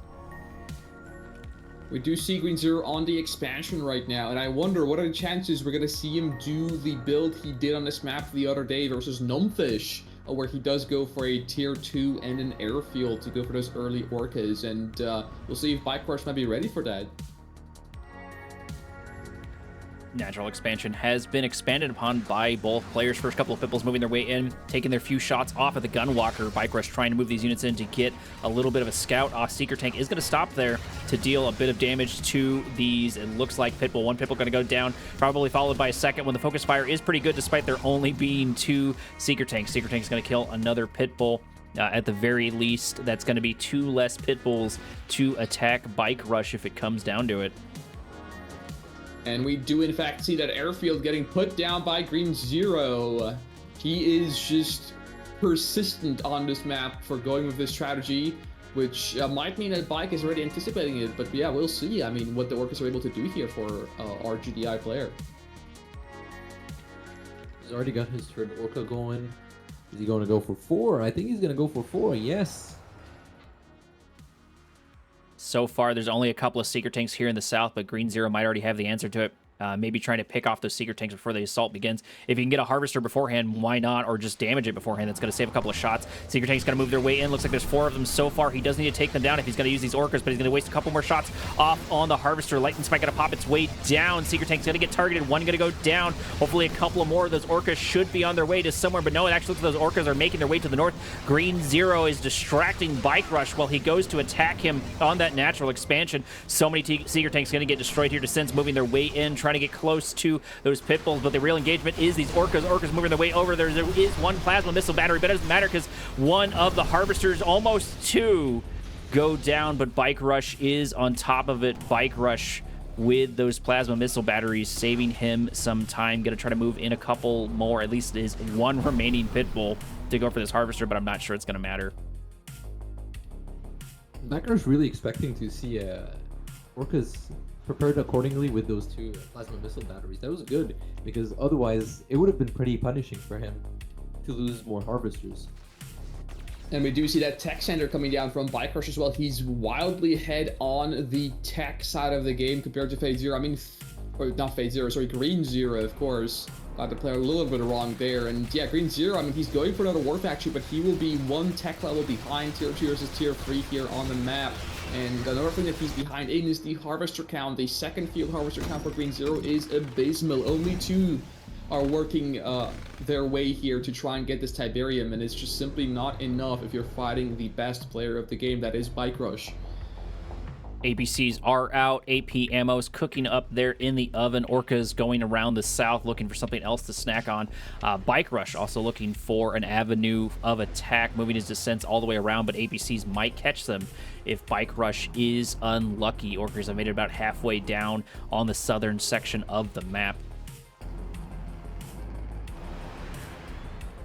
APC's coming in the middle, trying to get that harvester, but unfortunately those seekers are going to be there. And so are the orcas. It was a bit of a better rate on the bottom there. They do get one harvester, only lose one orca, not the entire 4, but that's still not exactly the results you would have wanted if you were Green Zero. Orca's still trying to find something here, but there's so many A batteries and seekers everywhere that he's simply unable to. And he's trying to fly in here, but yeah, I mean, another orca goes down, just had one AA battery on the side. At the same time, the APCs are coming in here hot for Green Zero. He's trying to make something happen on the ground if the orcas aren't enough, and yeah, both the orcas will be falling victim to the AA batteries here. APCs rolling in, going for the lightning spike, are going to take it out, but unfortunately they're not going to get the harvester. Harvester only going down to half HP, but they don't need to get close to those tripods, and most importantly, Green Zero can't afford to lose all of those APCs at this point. He's going to need something for defense if he's going to double down on these orcas and continue to move his way forward. It would be nice if those APCs could go for the plasma missile batteries, and I think that is the goal for them, because then that will free up the orcas. Bike Rush has a couple of descents over here still in the north, waiting and plotting and buying their time. APC's finally moving on their way in, going for the harvester, and then probably soon to follow, I would imagine, this plasma missile battery if they can make their way over to it. Stratifighter is online in the meantime for Green Zero. He's going to be going for those Hawk builds that he had a lot of success with against Numbfish the other day. So we do see a lot of parallels between those games. But will it be enough to take down Bike Rush is a really good question, considering especially since he already has a lot of AA batteries on this map. Bike Rush already moving into his second natural expansion, going for an economy build once again. He's about 4K up in the bank. APC is getting caught over here on the right-hand side by tripods and a couple other things. Really not sure that Green Zero can afford it. APC going down over on the left-hand side, descents, finding what they needed, going for Green Zero. That might spell his doom if he's not careful. That is 3,500 gone out of the bank, and most importantly, those resources are gone. He did lose his MCV. That's gonna be bad for him. It's a bad outlook. Looks like he isn't even opting to go for those Firehawks though. I'm surprised, since it does look like he has the Stratifighter upgrade, but he just decides to go for Zone Heads instead, and Bike Rush will see this now that Distance Squad made its way over and gave him the vision. Bike Rush able to get so much done with just 3 descents placed in the right spot. He might have been fishing for something to happen, but he did come up all 7s. He could not have found a better target than that MCV. Another MCV moving their way into the north once again, but this time it's got an escort at least. Yeah, Green Zero will be keeping that thing safe as much as he can. You don't want to lose an MCV twice, especially on the same spot. Couple of slingshots, couple of hammerheads with, looks like those zone raiders inside of them out and ready to go. Go ahead, Alex. Bike Rush is a pretty deadly, like, tripod army with gunwalkers just walking over slowly but surely, staying around his base, but slowly moving out and picking off targets. So Harvester. I think it's going to be pretty damaging if Green Zero takes this engagement right now. He would want to probably build a larger force before he commits to it. Zone Head's making right across the map for Green Zero. He's going to be targeting the Warp Sphere of BikeRushOwnz on his second field, and he will be taking it down. We will see the Storm Riders try and pop in for Bike Rush, but there's a lot of slingshots under these hammerheads. These Storm Riders are anticipated by Green Zero. So Bike will be somewhat unable to punish this push in the bottom, but what he will be able to do is push in the top, and that is exactly what we're seeing here. BikeRush going for a much more mobile approach to this. It doesn't matter if you destroy my old base, if I destroy your current base, that's going to be definitely a lot more valuable as all of these Gunwalkers roll their way in. Zone Head Hammerheads are going to be here as well, but the numbers for the Gunwalkers need to be thinned down. They do catch a couple of Hammerheads right there with a one-click, but it's only 2 so far. APC's going down, and there's not a whole bunch here to stop. Microing is pretty good for the Hammerheads, but still, it's only a matter of time before they take damage. Slingshot's absolutely useless. Another MCV going down. That's going to be 7,000 down in the bank. It's going to get hit so hard. It's going to get destroyed. And Harvesters are the only thing that are left over here. A couple of Storm Riders here to add insult to injury, as now the expansion for Green Zero is in danger. There it is. He's sold off the refinery, and he's backed out his Harvesters. Megabeads with, I presume, disc segments now out on the map for BikeRush as well. I mean, he completely took over control over the 4th field, the green tip field on this map here. And Green Zero is pushed back to effectively just a single war factory. That's literally all production and an airfield that he has left to his devices. Mammoth tanks out with their railgun upgrade. That should help, but I'm not sure they want to run directly into all of this armor here for Skrin. It's going to be a lot to deal with. They do get a free Seeker tank, but that's a small consolation prize. Double MCV out for BikeRush. He double drops AA batteries and will be getting one of those zone heads that tried out for the Harvesters. Nav tanks getting caught out here as well by the forces of the alien faction. One of them will be going down, and the second will follow. Another double drop from AA batteries. Another zone head will be going down, and now only one Mammoth remains alive in this game. And it's simply not enough here to rival the force of BikeRushOwnz. BikeRush taking a 2-0 lead, rolling into our 3rd round. Surprised not to see any epic units this time, given the tech level of each player. I would have expected at least a Marv from Green Zero. I think that would have really helped him with that giant engagement coming in from the Give us one moment. Yeah.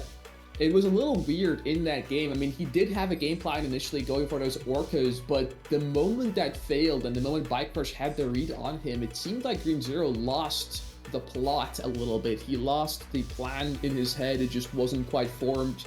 Perhaps was a little too distraught by how well BikeRush played that out against him.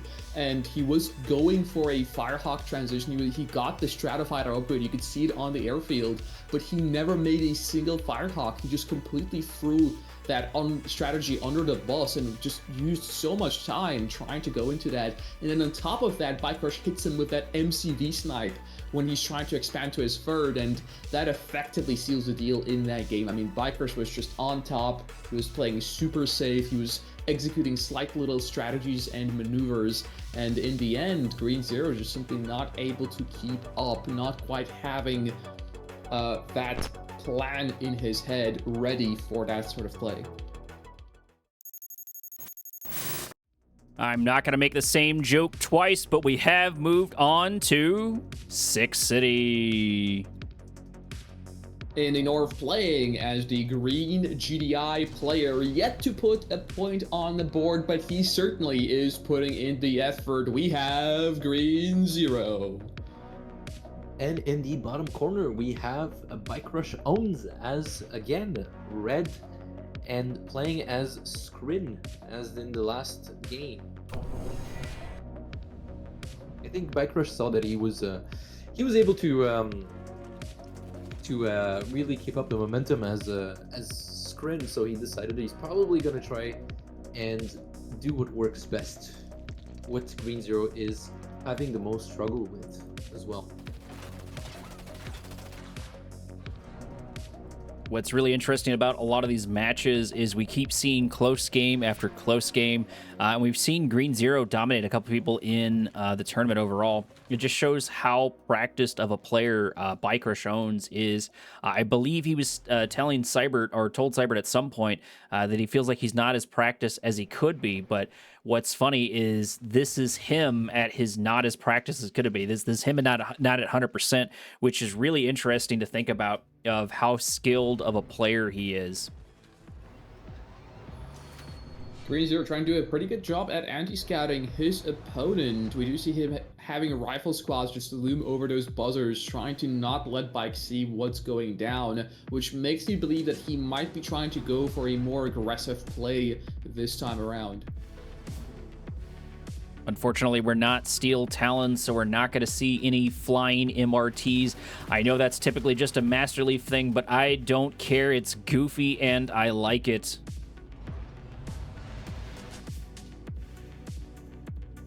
Both players expanding into their natural expansion, sort of in lockstep with each other. Green Zero just a little bit ahead, but it doesn't matter because Bike Rush is going to be right there behind him. Natural expansion is going to be building the refineries here rather quickly.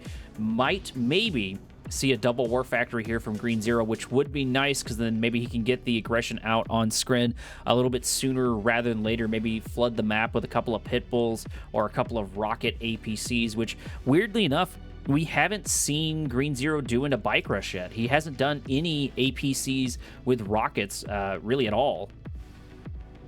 Here's the thing about that, though, is that is a fairly new / extremely old strategy, and I'm pretty sure that it was a thing back in like 2010s when the game was back like played on GameSpy servers. So it is a very old strategy, but it has been recently popularized by none other than Bike Rush himself. And Green Zero wasn't exactly super active during that time when that strategy became a staple for GDI players. So he might not even be fully aware that APC Rocket is really a thing. It does look like he's going to go pretty heavily into the Predator tanks over on the left-hand side, clearing out one of the garrisons there for Bike Rush, giving him a little bit more vision. Of course, there is a set of blue Tiberium in the top right and bottom left corner. One kind of safety Tiberium spike per player, and then a massive, massive field of Tiberium for that second natural expansion. There only being two Tiberium fields per players over here. Means that this game typically wraps up when I see these players devour about half of it. Predator tanks moving their way into the center. Gunwalker going to get picked off here if it's not careful. Predator tanks out on the map for BikeRushOwnz with the Sins in the back and a stasis chamber just in case something bad happens. You can always drop down that panic stasis, but the Devour tanks should be sufficient here as we see the APC, Predator engaging them. One APC will fall and Green Zero being forced to back off from this army composition from BikeRush. Another Predator tank will take the L from the green lasers of the Spin player. It looks like Green Zero is all but knocked back in his attack. Double refinery for Green Zero, followed shortly behind Bike Rush. If we take a look at the economy, it looks like Green Zero for once is actually up on the early game economy. Hopefully he can maintain that lead. There's that war factory, not sure how long it's been there, but he's got a good number of armor here ready to go, at least more than he had before. Good number of mine drops also popping down Main Street, maybe prepping for a fight. Green Zero making his way down to the southern section. Maybe going for a Tiberium spike, maybe going for the soft underbelly of Bike Rush.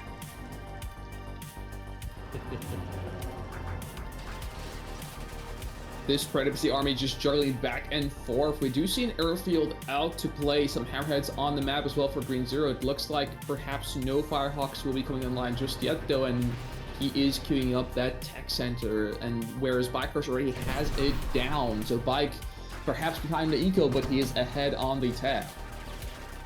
AP ammo did finish over there in the background, which means those hammerheads and APCs are going to be all the more deadly. The Sense getting picked off, hammerheads picking off the Devourer tanks. Couple of Gunwalkers are going to march their way forward to deal some damage, but the APCs are here to deal damage to the Gunwalkers. So far, the numbers favor Green Zero, at least for the moment, but the problem's going to be when Bike Rush sets up his concave. There is an APC moving maybe a little bit too far forward, maybe getting forgotten about, and a plasma missile battery there on the front line, but at least it does get scouted by Green Zero. Most of those Devourer tanks are now fully charged, sorry.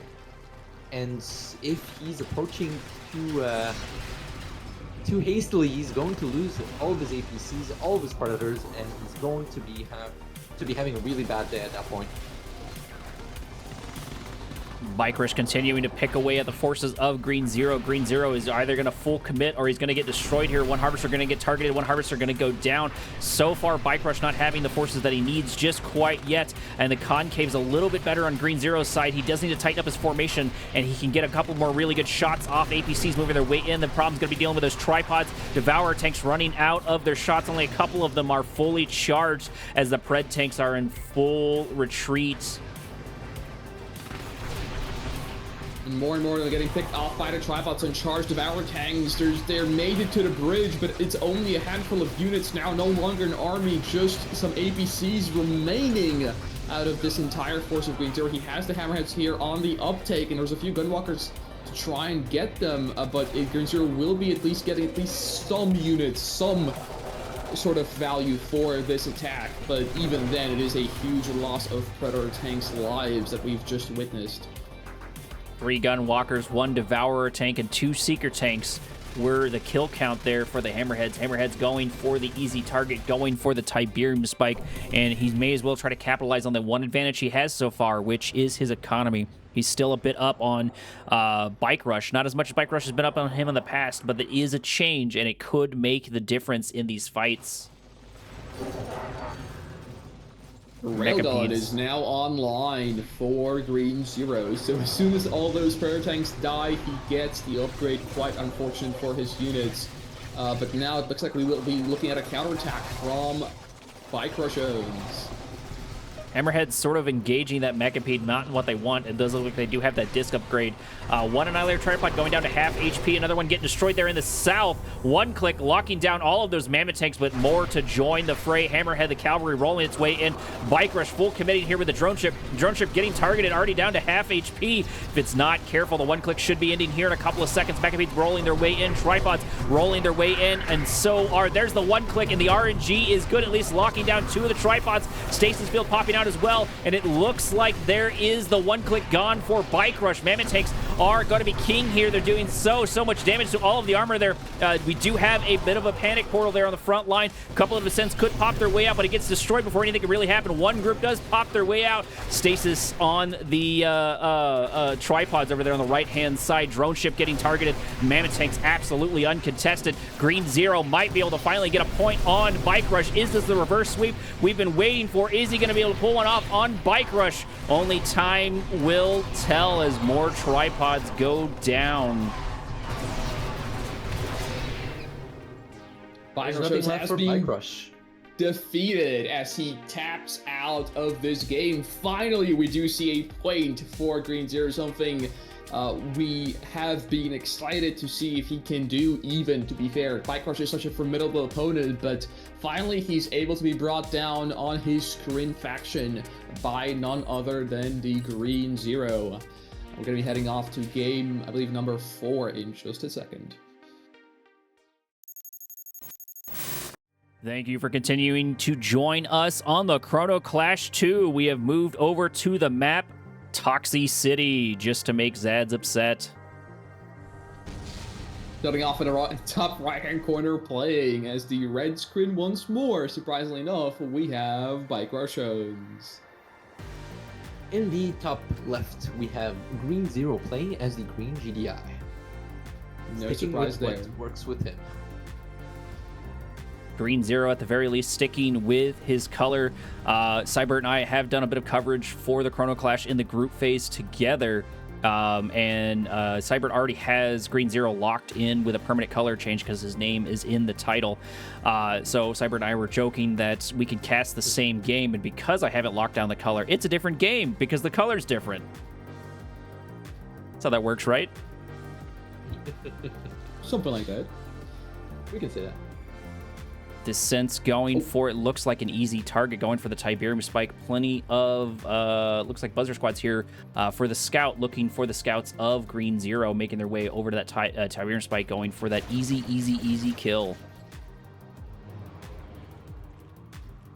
APC. And in the meantime, Green Zero will just be going up. Looks like he isn't phased by the tip spike. One APC will be going over to try and save it, but it won't make it in time. But it looks a bit free. The Sims really paying off here for BikeRushOwnz.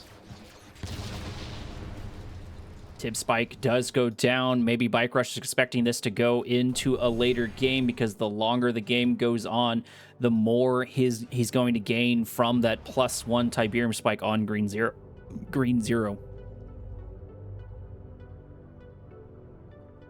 Both players on the expansion right now.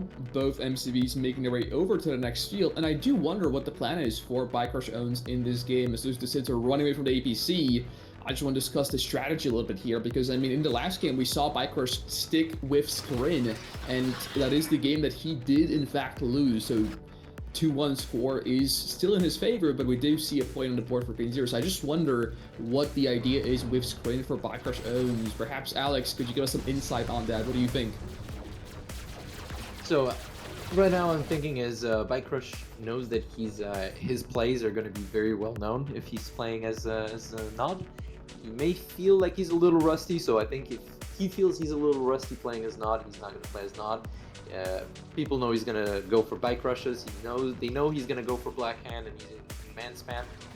So he's deciding to play a little bit more safe. He's playing something that is going to be more or less unexpected for the opposing player. So that's why he's probably playing Skrin. He saw that it worked very well against Green Zero. That Green Zero is not very much used against playing Skrin, so that's probably why.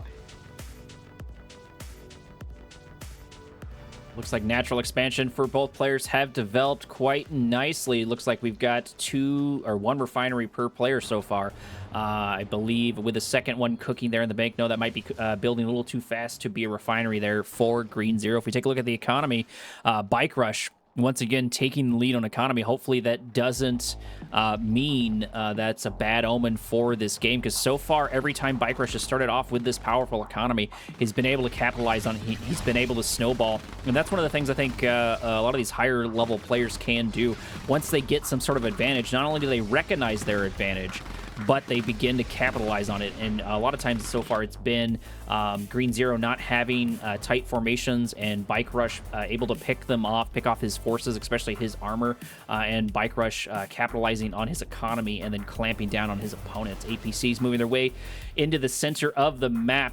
Not really a massive response here, because it looks like there's a T3 there in the background. AP Ammo does finish. Storm Column does pop its way out, which means it's going to be able to help stop this assault, but they might be able to get one. No, Harvester. It looks like they're going to go for the Nerve Center instead, trying to find some sort of safety target to go for, getting out of the range of that spike column.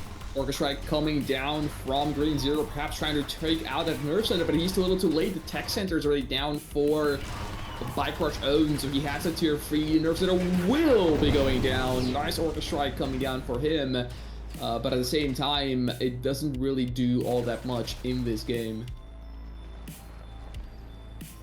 BikeRush has the resources to rebuild it. He's got about 2K per minute going for him, and about 6K overall. Firehawk straddling in on the map. In back to space, there's 2 Storm Columns waiting here for this. The Tech Center goes down, but it doesn't matter. Free Hawks are the price Green Zero has to pay for that snipe. And the economic difference is already showing. I believe 4,000 or so per minute income difference is pretty huge. I mean, it is a Skrin faction here for BikeRushOwnz, but he is just chilling. BikeRush absolutely on top of it there. I think one thing that Xads did miss is BikeRush was able to sell it off, making him 1,400 right before the bombs went off. He was prepared for it. He was ready to go, and he had the cell ready to go as well, and he looks like he replaced it with a Crane building something there in the background, which is going to give him double build power. Nerve Center's already back. It looks like it's, weirdly enough, double Nerve Center for BikeRush. Maybe worried about those Firehawks, I'm assuming. Gunwalkers making their way into the center of the map, hopefully giving BikeRush some time to get some of this blue Tiberium, and indeed, that looks like what he's going for. Looks like Green Zero is trying to stay ahead of the curve, sort of revamping that strategy he tried to go for last time on Undergrounds. Now doing it on this map, Toxicity. We do see Firehawks going right into zone heads for him. This could be pretty dangerous for BikeRushOwnz. if he isn't waiting for this. Fortunately for BikeRush, he has a lot of anti-air right now. He has gunwalkers, but they're a little out of position, unfortunately. There's a storm column as well, second one, and some anti-air batteries. So I think he's going to be all right if he doesn't get caught off guard too much. The numbers getting thinned down there in the south by those zone heads and those hammerheads. So at the very least, he's knocking out some of the gunwalkers here and there. One gunwalker might get caught here once again. BikeRush sort of forgetting about it. Tripod going to get targeted, going down to half HP despite having that shield gunwalker to go down just as quickly as another one goes down. These are the wins that he needs. It looks like we got a little upgraded gunwalker there, but it doesn't matter because he's still going to go down anyways just as quickly to these zone heads.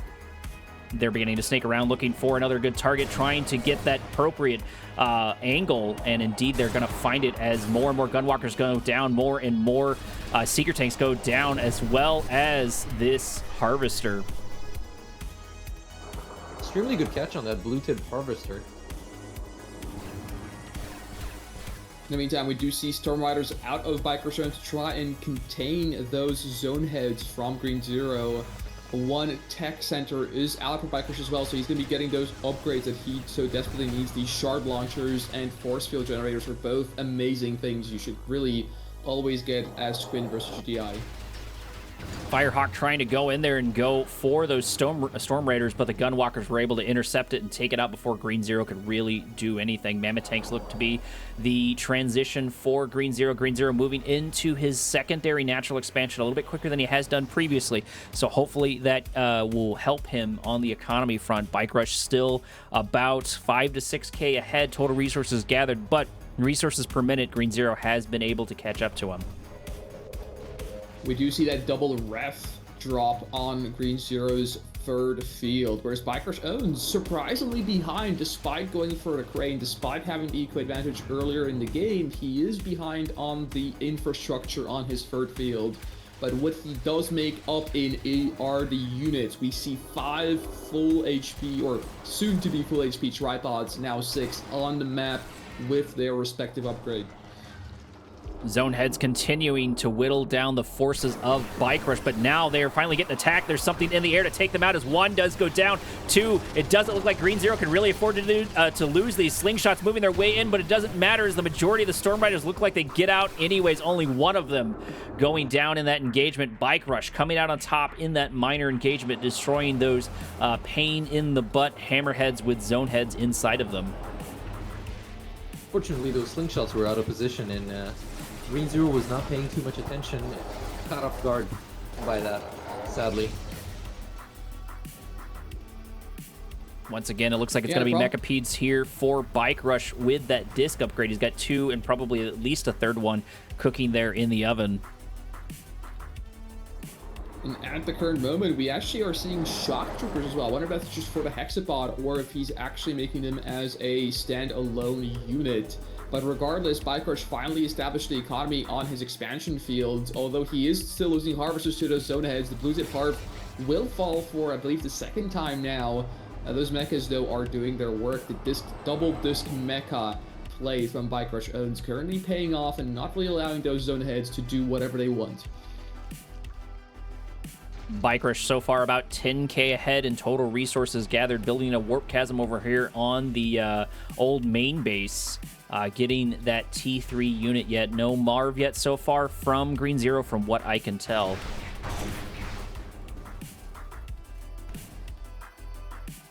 It is going to be Mammoth Tanks here down in the south. Is going to be quite good into the Mechapedes if they play their card right. And that Railgun upgrade is going to be devastating. It's going to be a good answer to these tripods. Green Zero trying everything he can to go for a reverse sweep. Doing all of the things right. Portal there in the background as the Mastermind sneaks its way in, grabbing the T3, grabbing the power plant, but it looks like it was not able to grab it. I was mistaken there. Green Zero was watching and was able to sell off right before he was able to grab it, right before BikeRush was able to grab it. I thought he was able to grab it there, but they were still green when they get sold off. We do see this attack. Green Zero trying to poke and prod. Stasis comes down for BikeRushOwnz, locking down 4 Mammoth Tanks. He has so many tripods here, and he has Defender's advantage. Portal coming down for even more infantry, and those Mammoth Tanks getting caught out by Green Zero. He's kind of out of position. Hammerheads are way too far in the back. One Mav Tank will fall. Stasis is fading here in a second, and those 4 Mav Tanks will be met with this entire armada of Green Zero. Shockwave coming down, but it's only on the Hexapod, and the Hexapod doesn't really do enough damage here. But all 4 Mav Tanks going down in the front, and now FaZe comes down on the Hexapod, completely negating that Shockwave from Green Zero. Was almost good there for Green Zero. At least he might have been able to grab the Hexapod, but you can never forget about the FaZe. The FaZe is so powerful, and this might be why BikeRush went with this faction. If he's feeling rusty, those one clicks are so powerful, and they can save you, and maybe that's what he's looking forward to, trying to make up for some of the rust. He definitely wants to win this tournament. If he can make it all the way to the first slot, that's 1K in the bank for playing a 15-year-old game.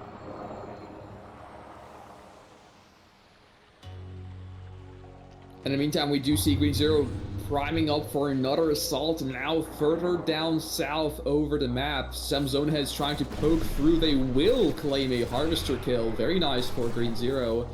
Not able to get a second though, and he will pay for 1 zone head. But it's not that big of a deal. I would want to see that MCV from Green Zero moving with his army. It looks like it's not going to be the case just yet.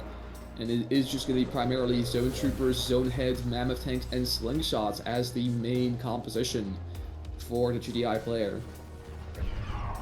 BikeRush going on the attack, taking the center of the bottom sector. Zone Heads doing a couple more pot shots here and there, taking out the shields of their opponent. There are a couple of Corruptors here to deal with the Eradicator Hexapod, or to help with the Eradicator Hexapod. Blink forward for the Eradicator Hexapod, going for the crush, getting one of the Mammoth Tanks, getting a nice infusion of resources. Zone Heads trying to kill a couple more Corruptors. They are going to get 1, maybe 2, but it looks like it's really going to be the primary damage there on the Hammerheads. Hammerhead after Hammerhead, sorry, Mammoth Tank after Mammoth Tank going down, giving more and more resources there to BikeRush. That looks like that's the majority of the armor there for his opponent. Harvester moving its way forward, auto-harvesting, and it looks like Green Zero is almost entirely out of resources. Their one click not really hitting too much other than maybe killing the Corruptor. No, it looks like, no, it does get, the last shot goes off and gets that Corruptor. He was just 1 day from retirement. That Eradicator Hexapod also surviving by the skin of its teeth. I think right now, if you were Green Zero, what would you do? Well, the problem right now for Green Zero here is really nothing. I mean, he kind of has to like pack up shop and go around and try and make something happen on the other stage of the map, because there's so many units for Green Zero, so many shock troopers. You simply cannot contest into this. As you can see, Mav Tank getting taken out after Mav Tank here in the north by those shocks, and especially under that Hexapod, those shock troopers are getting buffed. They were even tankier than they are before, which makes them incredibly difficult to dislodge in this army composition. Green Zero just kind of has to just go somewhere else, reevaluate his play, perhaps make some sniper teams, perhaps bring his MCU with his army. But right now, the amount of Mav Tanks he's already lost is really putting him behind in this game. It looks like so far the strategy for Green Zero is to bunker down in his natural expansion while sending his zone heads off to do a bit of damage here and there and try to get what they can when they can. A couple more watchtowers are going to be placed over here in the south. Looks like it's 3 so far, but he's probably going to need more to deal with all of this as BikeRush begins his assault, begins his march. We got to keep an eye on all of the shock troopers. Shock troopers now going for the Mammoth Tank. Mammoth Tank gets killed for free. Juggernaut finally popping its way down, but I think it might be too little, too late. Shock troopers looking to try and get it. Juggernaut actually getting caught, getting grabbed by those shock troopers. Mammoth Tank's moving their way in. Massive one click there, locking down not only the Annihilator tripod, but all of these Eradicator Hexapod, or one of the Eradicator Hexapod, and all of his Annihilator tripod. Zone Heads getting a kill on the Mechapede, but it doesn't matter because the Mechapede also gets kills on them in total. Tripods still continuing their march, continuing their run on Green Zero. Green Zero running out of forces, and if not careful, he's going to get kicked out of this game. This is not match points, but it's going to give BikeRush an even heavier lead. There's the blink forward for the Eradicator Hexapod as he just begins to finish off what's left of Green Zero. And this will be rounding up game number 4 as the Sonic Committee gets dropped down. Green Zero fighting the last man standing, but it's not gonna matter. There's nothing left in this game for the GDI. The aliens have won, and that marks the end of the 4th game here. 3-1 score in favor of BikeRush. We're on a match point. One more game and Green Zero might just be knocked out of the event. And down goes GDI. The ref's not counting. He's calling an ambulance. Hopefully Green Zero will be up in time for our next round. Let's find out. Our potential match point takes place on Tournament LA. In the bottom north, playing as the green GDI, sticking out the entire way with his favorite and fabled GDI faction. We, of course, have none other than Green Zero. in the north, playing as the red Steel Talons this time, we have a BikeRush. BikeRush going with Steel Talons. We might get to see armor versus armor here quite quickly, but those Titans and Behemoths can make a massive difference if BikeRush can get them out on time. A little bit more expensive to deal with, but those Titans and Wolverines and Behemoths can do so much work along with the mixing of MRTs. Now, something I don't see quite as much as I think I would like to is I'm surprised more Steel Talons players don't mix MRTs into their late game builds, especially if they're going armor. Green Zero actually being cheeky. He's got an airfield and is already got double airfield and is already going on. We might see a sell-off of an MCV. There is the sell-off at the very least of the Operations Center. BikeRush scouts are finally moving their way over in, but are they going to be able to pop their way up in time? One Orca gets done, 2 Orcas get done, 3 Orcas get done. Engineer in an ox cart over there as well. BikeRush getting so close to discovering this rush. And there it is. The Rifle Squad makes its way over for BikeRushOwnz. He gets the vision.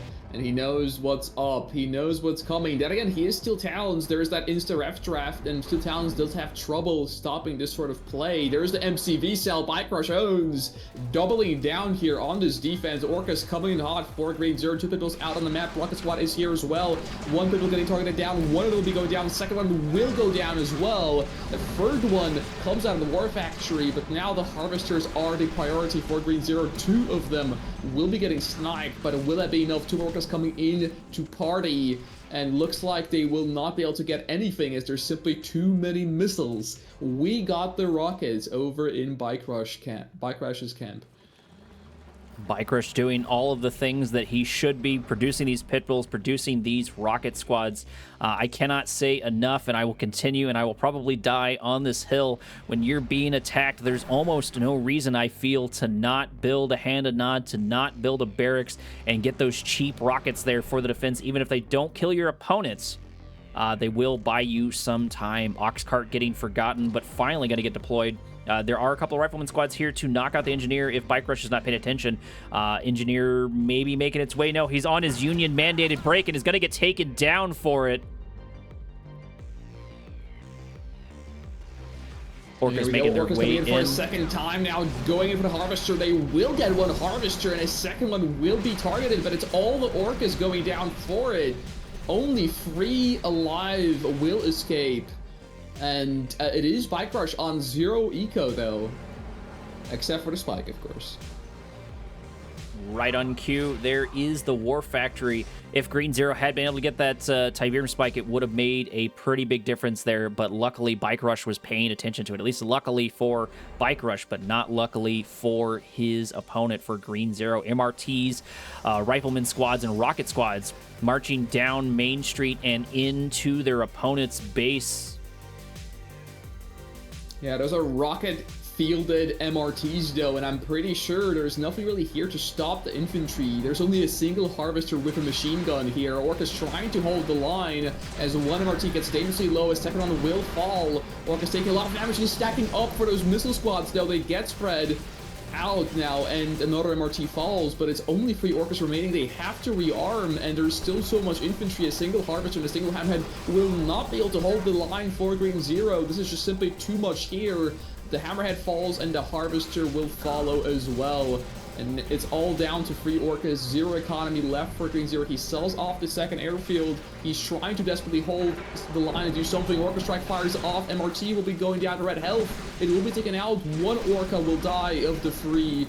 Second one will get targeted down now, and there's just simply nothing left. 2 rifle squads remain for Green Zero. A second Orca will survive somehow this endeavor, but not for too long. That MRT trying to repair itself, but unfortunately was not able to get it.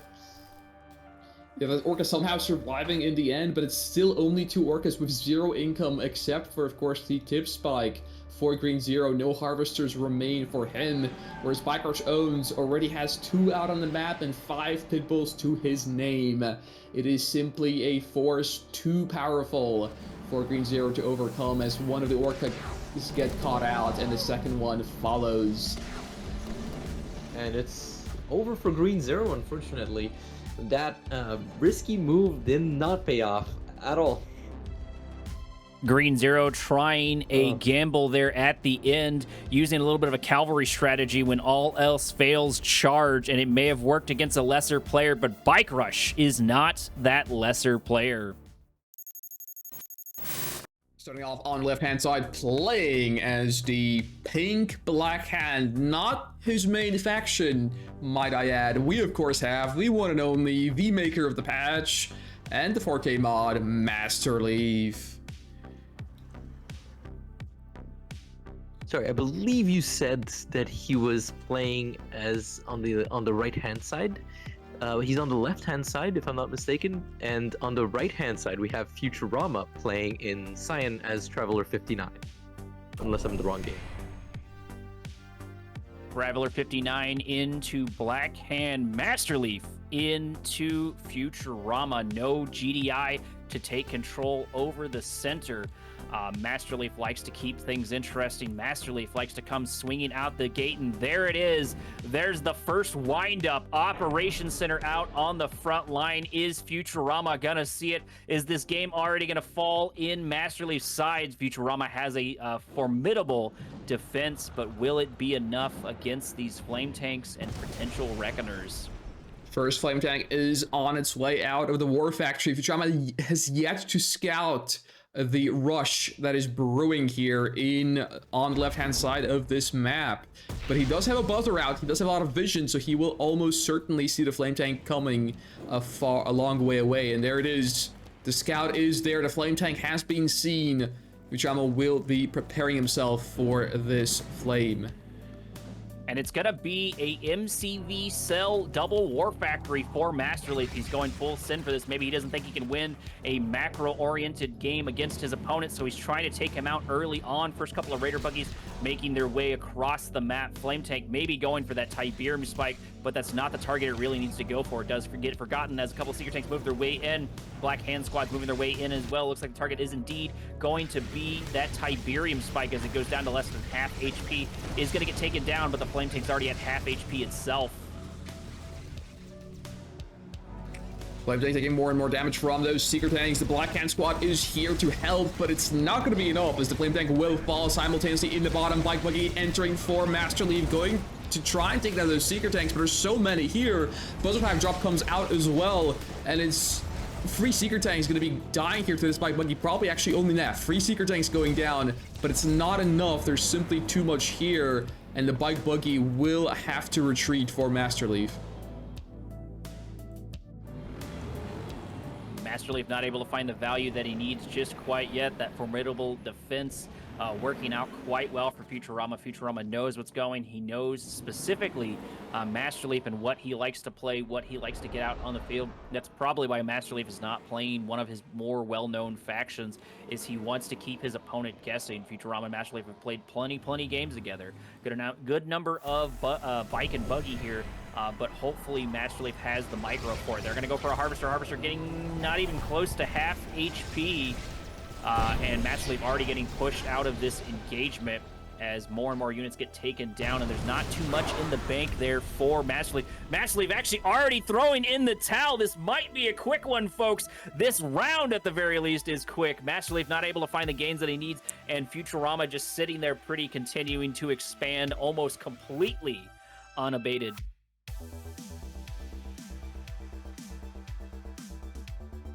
What a game.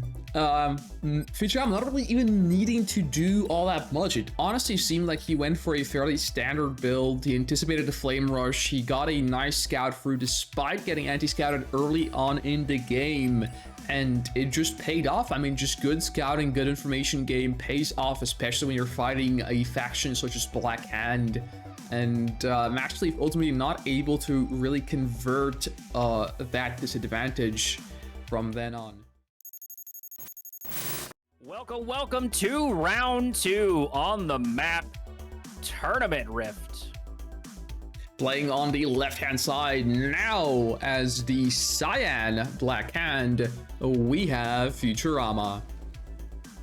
And on the other side of the field, we have our opposing player, MasterLeaf, also playing as Black Hand, this time in pink. Gonna be another mirror match. We're seeing more of those once the playoffs begin to develop. Who's gonna be the better Black Hand player? If I had to put my money, I'm gonna say Futurama. That's gonna be my prediction. I've seen Futurama play way more Black Hand than I have MasterLeaf. He's plenty practiced with it, and I've seen him go against Bart Jones over and over and over, specifically with Black Hand. He's definitely more at home with Black Hand than is MasterLeaf. I'm surprised we haven't yet seen Traveler being picked by him, but I guess we will just need to wait a few more games for that. So far in the tournament, MasterLeaf has gone Traveler a couple times, not as much as you'd like to see. But the other thing, though, too, is he hasn't had the luck that he may have normally want with him. He hasn't had the success as great as he may have wanted with Traveler. So that may be the idea for the switch. I think it's past the point of subverting expectations. I think it's just maybe he's not up to snuff. Maybe he's not as practiced as he could be. Like I said, he has been updating these patches while the tournament's been going on and while he's been trying to participate in 2 different tournaments. Engineer gets sniped on the bottom from MasterLeaf there. Looks like we did miss that. Couple of tack bikes over here in the south. Thought they were going to move in, but it looks like the snipe happened before the move in happened. MCV getting a crush over there for MasterLeaf. Always nice to see attack bikes moving their way in, but still, MasterLeaf not committing to this. 2 Scorpion tanks are going to be plenty to stop that. MasterLeaf not wanting to spend any more points. Maybe going for a more traditional build this time around as he expands into that natural expansion. That bike rush really baiting out 2 whole Scorpion tanks from Futurama did basically pay off, but with that engineer loss from MasterLeaf in the bottom, that really hit his ego hard, and now he's just simply behind by at least about a harvester worth of economy. MasterLeaf is definitely one of these pretty decent players. He's typically a top contender in every tournament, and he usually makes it to the very least the playoffs. He has been able to pull a couple of matches off on MasterLeaf. Cyber was telling me about an old tournament where on specifically Mountain Pass, MasterLeaf not only beat, but took the whole tournament from Bike Rush. So he is capable of doing it. It just depends on how much free time he has to practice.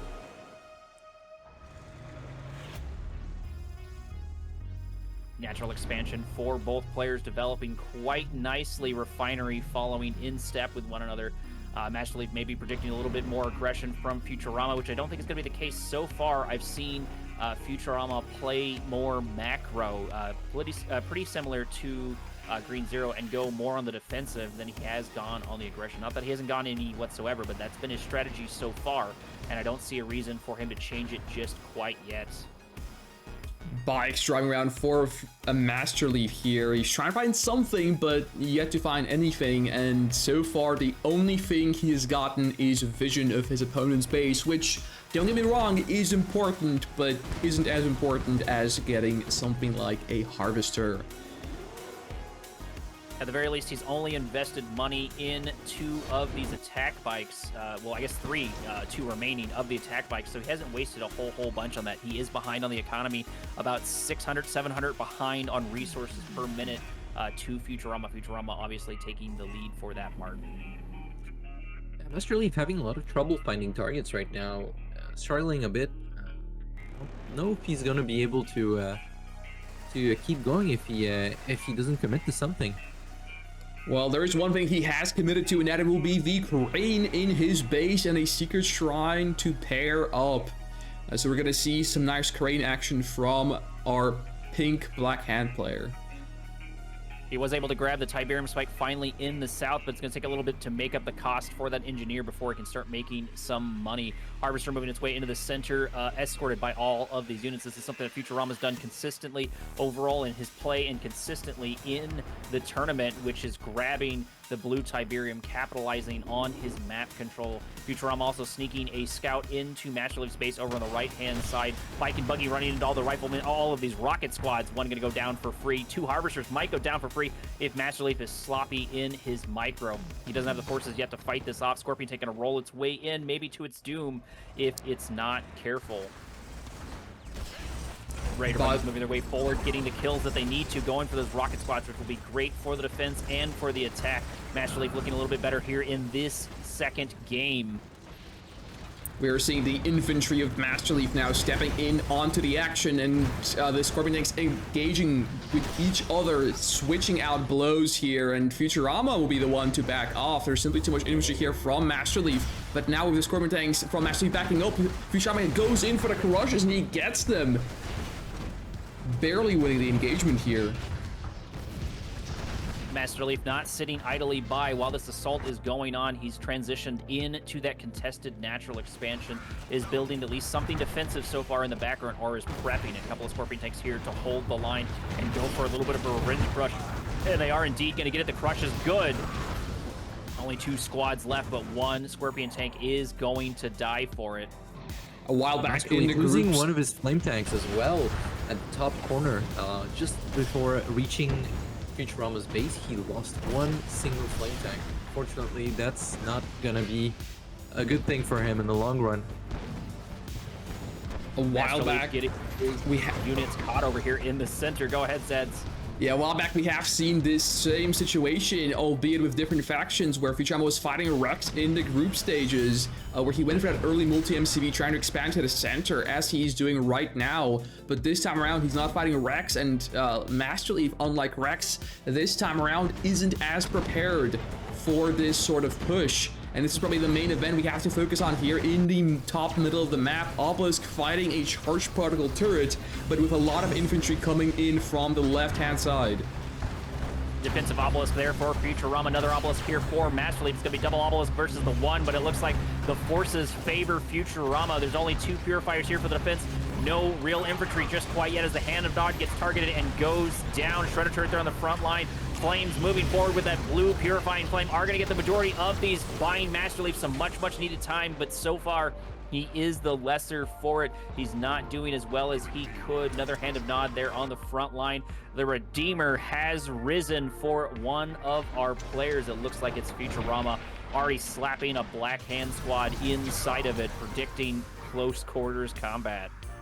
Both spies being taken out on the bottom by Futurama, so the eco pretty much evening up here for both players, and it really comes down to the units that they have currently on the field, and MasterLeaf just simply behind on the Epic unit, not building the facility, and it's Futurama who has that Redeemer that MasterLeaf sorely lacks.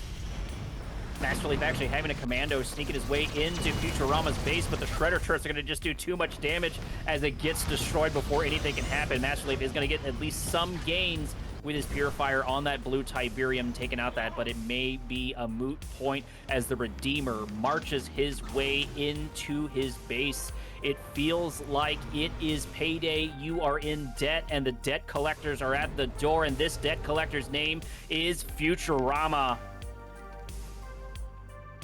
Mass infantry army building up for Futurama here. MasterLeaf just kind of on the back foot, trying to establish a Redeemer of his own, and potentially looking at getting the charged particle upgrade. He does have it online, so currently both players somewhat even, but that difference is the infantry and the Redeemer that is currently marching on forward and targeting the MCV of MasterLeaf.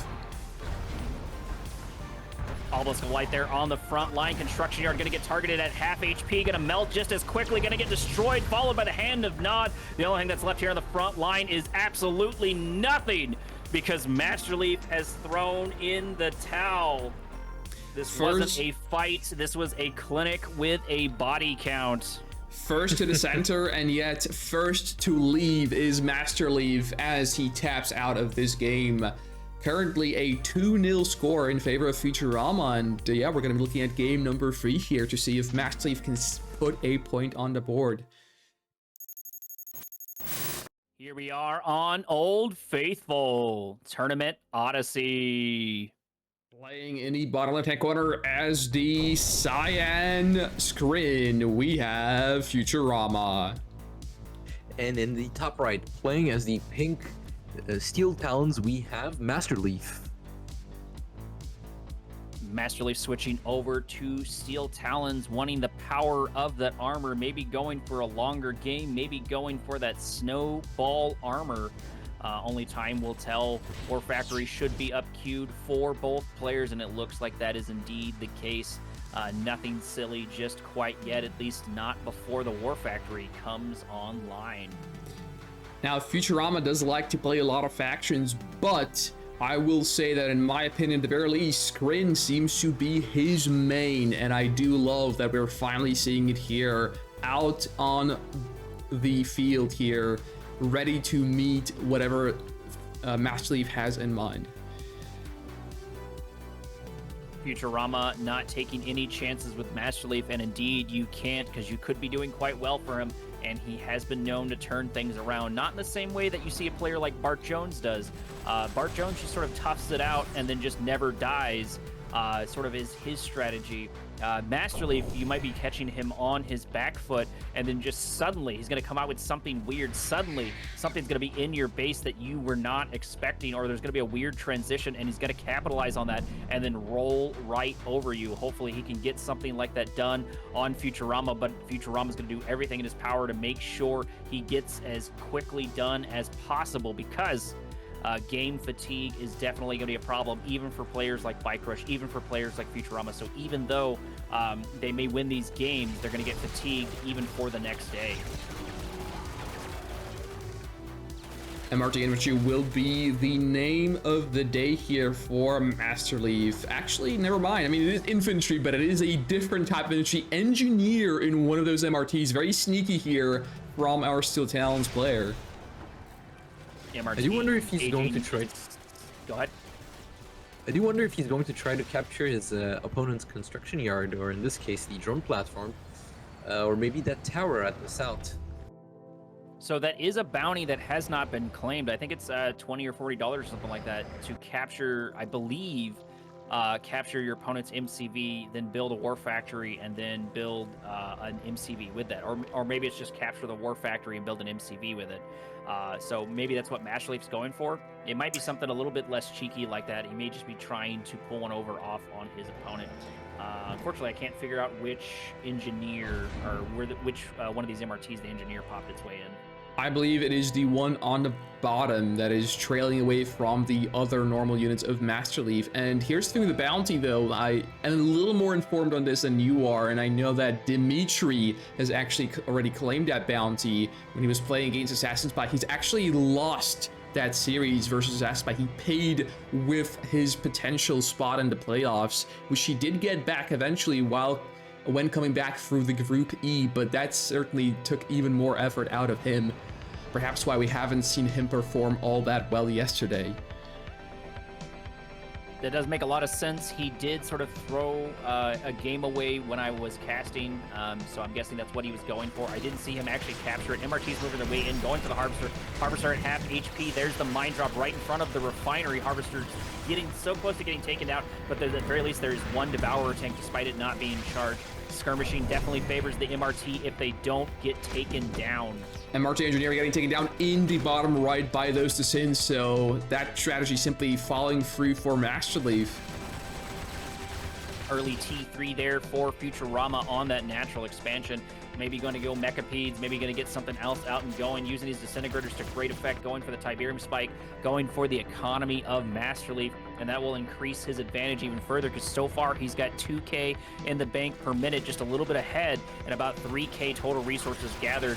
MRT's going to get caught, going to get stopped right here by the Sense. The Sense getting free kills, getting upgrades as 2 go down, followed by a third. MasterLeaf cannot afford those mistakes right there. Losing those units is definitely going to sting. Those MRTs will begin to build up in cost. Airfield here in the background, couple of Wolverines.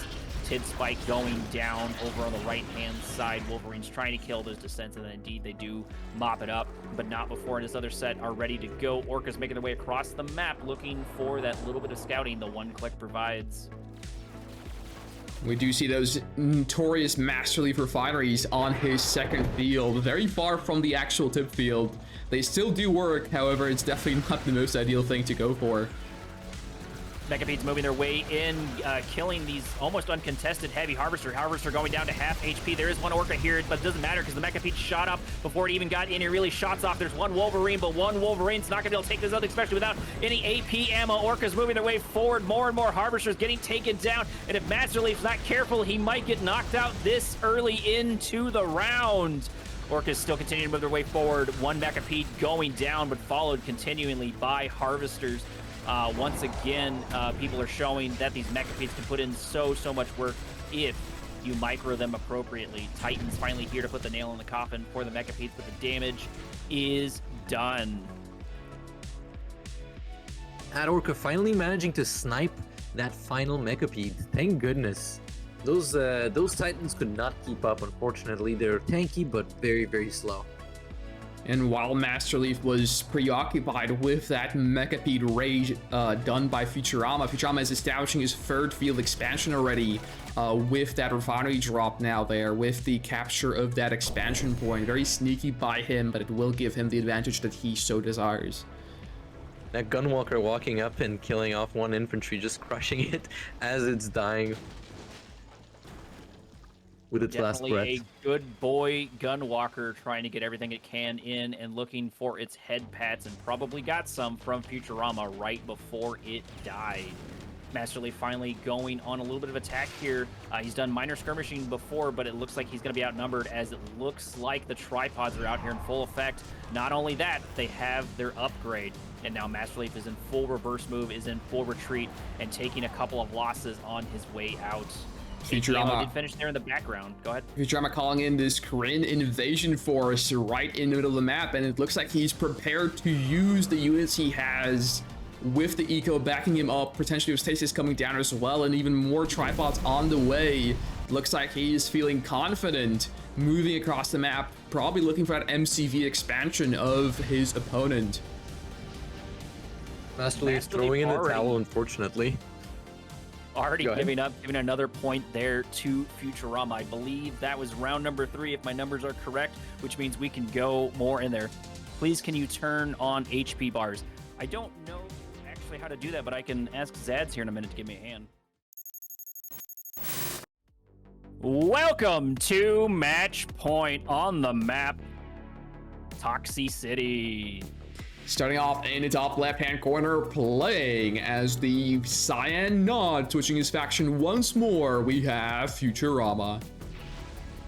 And as the pink Traveler 59 player on the other side of the map, we have MasterLeaf.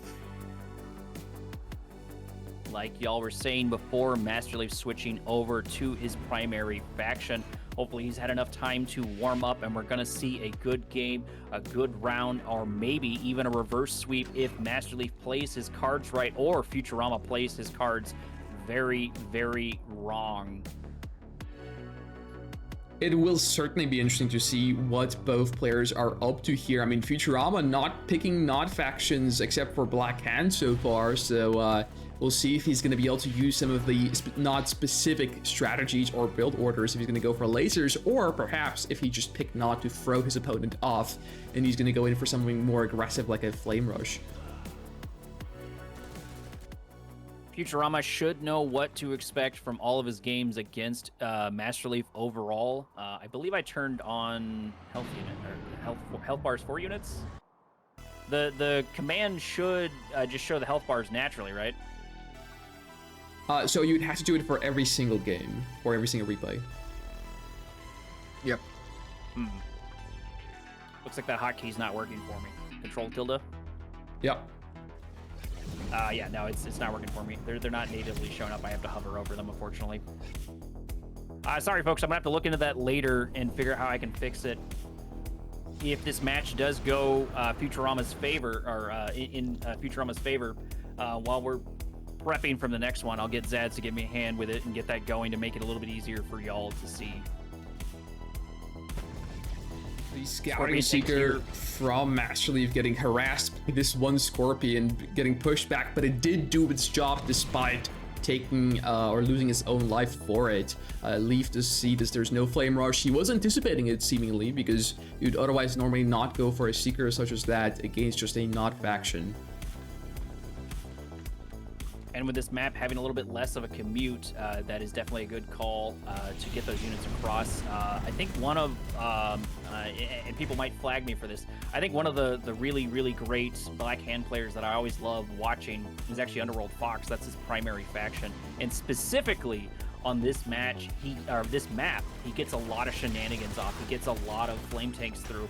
Just because of all of the angles. He gets stealth tanks, and he just does all of the things for Black Hand correctly, and this seems to be the map he has a lot of success on. Natural expansion for both players are developing. MasterLeaf maybe a little bit more on this side. He is keeping up in the economy to where before he's been behind by like anywhere from 600 to 4K in the last round, so hopefully he can tie up his economy. We do have a stasis chamber there on the front line, as well as a crane cooking something up as well. That could explain the upgrade in infrastructure. MasterLeaf will be making his way over the map with his Seeker tanks, just trying to pepper the spike of his opponent, just trying to poke and prod. Nothing major currently happening for MasterLeaf. The crane really just signals the fact that he's going to go for a more macro-oriented, more passive build, and we'll try to play more of the late game in this scenario. Looks like 2 refineries are out. There's the T2. There's the nerve center there for MasterLeaf as he already expands into his natural expansion in the south, the second natural expansion. Or at the very least, he's going to move to the bottom part of the field and then inch his way up, but he does have the crane the entire time to continue building for him, so he doesn't need it just quite yet. A couple of cultists out here for MasterLeaf. Maybe that's what he's hoping for. Maybe he's hoping to grab some of this armor, and indeed there is a lot of armor. Futurama being the first to grab some blue Tiberium in the center, which is not what MasterLeaf needs, because as soon as Futurama gets that gain on resources, he's gonna have a hard time keeping up with him. Deciding not to pursue the harvester, actually. He's going for those tanks and buggies. The buggies are gonna see that there's cultists over there, so they're gonna back up. And now Futurama is well aware that he has to be careful against those cultists. Oh no, it looks like I'm actually muted. Give me 1 second. I know exactly what's wrong. Buggy's coming forward here for Futurama. He's getting them both of them captured by the cultist, but he's chasing him down, just putting his foot to the pedal and not letting go. Cultists now brought to red health, and there's so many units here for Futurama, and both cultists will be going down, and it's only time that Seekers will follow their lead and also die, succumb to this force from Futurama. In the meantime, in the top, we do see some cultist harassment, but it gets completely denied by these shadow teams. Very powerful strategy against Traveler. Shadow Team's making an appearance once again. I did fix my mic. Sorry about that. I know exactly what went wrong there. You should be able to hear me now. Hopefully that wasn't for 2 matches. Hopefully it was just for the beginning part of this, but I am for sure back. Thank you so much for announcing that in chat. Futurama rolling his way into MasterLeaf's base, destroying that buzzer hive. There's not much here on the defense. There's the 1 click. It should buy him some time, but I don't think it'll buy him a new base as the refineries and harvesters get targeted and everything just sort of rolls their way through. There's at least 1 mechapede, but only 1 mechapede so far here for the defense. Harvesters finally getting targeted. 2 of them, or 1 of them, going down to half HP. The majority of the tanks have made it out of there. A couple of Scorpion tanks did get grabbed there by MasterLeaf, but that's still not going to make up for all of his armor making its way down. Storm Column there on the front line. Mechapede getting destroyed. Scorpion tanks continuing their assault. That Dozer upgrade just doing so much there for Futurama. Futurama killing another segment, killing another Mechapede. Few Mechapedes here in the south. It looks like there's 3, maybe 4 of them out and ready to go, but they're going to have a hard time keeping up with this Storm Column, buying themselves some time, but doesn't matter as the Shadow Teams take down the T3 and maybe the final remaining hope for Futurama. So many for MasterLeaf. So many Shadow Teams here, and they're not done. They're invisible, and they're queued up for another one. Scorpion tanks finally getting picked off. It looks like we did get maybe that Dozer or that laser upgrade there for them, so they're going to fare a little bit better. than they were before. MasterLeaf actually popping a phase down on that Harvester to keep it alive. Those sharks and Mechapedes are actually handling pretty well. The Scorpion tanks are going to back up. Futurama is on the run. Could we see MasterLeaf actually pull this one off? Just barely. MasterLeaf scrapes by, managing to defend that initial push. He was going a little greedy on the expansion, but now it's Futurama who has caught up. They're both on one refinery on that third field. And in the meantime, those Shadow Teams just wreaking havoc in the base of MasterLeaf. Tier 3 went down. Storm Column gets sniped by Shadow Teams. And despite the fact that Futurama, doesn't have a lot to deal with these Mechapedes, he's still somehow ahead on the build.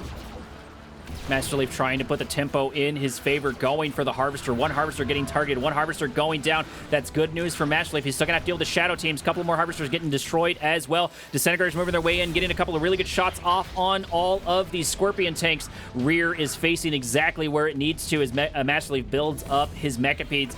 Is he going to be able to turn this around? Is this going to be his first victory? So far, it does look like it's going well for him. His economy's doing much better than it was before, and he's actually a little bit ahead of his opponent. Unfortunately, two Mechapedes get sniped there by Futurama. Futurama capitalizing a little bit of poor position as these Mechapedes run into the Shadow Team. Shadow Team wiping out Disintegrator after Disintegrator, doing exactly what they need to and staying alive in this fight, regrouping there with the Scorpion tanks. Scorpion tanks moving their way into the center of the map, continuing to chase down these Mechapedes. MasterLeaf is in trouble, and I don't think there's a one-click right now here to save him. It looks like Futurama just moving on forward, just not stopping. And yeah, MasterLeaf not able to keep up with this relentless onslaught of Futurama. Game 4 goes to the Cyan Nod. And that just means that we are all out of time if we're in MasterLeaf camp for this event. Unfortunately, 4-0 is the score in favor of Futurama, and MasterLeaf will be knocked out of the playoffs. From first bell to last breath, this is where legends are broken or built, and in this case, the legend that is MasterLeaf was broken against the shores that is Futurama. I really appreciate both Xads and Alex06 joining me for this. I believe Xads and I are going to continue doing this once we get a couple more replays and maybe refill our refreshments. Thank you so much for Alex joining us. I appreciate you being here. Thank you for having me. Unfortunately, I'm gonna have to head out. It was a shame seeing Futurama 4-0 MasterLeaf. I was hoping MasterLeaf would be able to get one game at least, but sadly no. But that's what happens when you're working on patches, and that's thanks to him that we have what we have right now. So thank you, MasterLeaf. Thank you, Futurama. Welcome to our fourth match, round number 1 on the map, Tournament Highlands. Starting us over in the bottom left-hand corner of the map, rocking the purple in the black hand. Big cheers for Tibsy. And in his top right-hand corner, playing as the purple traveler, we have Rex.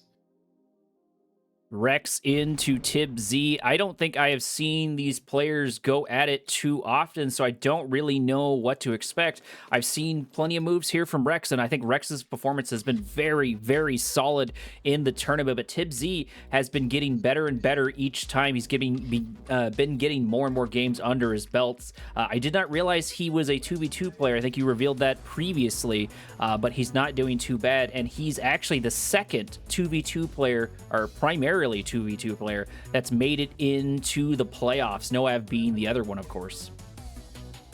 Yeah, and another thing that we see being making it into playoffs is actually in the bottom right-hand corner of the map right now. If you pan all the way to the corner, you might just be able to get a glimpse of it. It is an Outpost Emissary coming out of Tipsy. Oh no, Tibsy did this to MasterLeaf, popped down a couple of hands of nods, and just waited for him to expand and walk directly into all of those rocket swads, killing the MCV and the Extractor. Hopefully Rex is prepared for it, but Tibsy has definitely perfected this strategy. He's been a little bit more solid and concise in his movement. He's got his scouts going to notice the drone ship, Rex might completely circumvent it, though, and maybe go for the contested Tiberium Spike if he senses something up. Couple of Seeker Tanks moving their way into his opponent's base, getting some free shots at the Harvester. Harvester already going down to half HP. No real response other than a singular Raider Buggy. One Seeker Tank might get a Harvester, but it does finally get pushed out there inside of TibZ's base. Rex making some sort of unusual movements with his drone ship. Not sure if that's going over the mountain or if it's just weird auto-pathing. Currently, nothing much happening. We do see a Gunwalker come out from Rex to try and anti-scout that Cabal squad from, Tipsy, of course, and Rex finally going in for that blue Tiberium in the top. Fifth Harvester is out for TibZ. TibZ is actually behind on the economy, and I think he is up one Harvester. No, it looks like we do have 5 Harvesters there for Rex. No, it's 4 Harvesters with the 5th one going down to the natural expansion, and if he's not careful, he's going to run into the outpost and probably a couple of hands of nods. Drone ship is deployed. Refinery popped its way down on the field. Secret Shrine over here in the north for TibZ. TibZ looks like he's positioned to move to his natural expansion, but he wants to put down his Hand of Nod. There it is, 2 Hand of Nods down. Rocket Squad's building up there in the background. Not sure if Rex can see it just quite yet.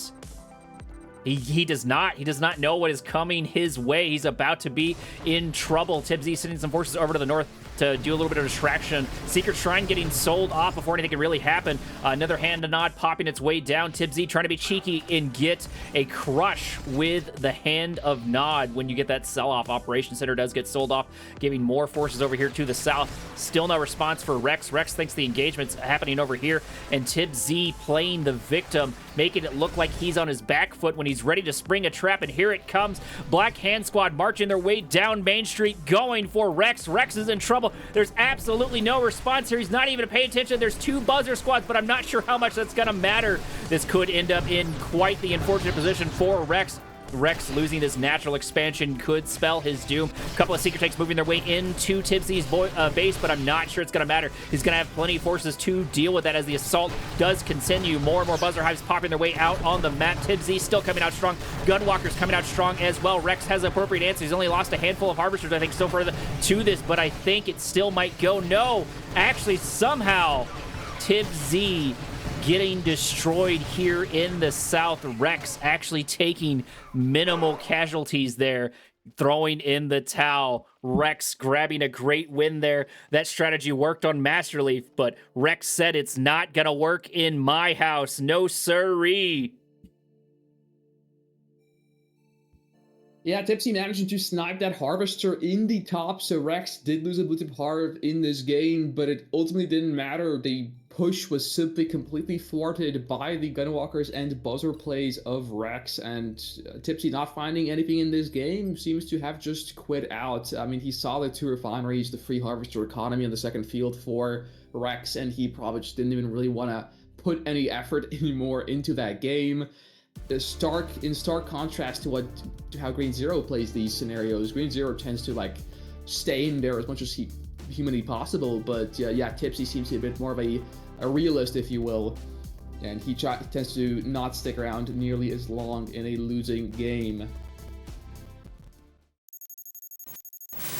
Round number 2 takes place on Tournament LA. Rex taking a point already into this match series.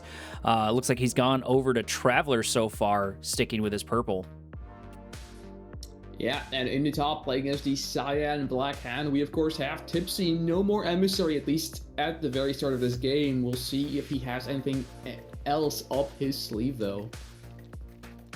Rex knowing and probably seeing a couple of the games back and forward between TibZ and maybe knowing what he's capable of, might be suspecting another rush here. Will TibZ continue up that rush tactic? Sometimes he does double down and invest in that heavily to where he seems like one of these rock, paper, scissors players who he's like, they won't expect rock for the 4th time. So let's see if he's going to continue that train of thoughts. Currently, a lot of the garrisons being taken by Tipsy. We'll see if Rex is able to get a nice scout on the Black Hand player. Might take some time for those buzzers to go all the way around the center of the map, and I'm not sure if he's even attempting to. No, it seems like there's a Seeker that's actually going to go in for the scout. to guarantee and lock down the vision for the screen. And that's going to be important definitely into TibZ. He's got to get that Seeker Tank across the map and see what TibZ's got cooking up. So far, it's nothing just quite yet. No Operations Center or anything silly like that, so nothing's going to get revealed. But it's important for Rex to see that coming to prepare for what might be the inevitable rush. Looks like no rush in sight, however, and Rex should be pretty happy about this, because Black Hand is really known for the rushes, not much else, especially when you're fighting Traveler. The Traveler's a faction overall relies on its infantry, and Black Hand lacks the ability to really snipe the fast-moving infantry. It doesn't have any aircraft, any Venoms that the other Nod factions are able to make simply aren't available for Black Hand, so Rex will definitely be super, super happy about no rushes here in this game. Both players deploying on their natural expansions, building up the refineries. TibZ actually a little bit further ahead. Maybe this time around he's going for a more macro-oriented build. But just because the game's getting later and getting longer in the tooth doesn't mean that we're not going to see Flame Tank sneaking their way in. That's something, once again, I keep referring back to Underworld Fox. That's something he likes to do over and over, where he will make it seem like maybe he's going for a rush, decide absolutely not to go for it, kind of lull his opponent into a false sense of security, and then sneak a bunch of Flame Tanks into your opponent's base. And that's happened to MasterLeaf as well, where he's had this real solid defense, where he's been winning this game, and then like 2 or 3 Flame Tanks have snuck around behind him, almost taking him out of the game instantly. And that's always a threat there with Black Hand.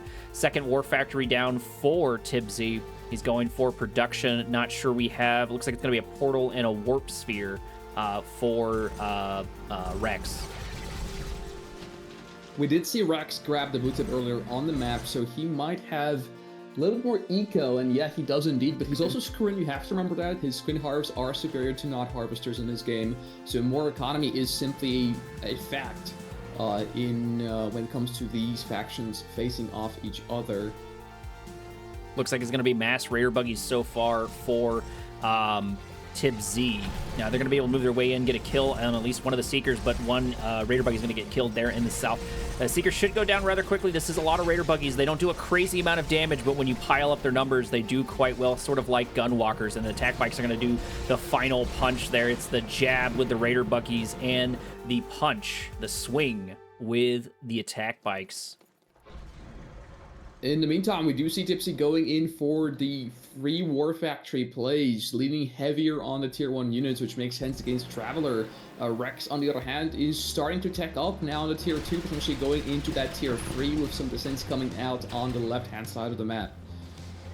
Gunwalker's going to buy him some much-needed time to get those higher-tier units up. Gunwalkers aren't great by themselves, but when you stack them up in mass, they can do quite a good amount of damage, even to the Raider Buggies. Raider Buggies are here to absorb a good chunk of the damage. TibZ split up his forces like he should, completely avoiding those units, going for the Harvesters. Harvester's going to get targeted down. One going down. It looks like, no, just barely. No, it does get taken down. It's got a full load of blue Tiberium. 2 more going down to half HP. Third Harvester going down. This is exactly what TibZ needs to do. This is exactly what TibZ needs to go for. Killing another Harvester, hopefully going for the 4th, hopefully going for the win. Is this his redemption arc? Only time will tell, as a 5th Harvester goes down. That's exactly what you want to see from all of these bike and buggy.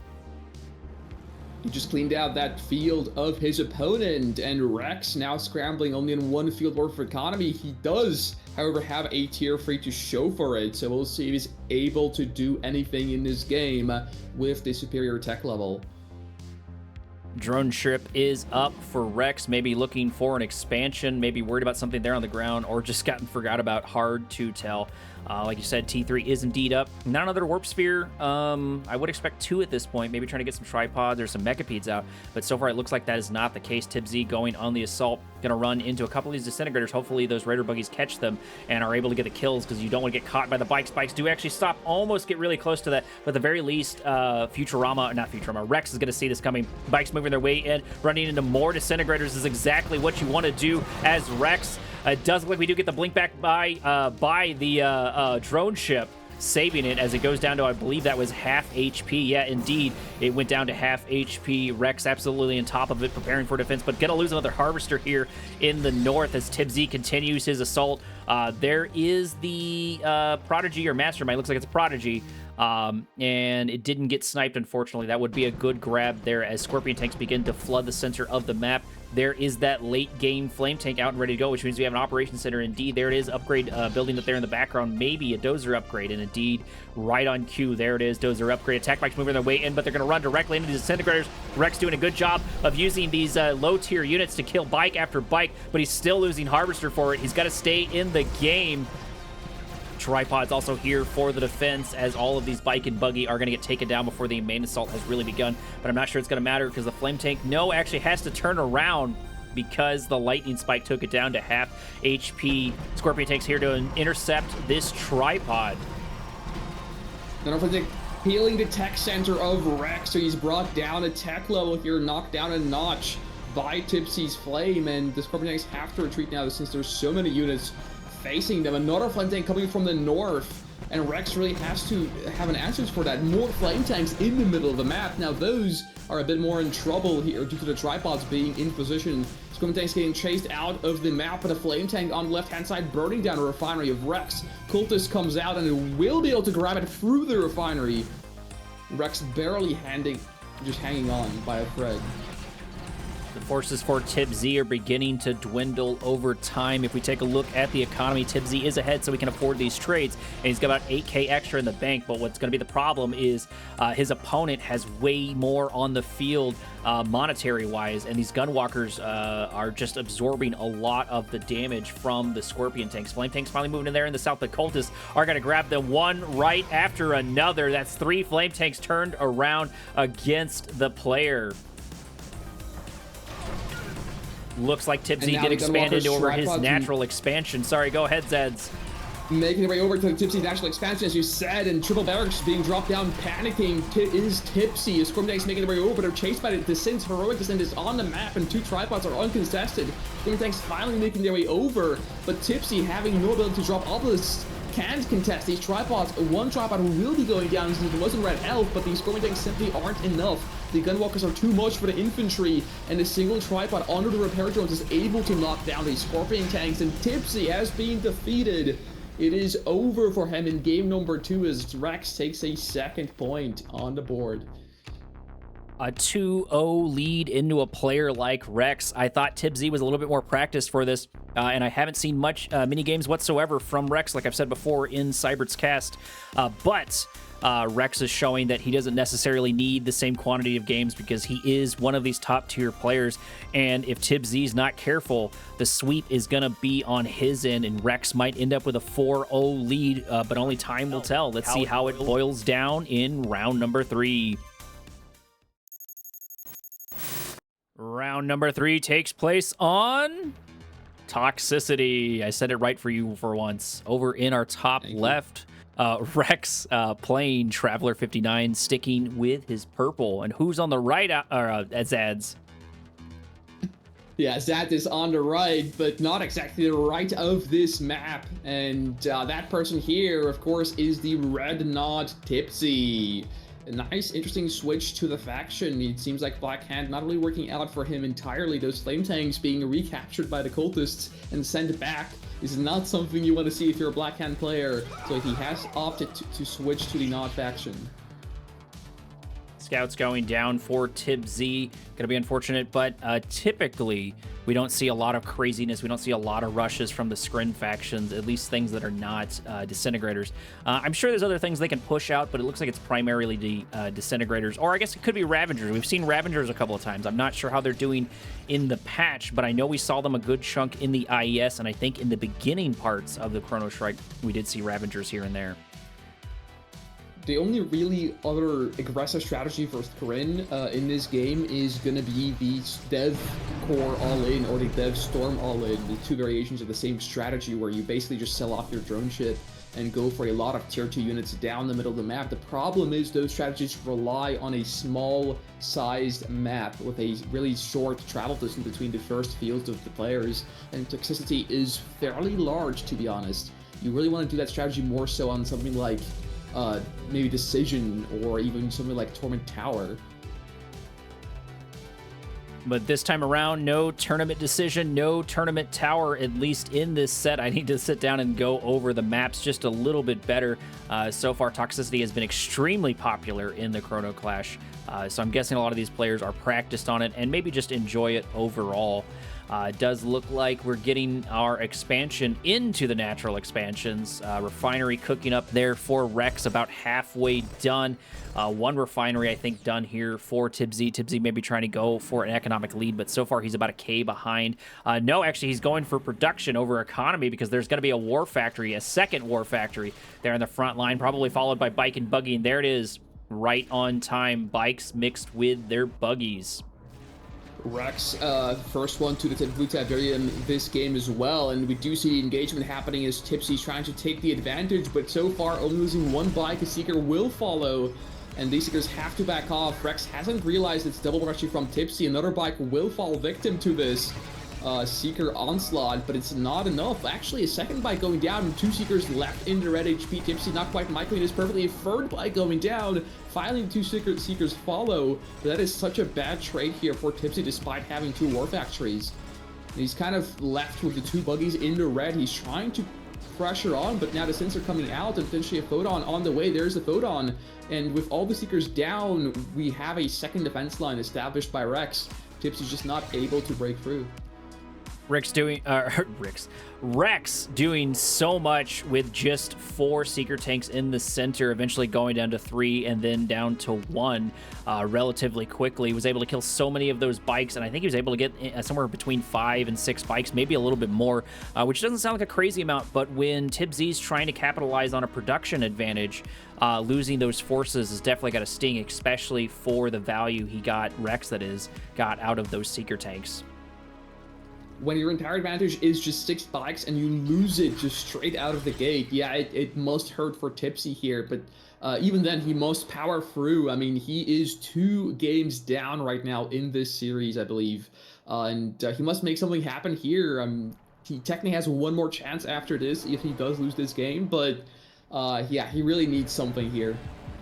TibZ being a little bit unfortunate once again. His bikes are going to actually, no, they're, looks like Rex is going to ignore them. This is his opportunity to get a couple of gains here. He's got plenty of bikes to launch 2 volleys. There's the Photon Cannon there on the front line. The units are backing up. It does look like the Harvesters managed to back out in time for the Gunwalkers to roll forward. The Raider Buggies have joined the fray, but I don't think it's going to count because it's too little, too late as these Descents mop up most of these bikes, and that was the one advantage he had, and it's beginning to dwindle. TibZ might already be in trouble. Raider Buggies are killing Disintegrators, but the Disintegrators are just here really for the bikes when they stop, and the Micro is much more superior on Rex's side. The formations are much more superior on Rex's side. Scorp transition is here from Tipsy. Dozer's on the way, expansion coming along as well, but the problem is Rex is already on tier 3. Once again, we do see the tag advantage from the Scrin player in this game, and it looks like we're probably going to get a Prodigy and some mind control units as well as tripods out on the map. Those Scrin Harvesters coming in handy for Rex, giving him a 3K lead now per minute on resources gathered, floating between 3 and 2K and 10K. Total resources gathered. Plus, once again, he's been able to find plenty of value in just his few units and hasn't had the same production. Actually, a Warp Chasm and Eradicator Hexapod already building, getting close to half way complete. That would spell the doom for TibZ if TibZ cannot get there in time. Maybe the Dozer upgrade will help them absorb a lot of these shots, and maybe they can get in there in time, but it looks like there's also a couple cultists here waiting for the assault to happen. Tripods joining the fray, too. That could be why the Eradicator Hexapod's not building quite as fast, because tripods are being built at the same time as 2 join the fray for the defense. TibZ not getting the advantages that he want. At the very least, he did not do an all-in and is moving on to his natural expansion. So he's got that going for him, but still Rex has that 3K lead. The tech center is down for our not player. The lasers are on the way, and he really needs this laser upgrade right now because the hex spot is out on the map. But a single transmitter gets dropped down. We might see a wormhole to the tech center. Tipsy seemingly prepared for it. There's the wormhole. The buggies are there, but they're not in the right position. The capture goes through. The laser upgrade doesn't get finished, and Tipsy loses his 1 straw in this game. He's now left caught with his pants down with no upgrade. He's just stuck with a tier 1 army only with dozer blades. It's just going to be an uphill battle from here on out. That's a free 2,000 in the bank, and no more T3 for those units. No more laser capacitors for there. So, like, they're going to have a much harder time dealing with this engagement, dealing with this Eradicator tripod. So far, all they have is numbers, while tech and economy go to Rex for sure. Rex sneaking that Prodigy in, just able to get that sell-off. Just so good for him. Yeah, now it's really up to Tipsy to decide what he needs to do here. He sells off one of the war factories in the back. He's getting established on his expansion field finally for refinery, and he's getting an infantry transition going. Those lasers fell through, so he's just deciding to opt to go for a completely different set of units for which upgrades are more easy to get. But even then, it's just really a shame that he's not able to get laser upgrade. You'd really want him to rebuild that tech center, maybe perhaps position his buggies a bit better next time and try and go for it, since Rex seemingly giving him a lot of time right now. Is that right that I say that? It looks like Rex is starting to move out, though. 4 Corruptors sitting here in the background, which means they are going to be ready for this Eradicator Hexapod. Prodigy floating around here somewhere, which means we're going to get a blink forward or a blink backwards. Harvester getting targeted. Harvester going to go down, but that might be the consolation prize. That is the bait, and here the trap has been sprung as all of these Raider buggies just run right into their doom. The lion's share of them getting destroyed. Rex getting even more in the bank because of that Eradicator Hexapod as the tripods begin their march of doom. Destination Tib Z. Dimitri is here to meet them, however. There's not much attention. Corruptors are here, but if they get targeted down, Rex might not have enough here in the barrel. Nice TP away from the tripods, and Rex has to back off. No Devastators inside. Only a handful of Gunwalkers are way too far in the back to commit into this, and the one tripod loss will be a testament to a lack of anti-infantry from the Squin. Rocket squads doing so much there for Tib Z, turning that assault completely around on him. So far, no mass Gunwalker spam, but if these Corruptors can get close, they can begin to chew through all of these forces. Eradicator Hexapod absorbing a good chunk of the damage. A couple of rocket squads are going to spend their time dealing damage to it, trying to lock it down, but that might be exactly what Rex wants as the Scorpion tanks move into his base, going for a couple of Harvesters, but he can afford it. He's got the economy to play with it as more tripods begin to make their way across the map. Eradicator Hexapod moving its way in, killing infantry after infantry. Corruptors not going down whatsoever. Corruptors not getting focused whatsoever. They are finally going to get targeted, but I think it might be too little too late. The Eradicator Hexapod's already at full HP. Scorpion tanks going down left and right. Only a handful of them left. And most of these infantry have gone down. And now Tib Z is on his back foot. Looks like that's all she wrote here for Tipsy's force. He's back against the wall, back to his third field, and not much else here. Lasers finally on the way. It's under a stealth tower, so you will not be able to capture it if you are Rex, but a Devastator is finally here. The anti-infantry has arrived and knocking on Tipsy's door. Gunwalkers moving their way in. Pretty good transition there for Rex. Rex moving his Eradicator Hexapod. Maybe taking too much damage. There's a good EMP, but followed by a one-click whatsoever. It might save the Eradicator Hexapod, but only time will tell. Obelisk here on the front line dealing damage, but focusing on the wrong target. You need to be going for that Eradicator, but indeed they are not. EMP Raider Buggy's going to catch up, but the phase is strong. The phase is here. This could still favor Tib Z, but Rex is not going to let it happen if he's got anything to say about it. Couple of SAM turrets there in the front line as the majority of the forces for Tib Z get taken down, and he throws in the towel, giving another point to Rex.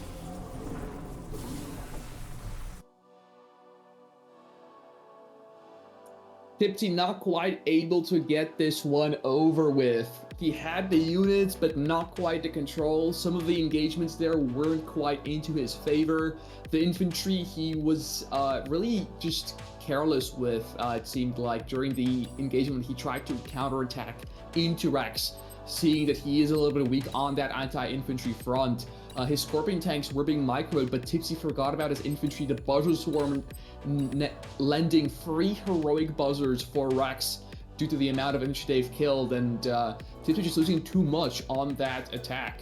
Considering he hasn't really harvested many more resources than Rex, he couldn't really afford those losses, and Rex just coming in back with the anti-infantry, with that Devastator, with a Temporal Click, as you said, It was just a little too much for Tipsy to handle. And it's a 3-0 match point situation here, not where you'd want to find yourself if you are Tipsy, but here we are. Our next map takes place on... I actually forgot the name of the map. I'm having a brain fart here. Help me out here. Six City, of course, over in the northern section of the map, stepping into the ring with dreams of glory and a fistful of Tiberium. Give it up for TibZ. And in the bottom, currently the 3-0 leader of the pack of this 1v1, we of course have the Purple Traveler, Rex. This is definitely going to be uphill for TibZ, and I'm not sure how he's going to play this off, but he is Black Hand on one of these shorter maps, so maybe he's hoping he can get something off. Maybe he's going to try to actually do a bit of a rush tactic. So far, both rushing and trying to play macro has not worked into Rex. Rex just seems to have a solid defense. He's one of these pretty experienced players, and from what I understand, he's one of the older pros that typically does really well, and he's not doing bad here whatsoever. I predicted TibZ was going to do very, very, very well into Rex, but so far, TibZ is making me a little bit of a liar. I may have backed the wrong horse, but the game's not over just quite yet. The fat lady has not sung. We do see a Operations Center coming down from Tipsy. Looks like Flame is on the table as potentially the last meal of the day for our Black Hand player. It's not other than the Flame All-In, the fabled strategy that scares people to this day. MasterLeaf even making comments on how the flame tanks can sneak their way through, having issues with them in the past, and he's not the only one. First flame tank is out. Black Hand squad's over here on the left-hand side. Maybe going to get a Reckoner or maybe another flame tank. No, it looks like it's going to be a couple of bikes instead. Bike and buggy here to support all of this. So far, just one flame tank that I see, and one Black Hand over on the left-hand side. Rex pretty much ready for this push, though. Seeker tanks are out on the map. The flame tank is way over to the side, and the buggies are kind of fighting alone into the Seeker tank, being repaired by the War Factory. Not going to be a good trade here for Tipsy. He's waiting for more units, but the buggies are now in the red. Flame tank has to back off. Another buggy goes down for pretty much free. Plus half comes down for the Confessor Cabals. It will dislodge them from their attack. And Tipsy kind of opting to go for the drone ship of Rex instead. It has been left alone in a lonely place here, and he's going to start doing some damage to it. Drone ship is in danger, but can the flame tank make it there in time? Buzzer's going to catch a couple of these Black Hand squads, knocking them out. That's going to be unfortunate. They needed every single one of those Seeker tanks here for the defense. Buzzer Hive on the front line to absorb some of the shots, but it's in low power mode. Flame tank moving its way forward, but not going for the drone ship, or not going for structures like it needs to. Bike's going to destroy a couple of these Seeker tanks, but so many Seeker tanks out on the front line. Couple of disintegrators here for the defense. So far, it is strong photon cannon also for the defense. More and more of the forces here for TibZ begin to dwindle as the flame tank finally finds a target, finally goes for the photon cannon, but the Seeker tanks are looking for their opportunity to move their way in. Couple more disintegrators on the way, another photon cannon. Flame tank now has a line on that drone ship, but I'm not sure it cares. It's going to go for the portal instead. Portal's going to go down, but so will the flame tank. TibZ probably taking too many losses here. If he's not careful, he might get knocked out of this. And he's just going in, and unfortunately not much is coming out of it. Tipsy in this game is really just on 2 Harvester economy. He's not able to stay in as he does tap out of the game eventually. Unfortunately, the double flame all-in not working out in his favor, and that will be closing out the score in favor of Rex. Our Traveler player will prevail in the end. 4-0 is the score. So currently 2 4-0s that we have seen so far today.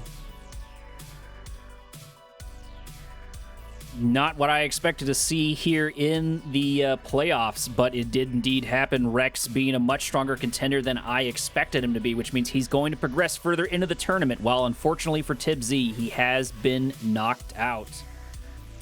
Indeed it will, but regardless, it was a pleasure covering these games, and I'm glad we had the opportunity to cover these replays of the playoffs of Chrono Clash happening. It's a great event, and once again, as was said previously many times, a big thanks to Chronosphere for making this happen and making this possible and devoting these funds for seemingly completely unrelated, very old and very cranky game here that is Kane's Wrath. But regardless, it has been a pleasure casting these games, and I'll be sure to cover the rest of the upcoming quarterfinals and semifinals, as well as obviously the finals.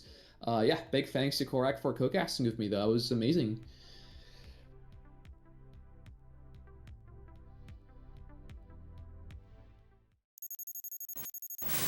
Welcome back, Commander. We're moving on to the next match on Tournament Highlands. Starts over in the bottom left-hand corner of the map, rocking the yellow, playing the Traveler 59. This is Phoenix. And on the right side, we have our purple Nod player, HoxaeB. Noav rocking the nod into Traveler 59. Didn't work, unfortunately, for MasterLeaf. Let's see if Noav has a little bit better of luck. Those Shock Troopers do seem like they're a bit strong right now, and they could be well in the meta, so maybe that's something Phoenix could be thinking there in the background. No GDI faction to capitalize on the center of the map with that Marv. So what do you think the choices for why is Noav going Nod, and you think Phoenix might be going Traveler 59 there, Alex? So if I've noticed anything from Noav recently is that he loves to play Nod factions. He loves to put out a lot of infantry or bikes or scorpions. He's really good at early game rushes. He's good at massing cheap units. And outplaying his opponent that way. Traveler 59 for Phoenix. I would say I'm not quite sure what he's thinking right now. I'm intrigued, to say the least. Maybe he's trying to capitalize on those Shock Troopers like I was saying before, or maybe Phoenix just is comfortable with Traveler 59 on this map, so maybe it's more of a comfort pick. Maybe he even went random. Not sure. What's going to matter, though, is going to be the plays. It's going to be how they deal into each other. Traveler 59 is not a bad faction, but if I remember correctly from listening to MasterLeaf, it sounds like Traveler 59 really depends on heavy microing. So what value Phoenix can find out of a couple of units, the Mechapeds, this, that, and the other, positioning your tripods in the right spot. You know, even the Storm Riders can be decent if used correctly, although I think BikeRush was out there saying that Storm Riders are really only great in very large numbers. I guess they could be great into, like if Noav spams a couple of Scorpion tanks, because Scorpion tanks, once again, can't shoot up, but they're kind of a less effective hammerhead, I feel. First couple of Bike and Buggy out, Noav already smelling some blood in the water, looking for something to grab on. Right, and like I was saying earlier, he's really good at these early game rushes, so he's going to go for these bikes and buggies. He's going to try to see where Phoenix is going. He's not going very far. That scout got destroyed immediately. Yeah, he's not committing yet to attacking those bikes. So far, Phoenix is doing all of the things right, but bikes do move their way in, going for a couple of Secret Tanks. No damage really to the bikes just quite yet, as the Raider buggies absorb more and more of the shots. Secret Tank's going to go down over there, over in the top side of the map. Another Secret Tank going to go down. Volleys being microed really well here by Noav. Noav in top form, now going for the Harvester, now going for the economy for Phoenix. Phoenix might already be in trouble. He's starting to fall apart here. There is the Panic Portal. There are the Descents. More Secret Tanks joining the fray as another Harvester meets its doom. Noav finally getting pushed out of Phoenix's base, but at the cost of so many Harvesters. It is panic at the tip field as Phoenix is trying to catch up to those bikes, trying to get some vengeance, some blood for losing his Harvesters. And for the current moment, it does look like Noav is just a little bit behind on the economy, at least resources per minute and total resources gathered, but that might change here quickly after Phoenix lost two of those Harvesters. Words are hard. Lost two of those Harvesters there at the end. Lightning Spike over here in the background, but it's only going to do nominal damage to a couple of these units. Nothing really to back it up. A couple of Descents going to move their way in. Secret Tanks are going to try to back it up, but I think the forces here for Noev are going to be too strong to deal with, and he's got the defender's advantage and probably another War Factory cooking up somewhere. Looks like maybe it is just the one. Either way, the Seeker tanks are dying left and right. The focus fire is real. Noev winning this defense, I think, for sure. Fast legs on those disintegrators. Trying to move there to the north. Phoenix maybe being a little bit sloppy here with his formations, being a little bit sloppy here with his timing. If he'd been able to get those disintegrators out faster or over into the north faster, he might have been able to take out some power plants or a couple other things. Spike's going to spot the disintegrators going for the tip spikes.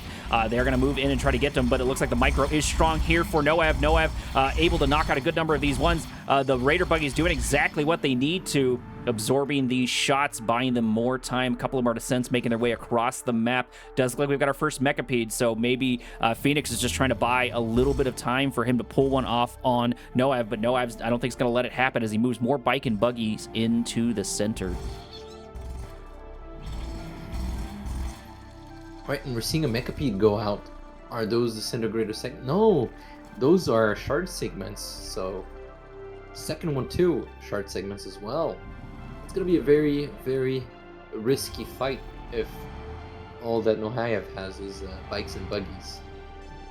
T2 and T3 is out for both players. Noev's got something cooking in the background. It looks like Phoenix has got something almost completed here in a minute. Maybe get a couple of tripods. The tripods would do decent, but there's a lot of bikes here to where he's going to have to get the tripods out in mass. So maybe at this point, he needs to start pumping out a couple of gun walkers to absorb these shots and to deal with these and then get tripods, but I'm not sure he has the production. We do actually have a Prodigy there on the map. So far, it's undefended. If it's not careful, it could end up in quite the hairy situation. Disintegrators in the north are going to get a couple of the bikes. That's going to be good for them, at least for the early assault, but this is going to be so many bike and buggy to deal with.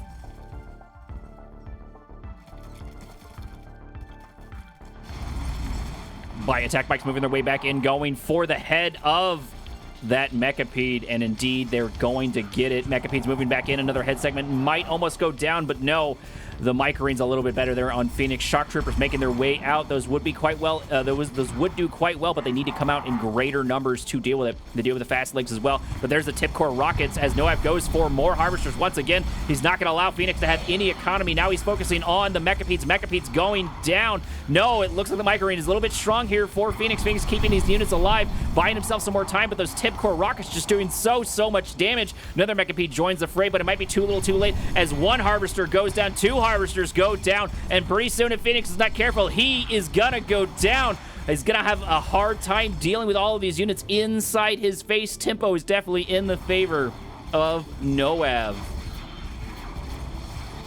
Attack bikes moving back in, looking for something to snack on. Another segment, another Mechapede going down. The forces for Phoenix beginning to dwindle further and further. His chances of winning are beginning to go down more and more. He's refusing to give in the tally. He's refusing to call the GG just quite yet. But the harvesters are dying nonetheless.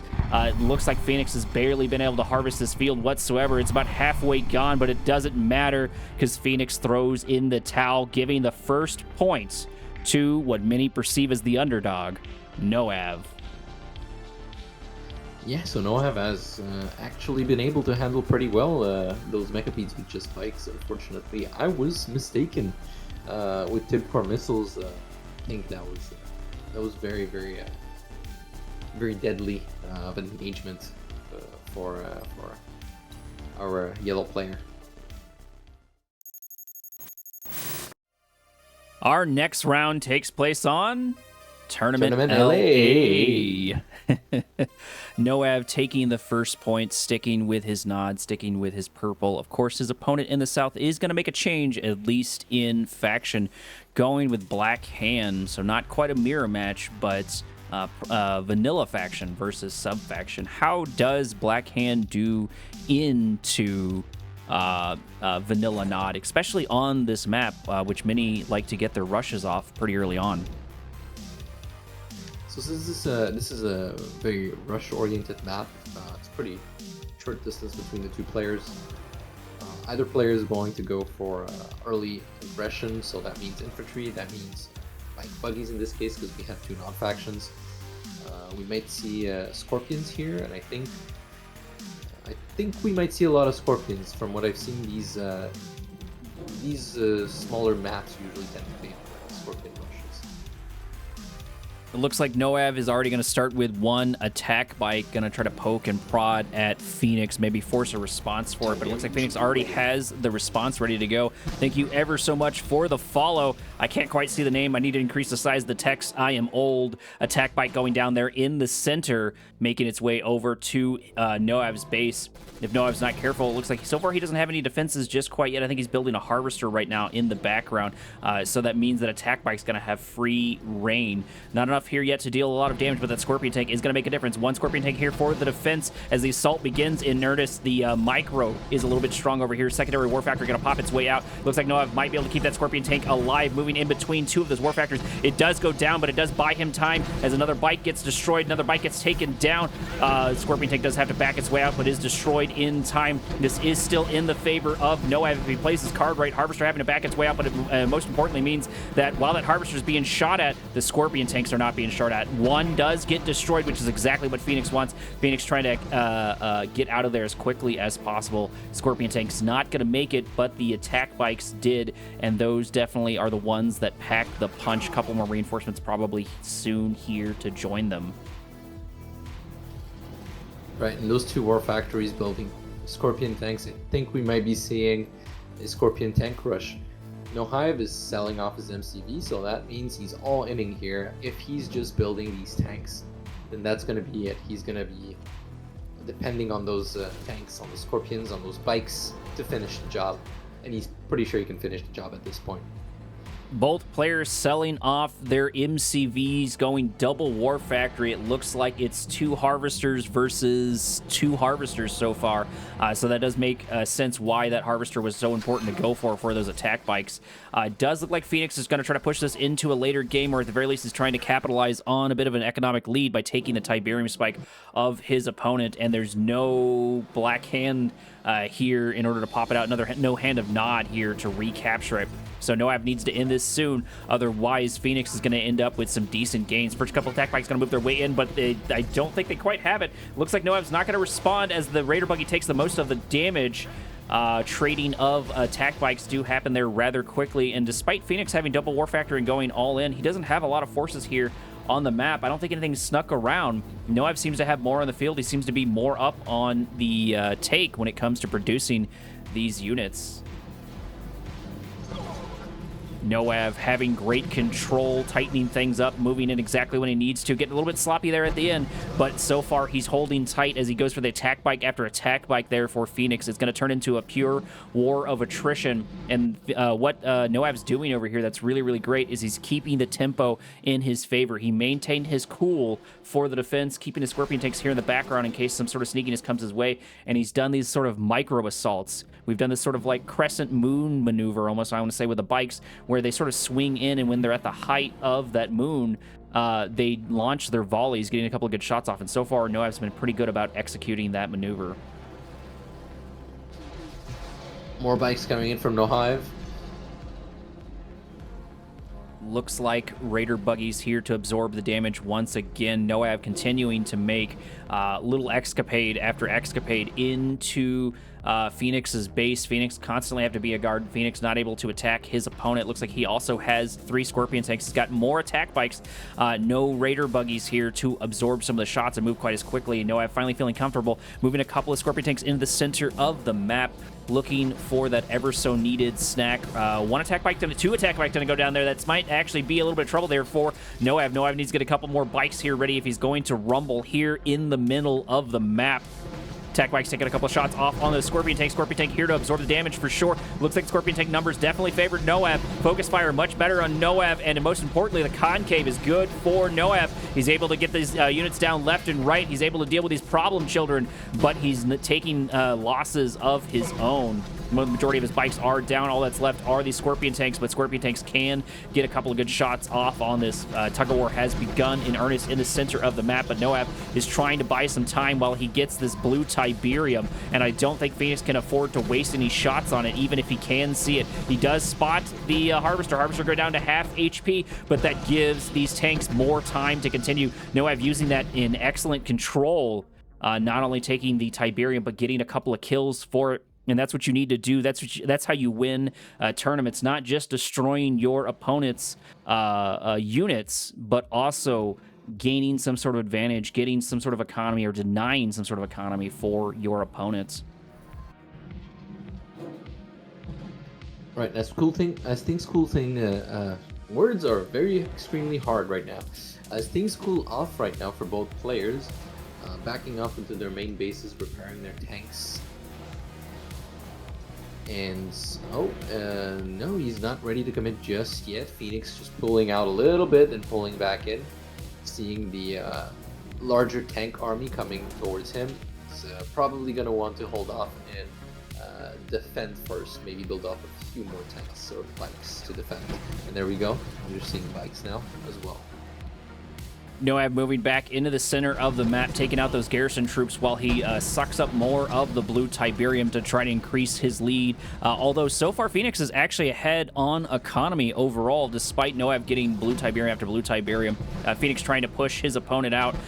Don't think he has anything just quite yet to see this Harvester, so Harvester should be able to continue to grab these units here and there, but one attack bike definitely could reveal it if he's not careful. It looks like it is going to make it back home, so that's going to be good for Phoenix. A couple of attack bikes did try to make their way inside Noab's space, but Noab kept a couple of units in reserve like he should, and now he's looking for another assault. Now he's trying to figure out a way to move into Phoenix base, and Phoenix actually has a pretty good concave, has a good formation. This is a good fight for him if he can play his cards right. So far, nothing just quite yet, but he is getting a couple of really good early shots off on the Scorpion tanks for Noab.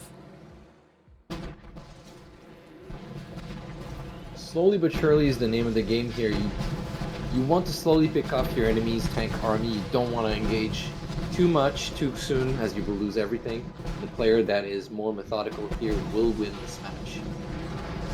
So far, it seems to be in Phoenix's favor, but a couple of the Scorpion tanks did get split, which means his concave is broken up, and then maybe the focus fire is a little bit better. Maybe the timing's a little bit quicker here on Noab, because he went from being pretty even in number to now outnumbering Phoenix. Phoenix is in trouble. There's that very hypercritical focus fire as they go after unit, continuing to destroy more and more of the Scorpion tanks. Phoenix is already in trouble. He's going to lose the lion's share of these forces, and if he cannot deal with them, he has no hand to nod on the background there to pump out a bunch of rocket squads. So as soon as this fight's over, they can roll right in. Two are going to join the fray, but it doesn't matter because I think Noab's got this. I don't see how Phoenix can turn this around at this point.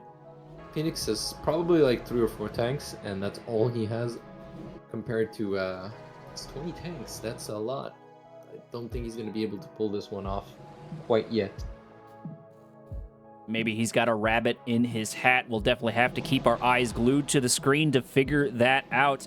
Something that is unfortunate for Phoenix is it looks like he is out of Tiberium in his map, or inside his field. He has more on the like physically gathered, but he should be going down in resources per minute. And Noab's been supplementing his income with that blue Tiberium. I think that's the 3rd or 4th load of blue Tiberium, which are worth twice the green Tiberium. And another thing Noab's doing really well here is he has at least one fast-moving unit over and over to continue to scout out his opponent, scout out his attacks beforehand, see what Phoenix is up to. And the same cannot be said for Phoenix. Phoenix has barely been able to get anything over to Noab's base. He does have a couple of attack bikes. There are 4 there in the background looking for something to snack on.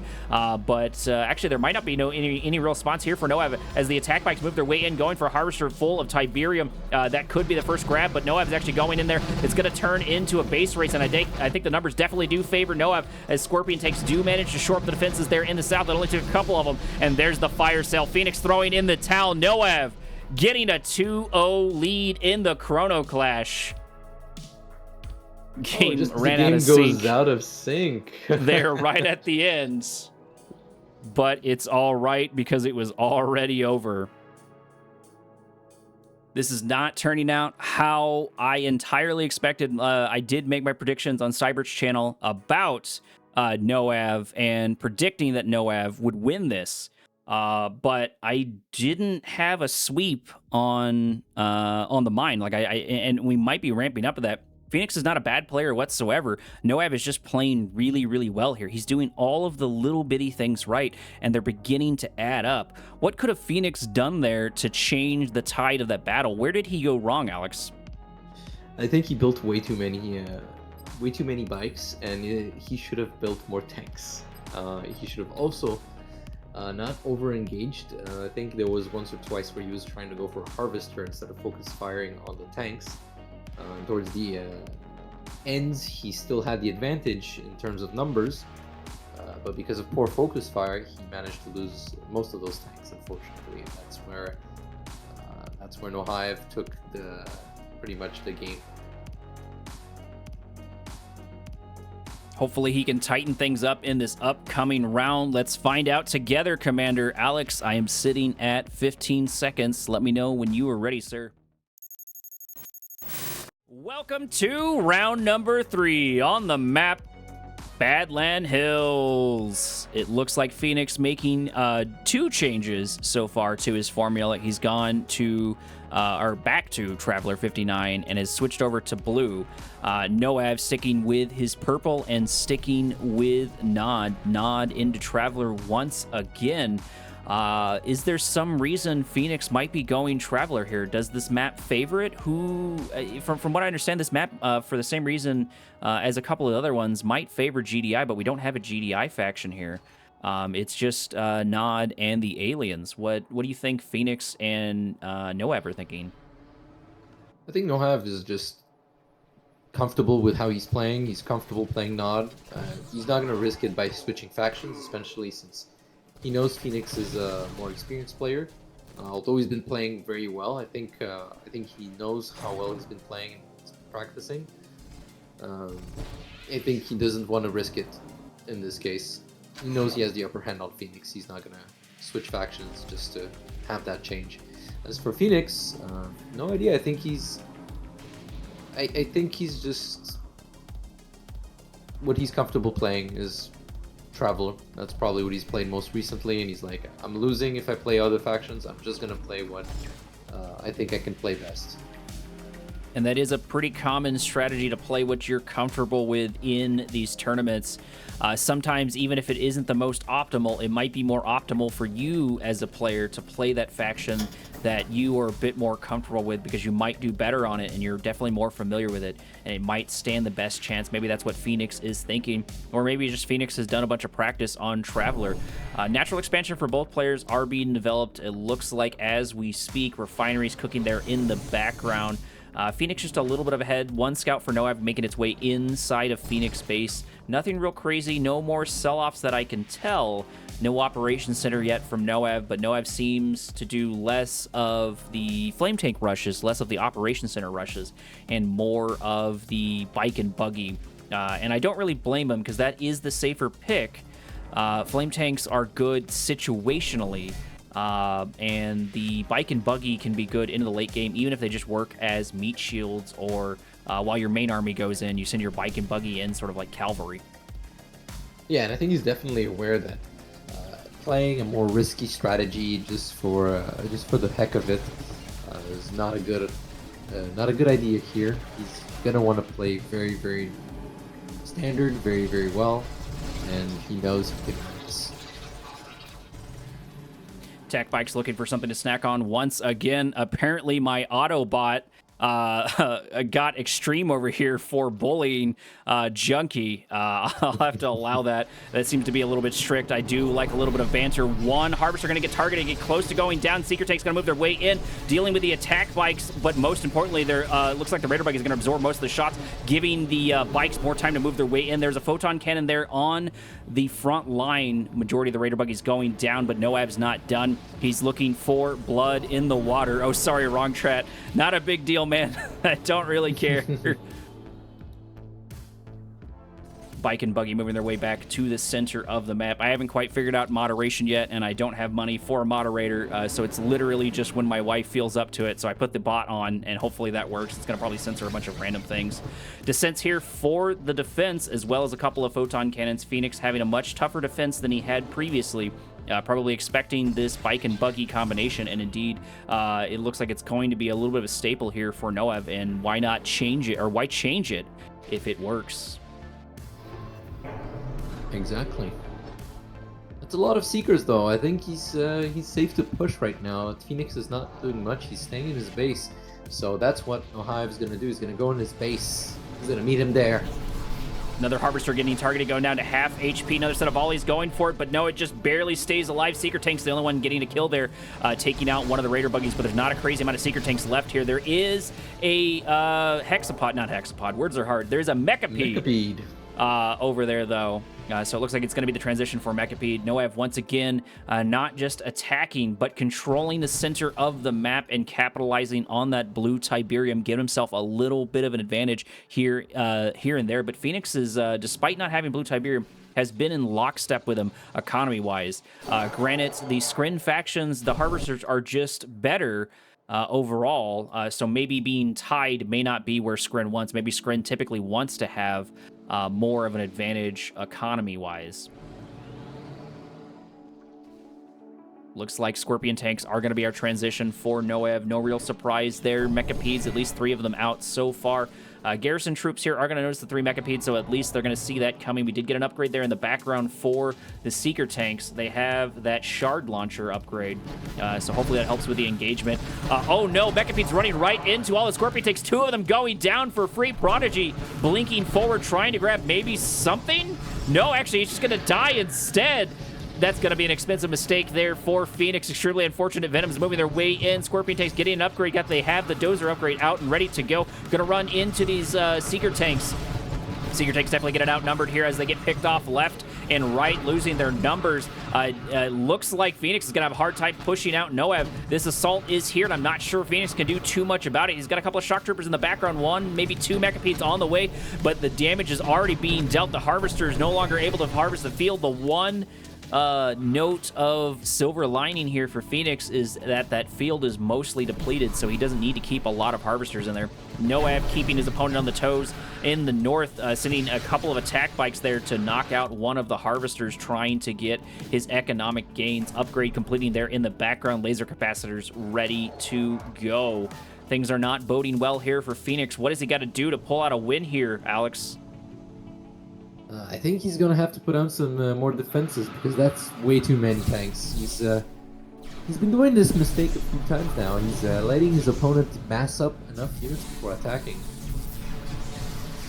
That's Alex another Holm Harvester going down. It's difficult to hear, increasing by 30%. Alex, can you increase your mic, or do I need to up you? Prodigy trying to get a couple of tanks here and there, and indeed it is going to grab a few of them, but it looks like it's going to get sniped right there at the end. It does get grabbed. It does get destroyed.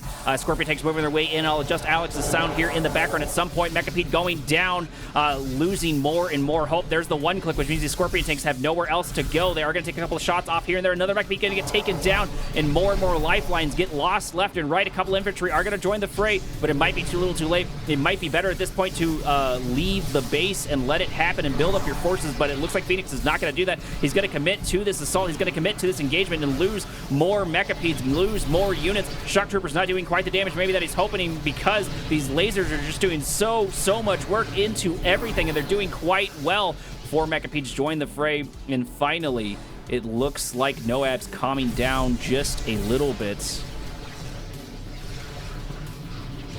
Venom's moving their way in, looking for something to snack on, getting the only real advantage that they had, going for those shock troopers. Go ahead, Alex. Sorry to interrupt.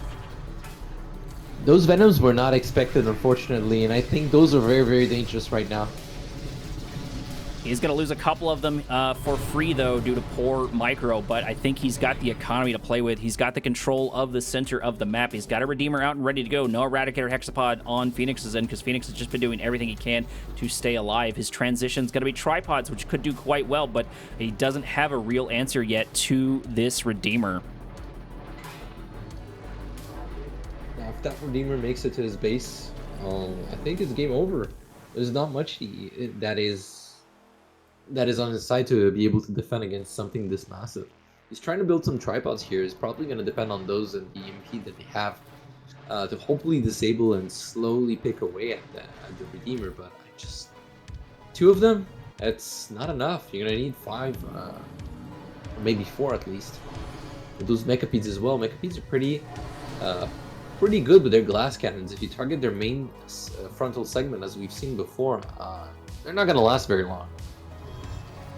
Noev transitioning into avatars in the background and a bit of man spam, really padding out his formations to continue this assault. Skrin has a harder time unless they mass produce gunwalkers. dealing with infantry, so it means these meat shields, these literal meat shields, should do quite well of absorbing these shots, and will even delay the Mechapeds sort of in this engagement. I did turn Alex up in the background, so let me know how he sounds now going forward. Speaking of Alex, what are you thinking right now? Right now I'm thinking that Redeemer is getting closer and closer, and it's a very, very scary look at him. So I would be doing something about that, but I just don't see what our screen player here wants to do. He stopped building Annihilator tripods. He's only got 2 in his base. Is he Prodigy going getting sniped once again over the left-hand side. That's the 3rd Prodigy down there for them. Redeemer continuing to move its march on the Mechapeds. Mechapeds just not able to do anything whatsoever because that unit has kept them locked down. Another, no, actually, that's not a Prodigy. That is at least a singular Shock Trooper. Man, words are hard. Noav beginning his assault in earnest, and I'm not sure Phoenix has anything to turn this around. He's got 2 tripods here in the background, but they're going to have a hard time making it through all the buildings, and there's so many man spam here, and tripods don't do well into rocket squads overall. There's a couple of buzzer squads here to hopefully do that. There's the 1 click, and there's the GG once again from Phoenix. Noav coming out strong. Noav, the underdog, is showing he's not one to be underestimated, getting a 3-0 lead on Phoenix. Oh, that's quite the upset here. I think you're right. I think we're gonna be seeing here a 4-0. I'm saddened to say that I was wrong. I was wrong once too, Alex, but I was mistaken. It turns out I was right. Either way, round number 4 is gonna boot up whether we're right or wrong. Here it is, toxicity, or as Xads likes me to say, Toxicity. Over in our left, Phoenix making another change, not only in color, but also in faction. Steel Talons into Nod. Noav has been very, very consistent throughout all of the Chrono Clash with his matches. I've seen him tighten up his formation and tighten up his focus fire, which has been really important, like Alex pointed out there earlier. We've got Steel Talons. Steel Talons can get a couple of early Titans out. If you were playing Steel Talons and you had those 3 games back-to-back versus Noav, what would you be thinking? What would be your plan for toppling Noav? MRTs with rocket squads and Wolverines. Now, Noav really likes to do early game rushes, right? What's good against those early game rushes? Anti-infantry and usually MRTs, especially with those Venoms that we saw last match, which caught him off guard quite a bit. Yeah, I think that's what I would do. I would not be going for Titans at all. They don't seem to be very helpful against bikes and buggies. Bikes can take them out very, very easily, just as rocket squads. So that would be what I would be doing if I was Phoenix. Time will tell indeed what he is going to do. Phoenix so far sticking with a more traditional build, no flying MRTs, is not trying out cheeky, he's not taking some notes from MasterLeaf. War Factory and 2 refineries per player. It looks like it's going to be 1, 2 harvesters and a 3rd one cooking in the oven there for Phoenix. Same thing probably for Noav. Noav a little bit ahead on the harvester front. Because Phoenix did go GDI, he can sneak these foxholes in, which will give him more time to prepare. He can see the transition rather quickly, because I feel like that's something Phoenix was a little weak on overall, is I don't think his scouting game was nowhere near as strong as Noav. Noav always has something floating around, always has a raider buggy, always has militant squads making their way in, and it looks like Phoenix is sort of picking up on that, and he's moved a couple of units here, moved a couple of rifleman squads to give himself some time to prepare for a transition.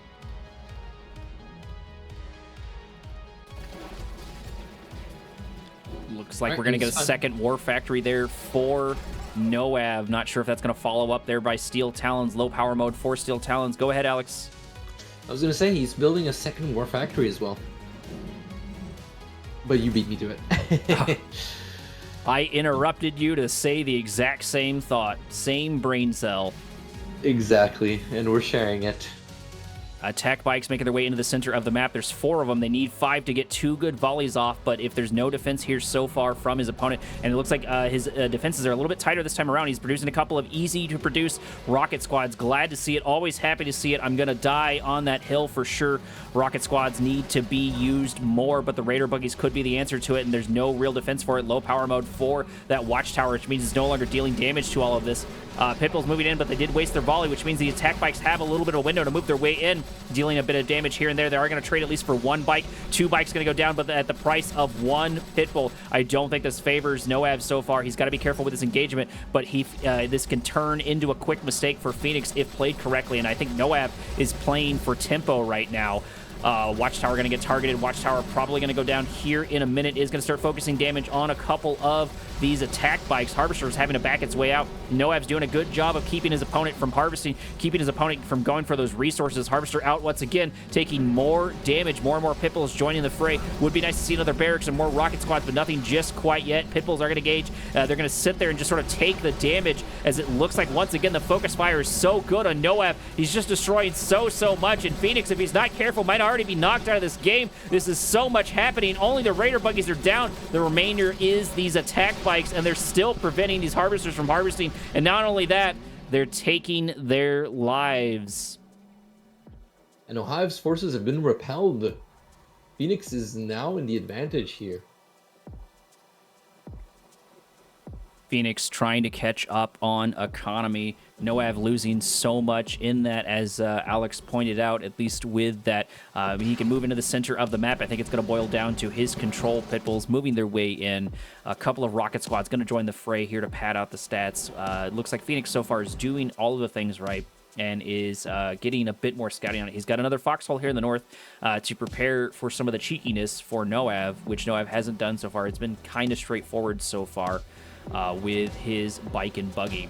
Looks like, once again, it's going to be the transition for Noav. He's been really consistent with that bike, and it looks like it's going to be Venom's, once again, Operations Center cooking something up in the background, probably a dozer upgrade, I would suspect.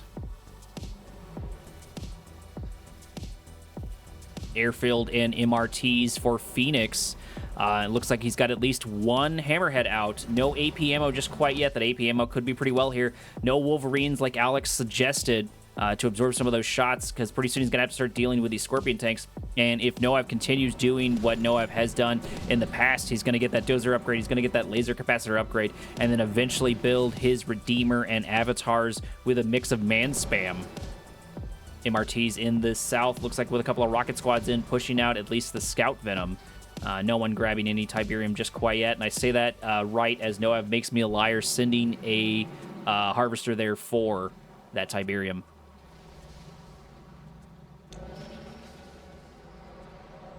And we're seeing Scorpions and Venoms just like last game. I think Phoenix is good this time, though. He has anti-air. He has units that deal air, good damage against air, sorry. And now they're starting the engagement, but unfortunately Phoenix does not have enough forces. What is he going to do here? Is he going to back up? Is he going to be able to? And the answer to that question is absolutely not. He's going to back up a little bit, but he's not going to be able to run away. I think at this point it doesn't really matter what he does, and he agrees as he throws in the towel. Noav coming in as the underdog. Noav coming in as this wild card, sweeping Phoenix. You didn't expect it. I didn't expect it.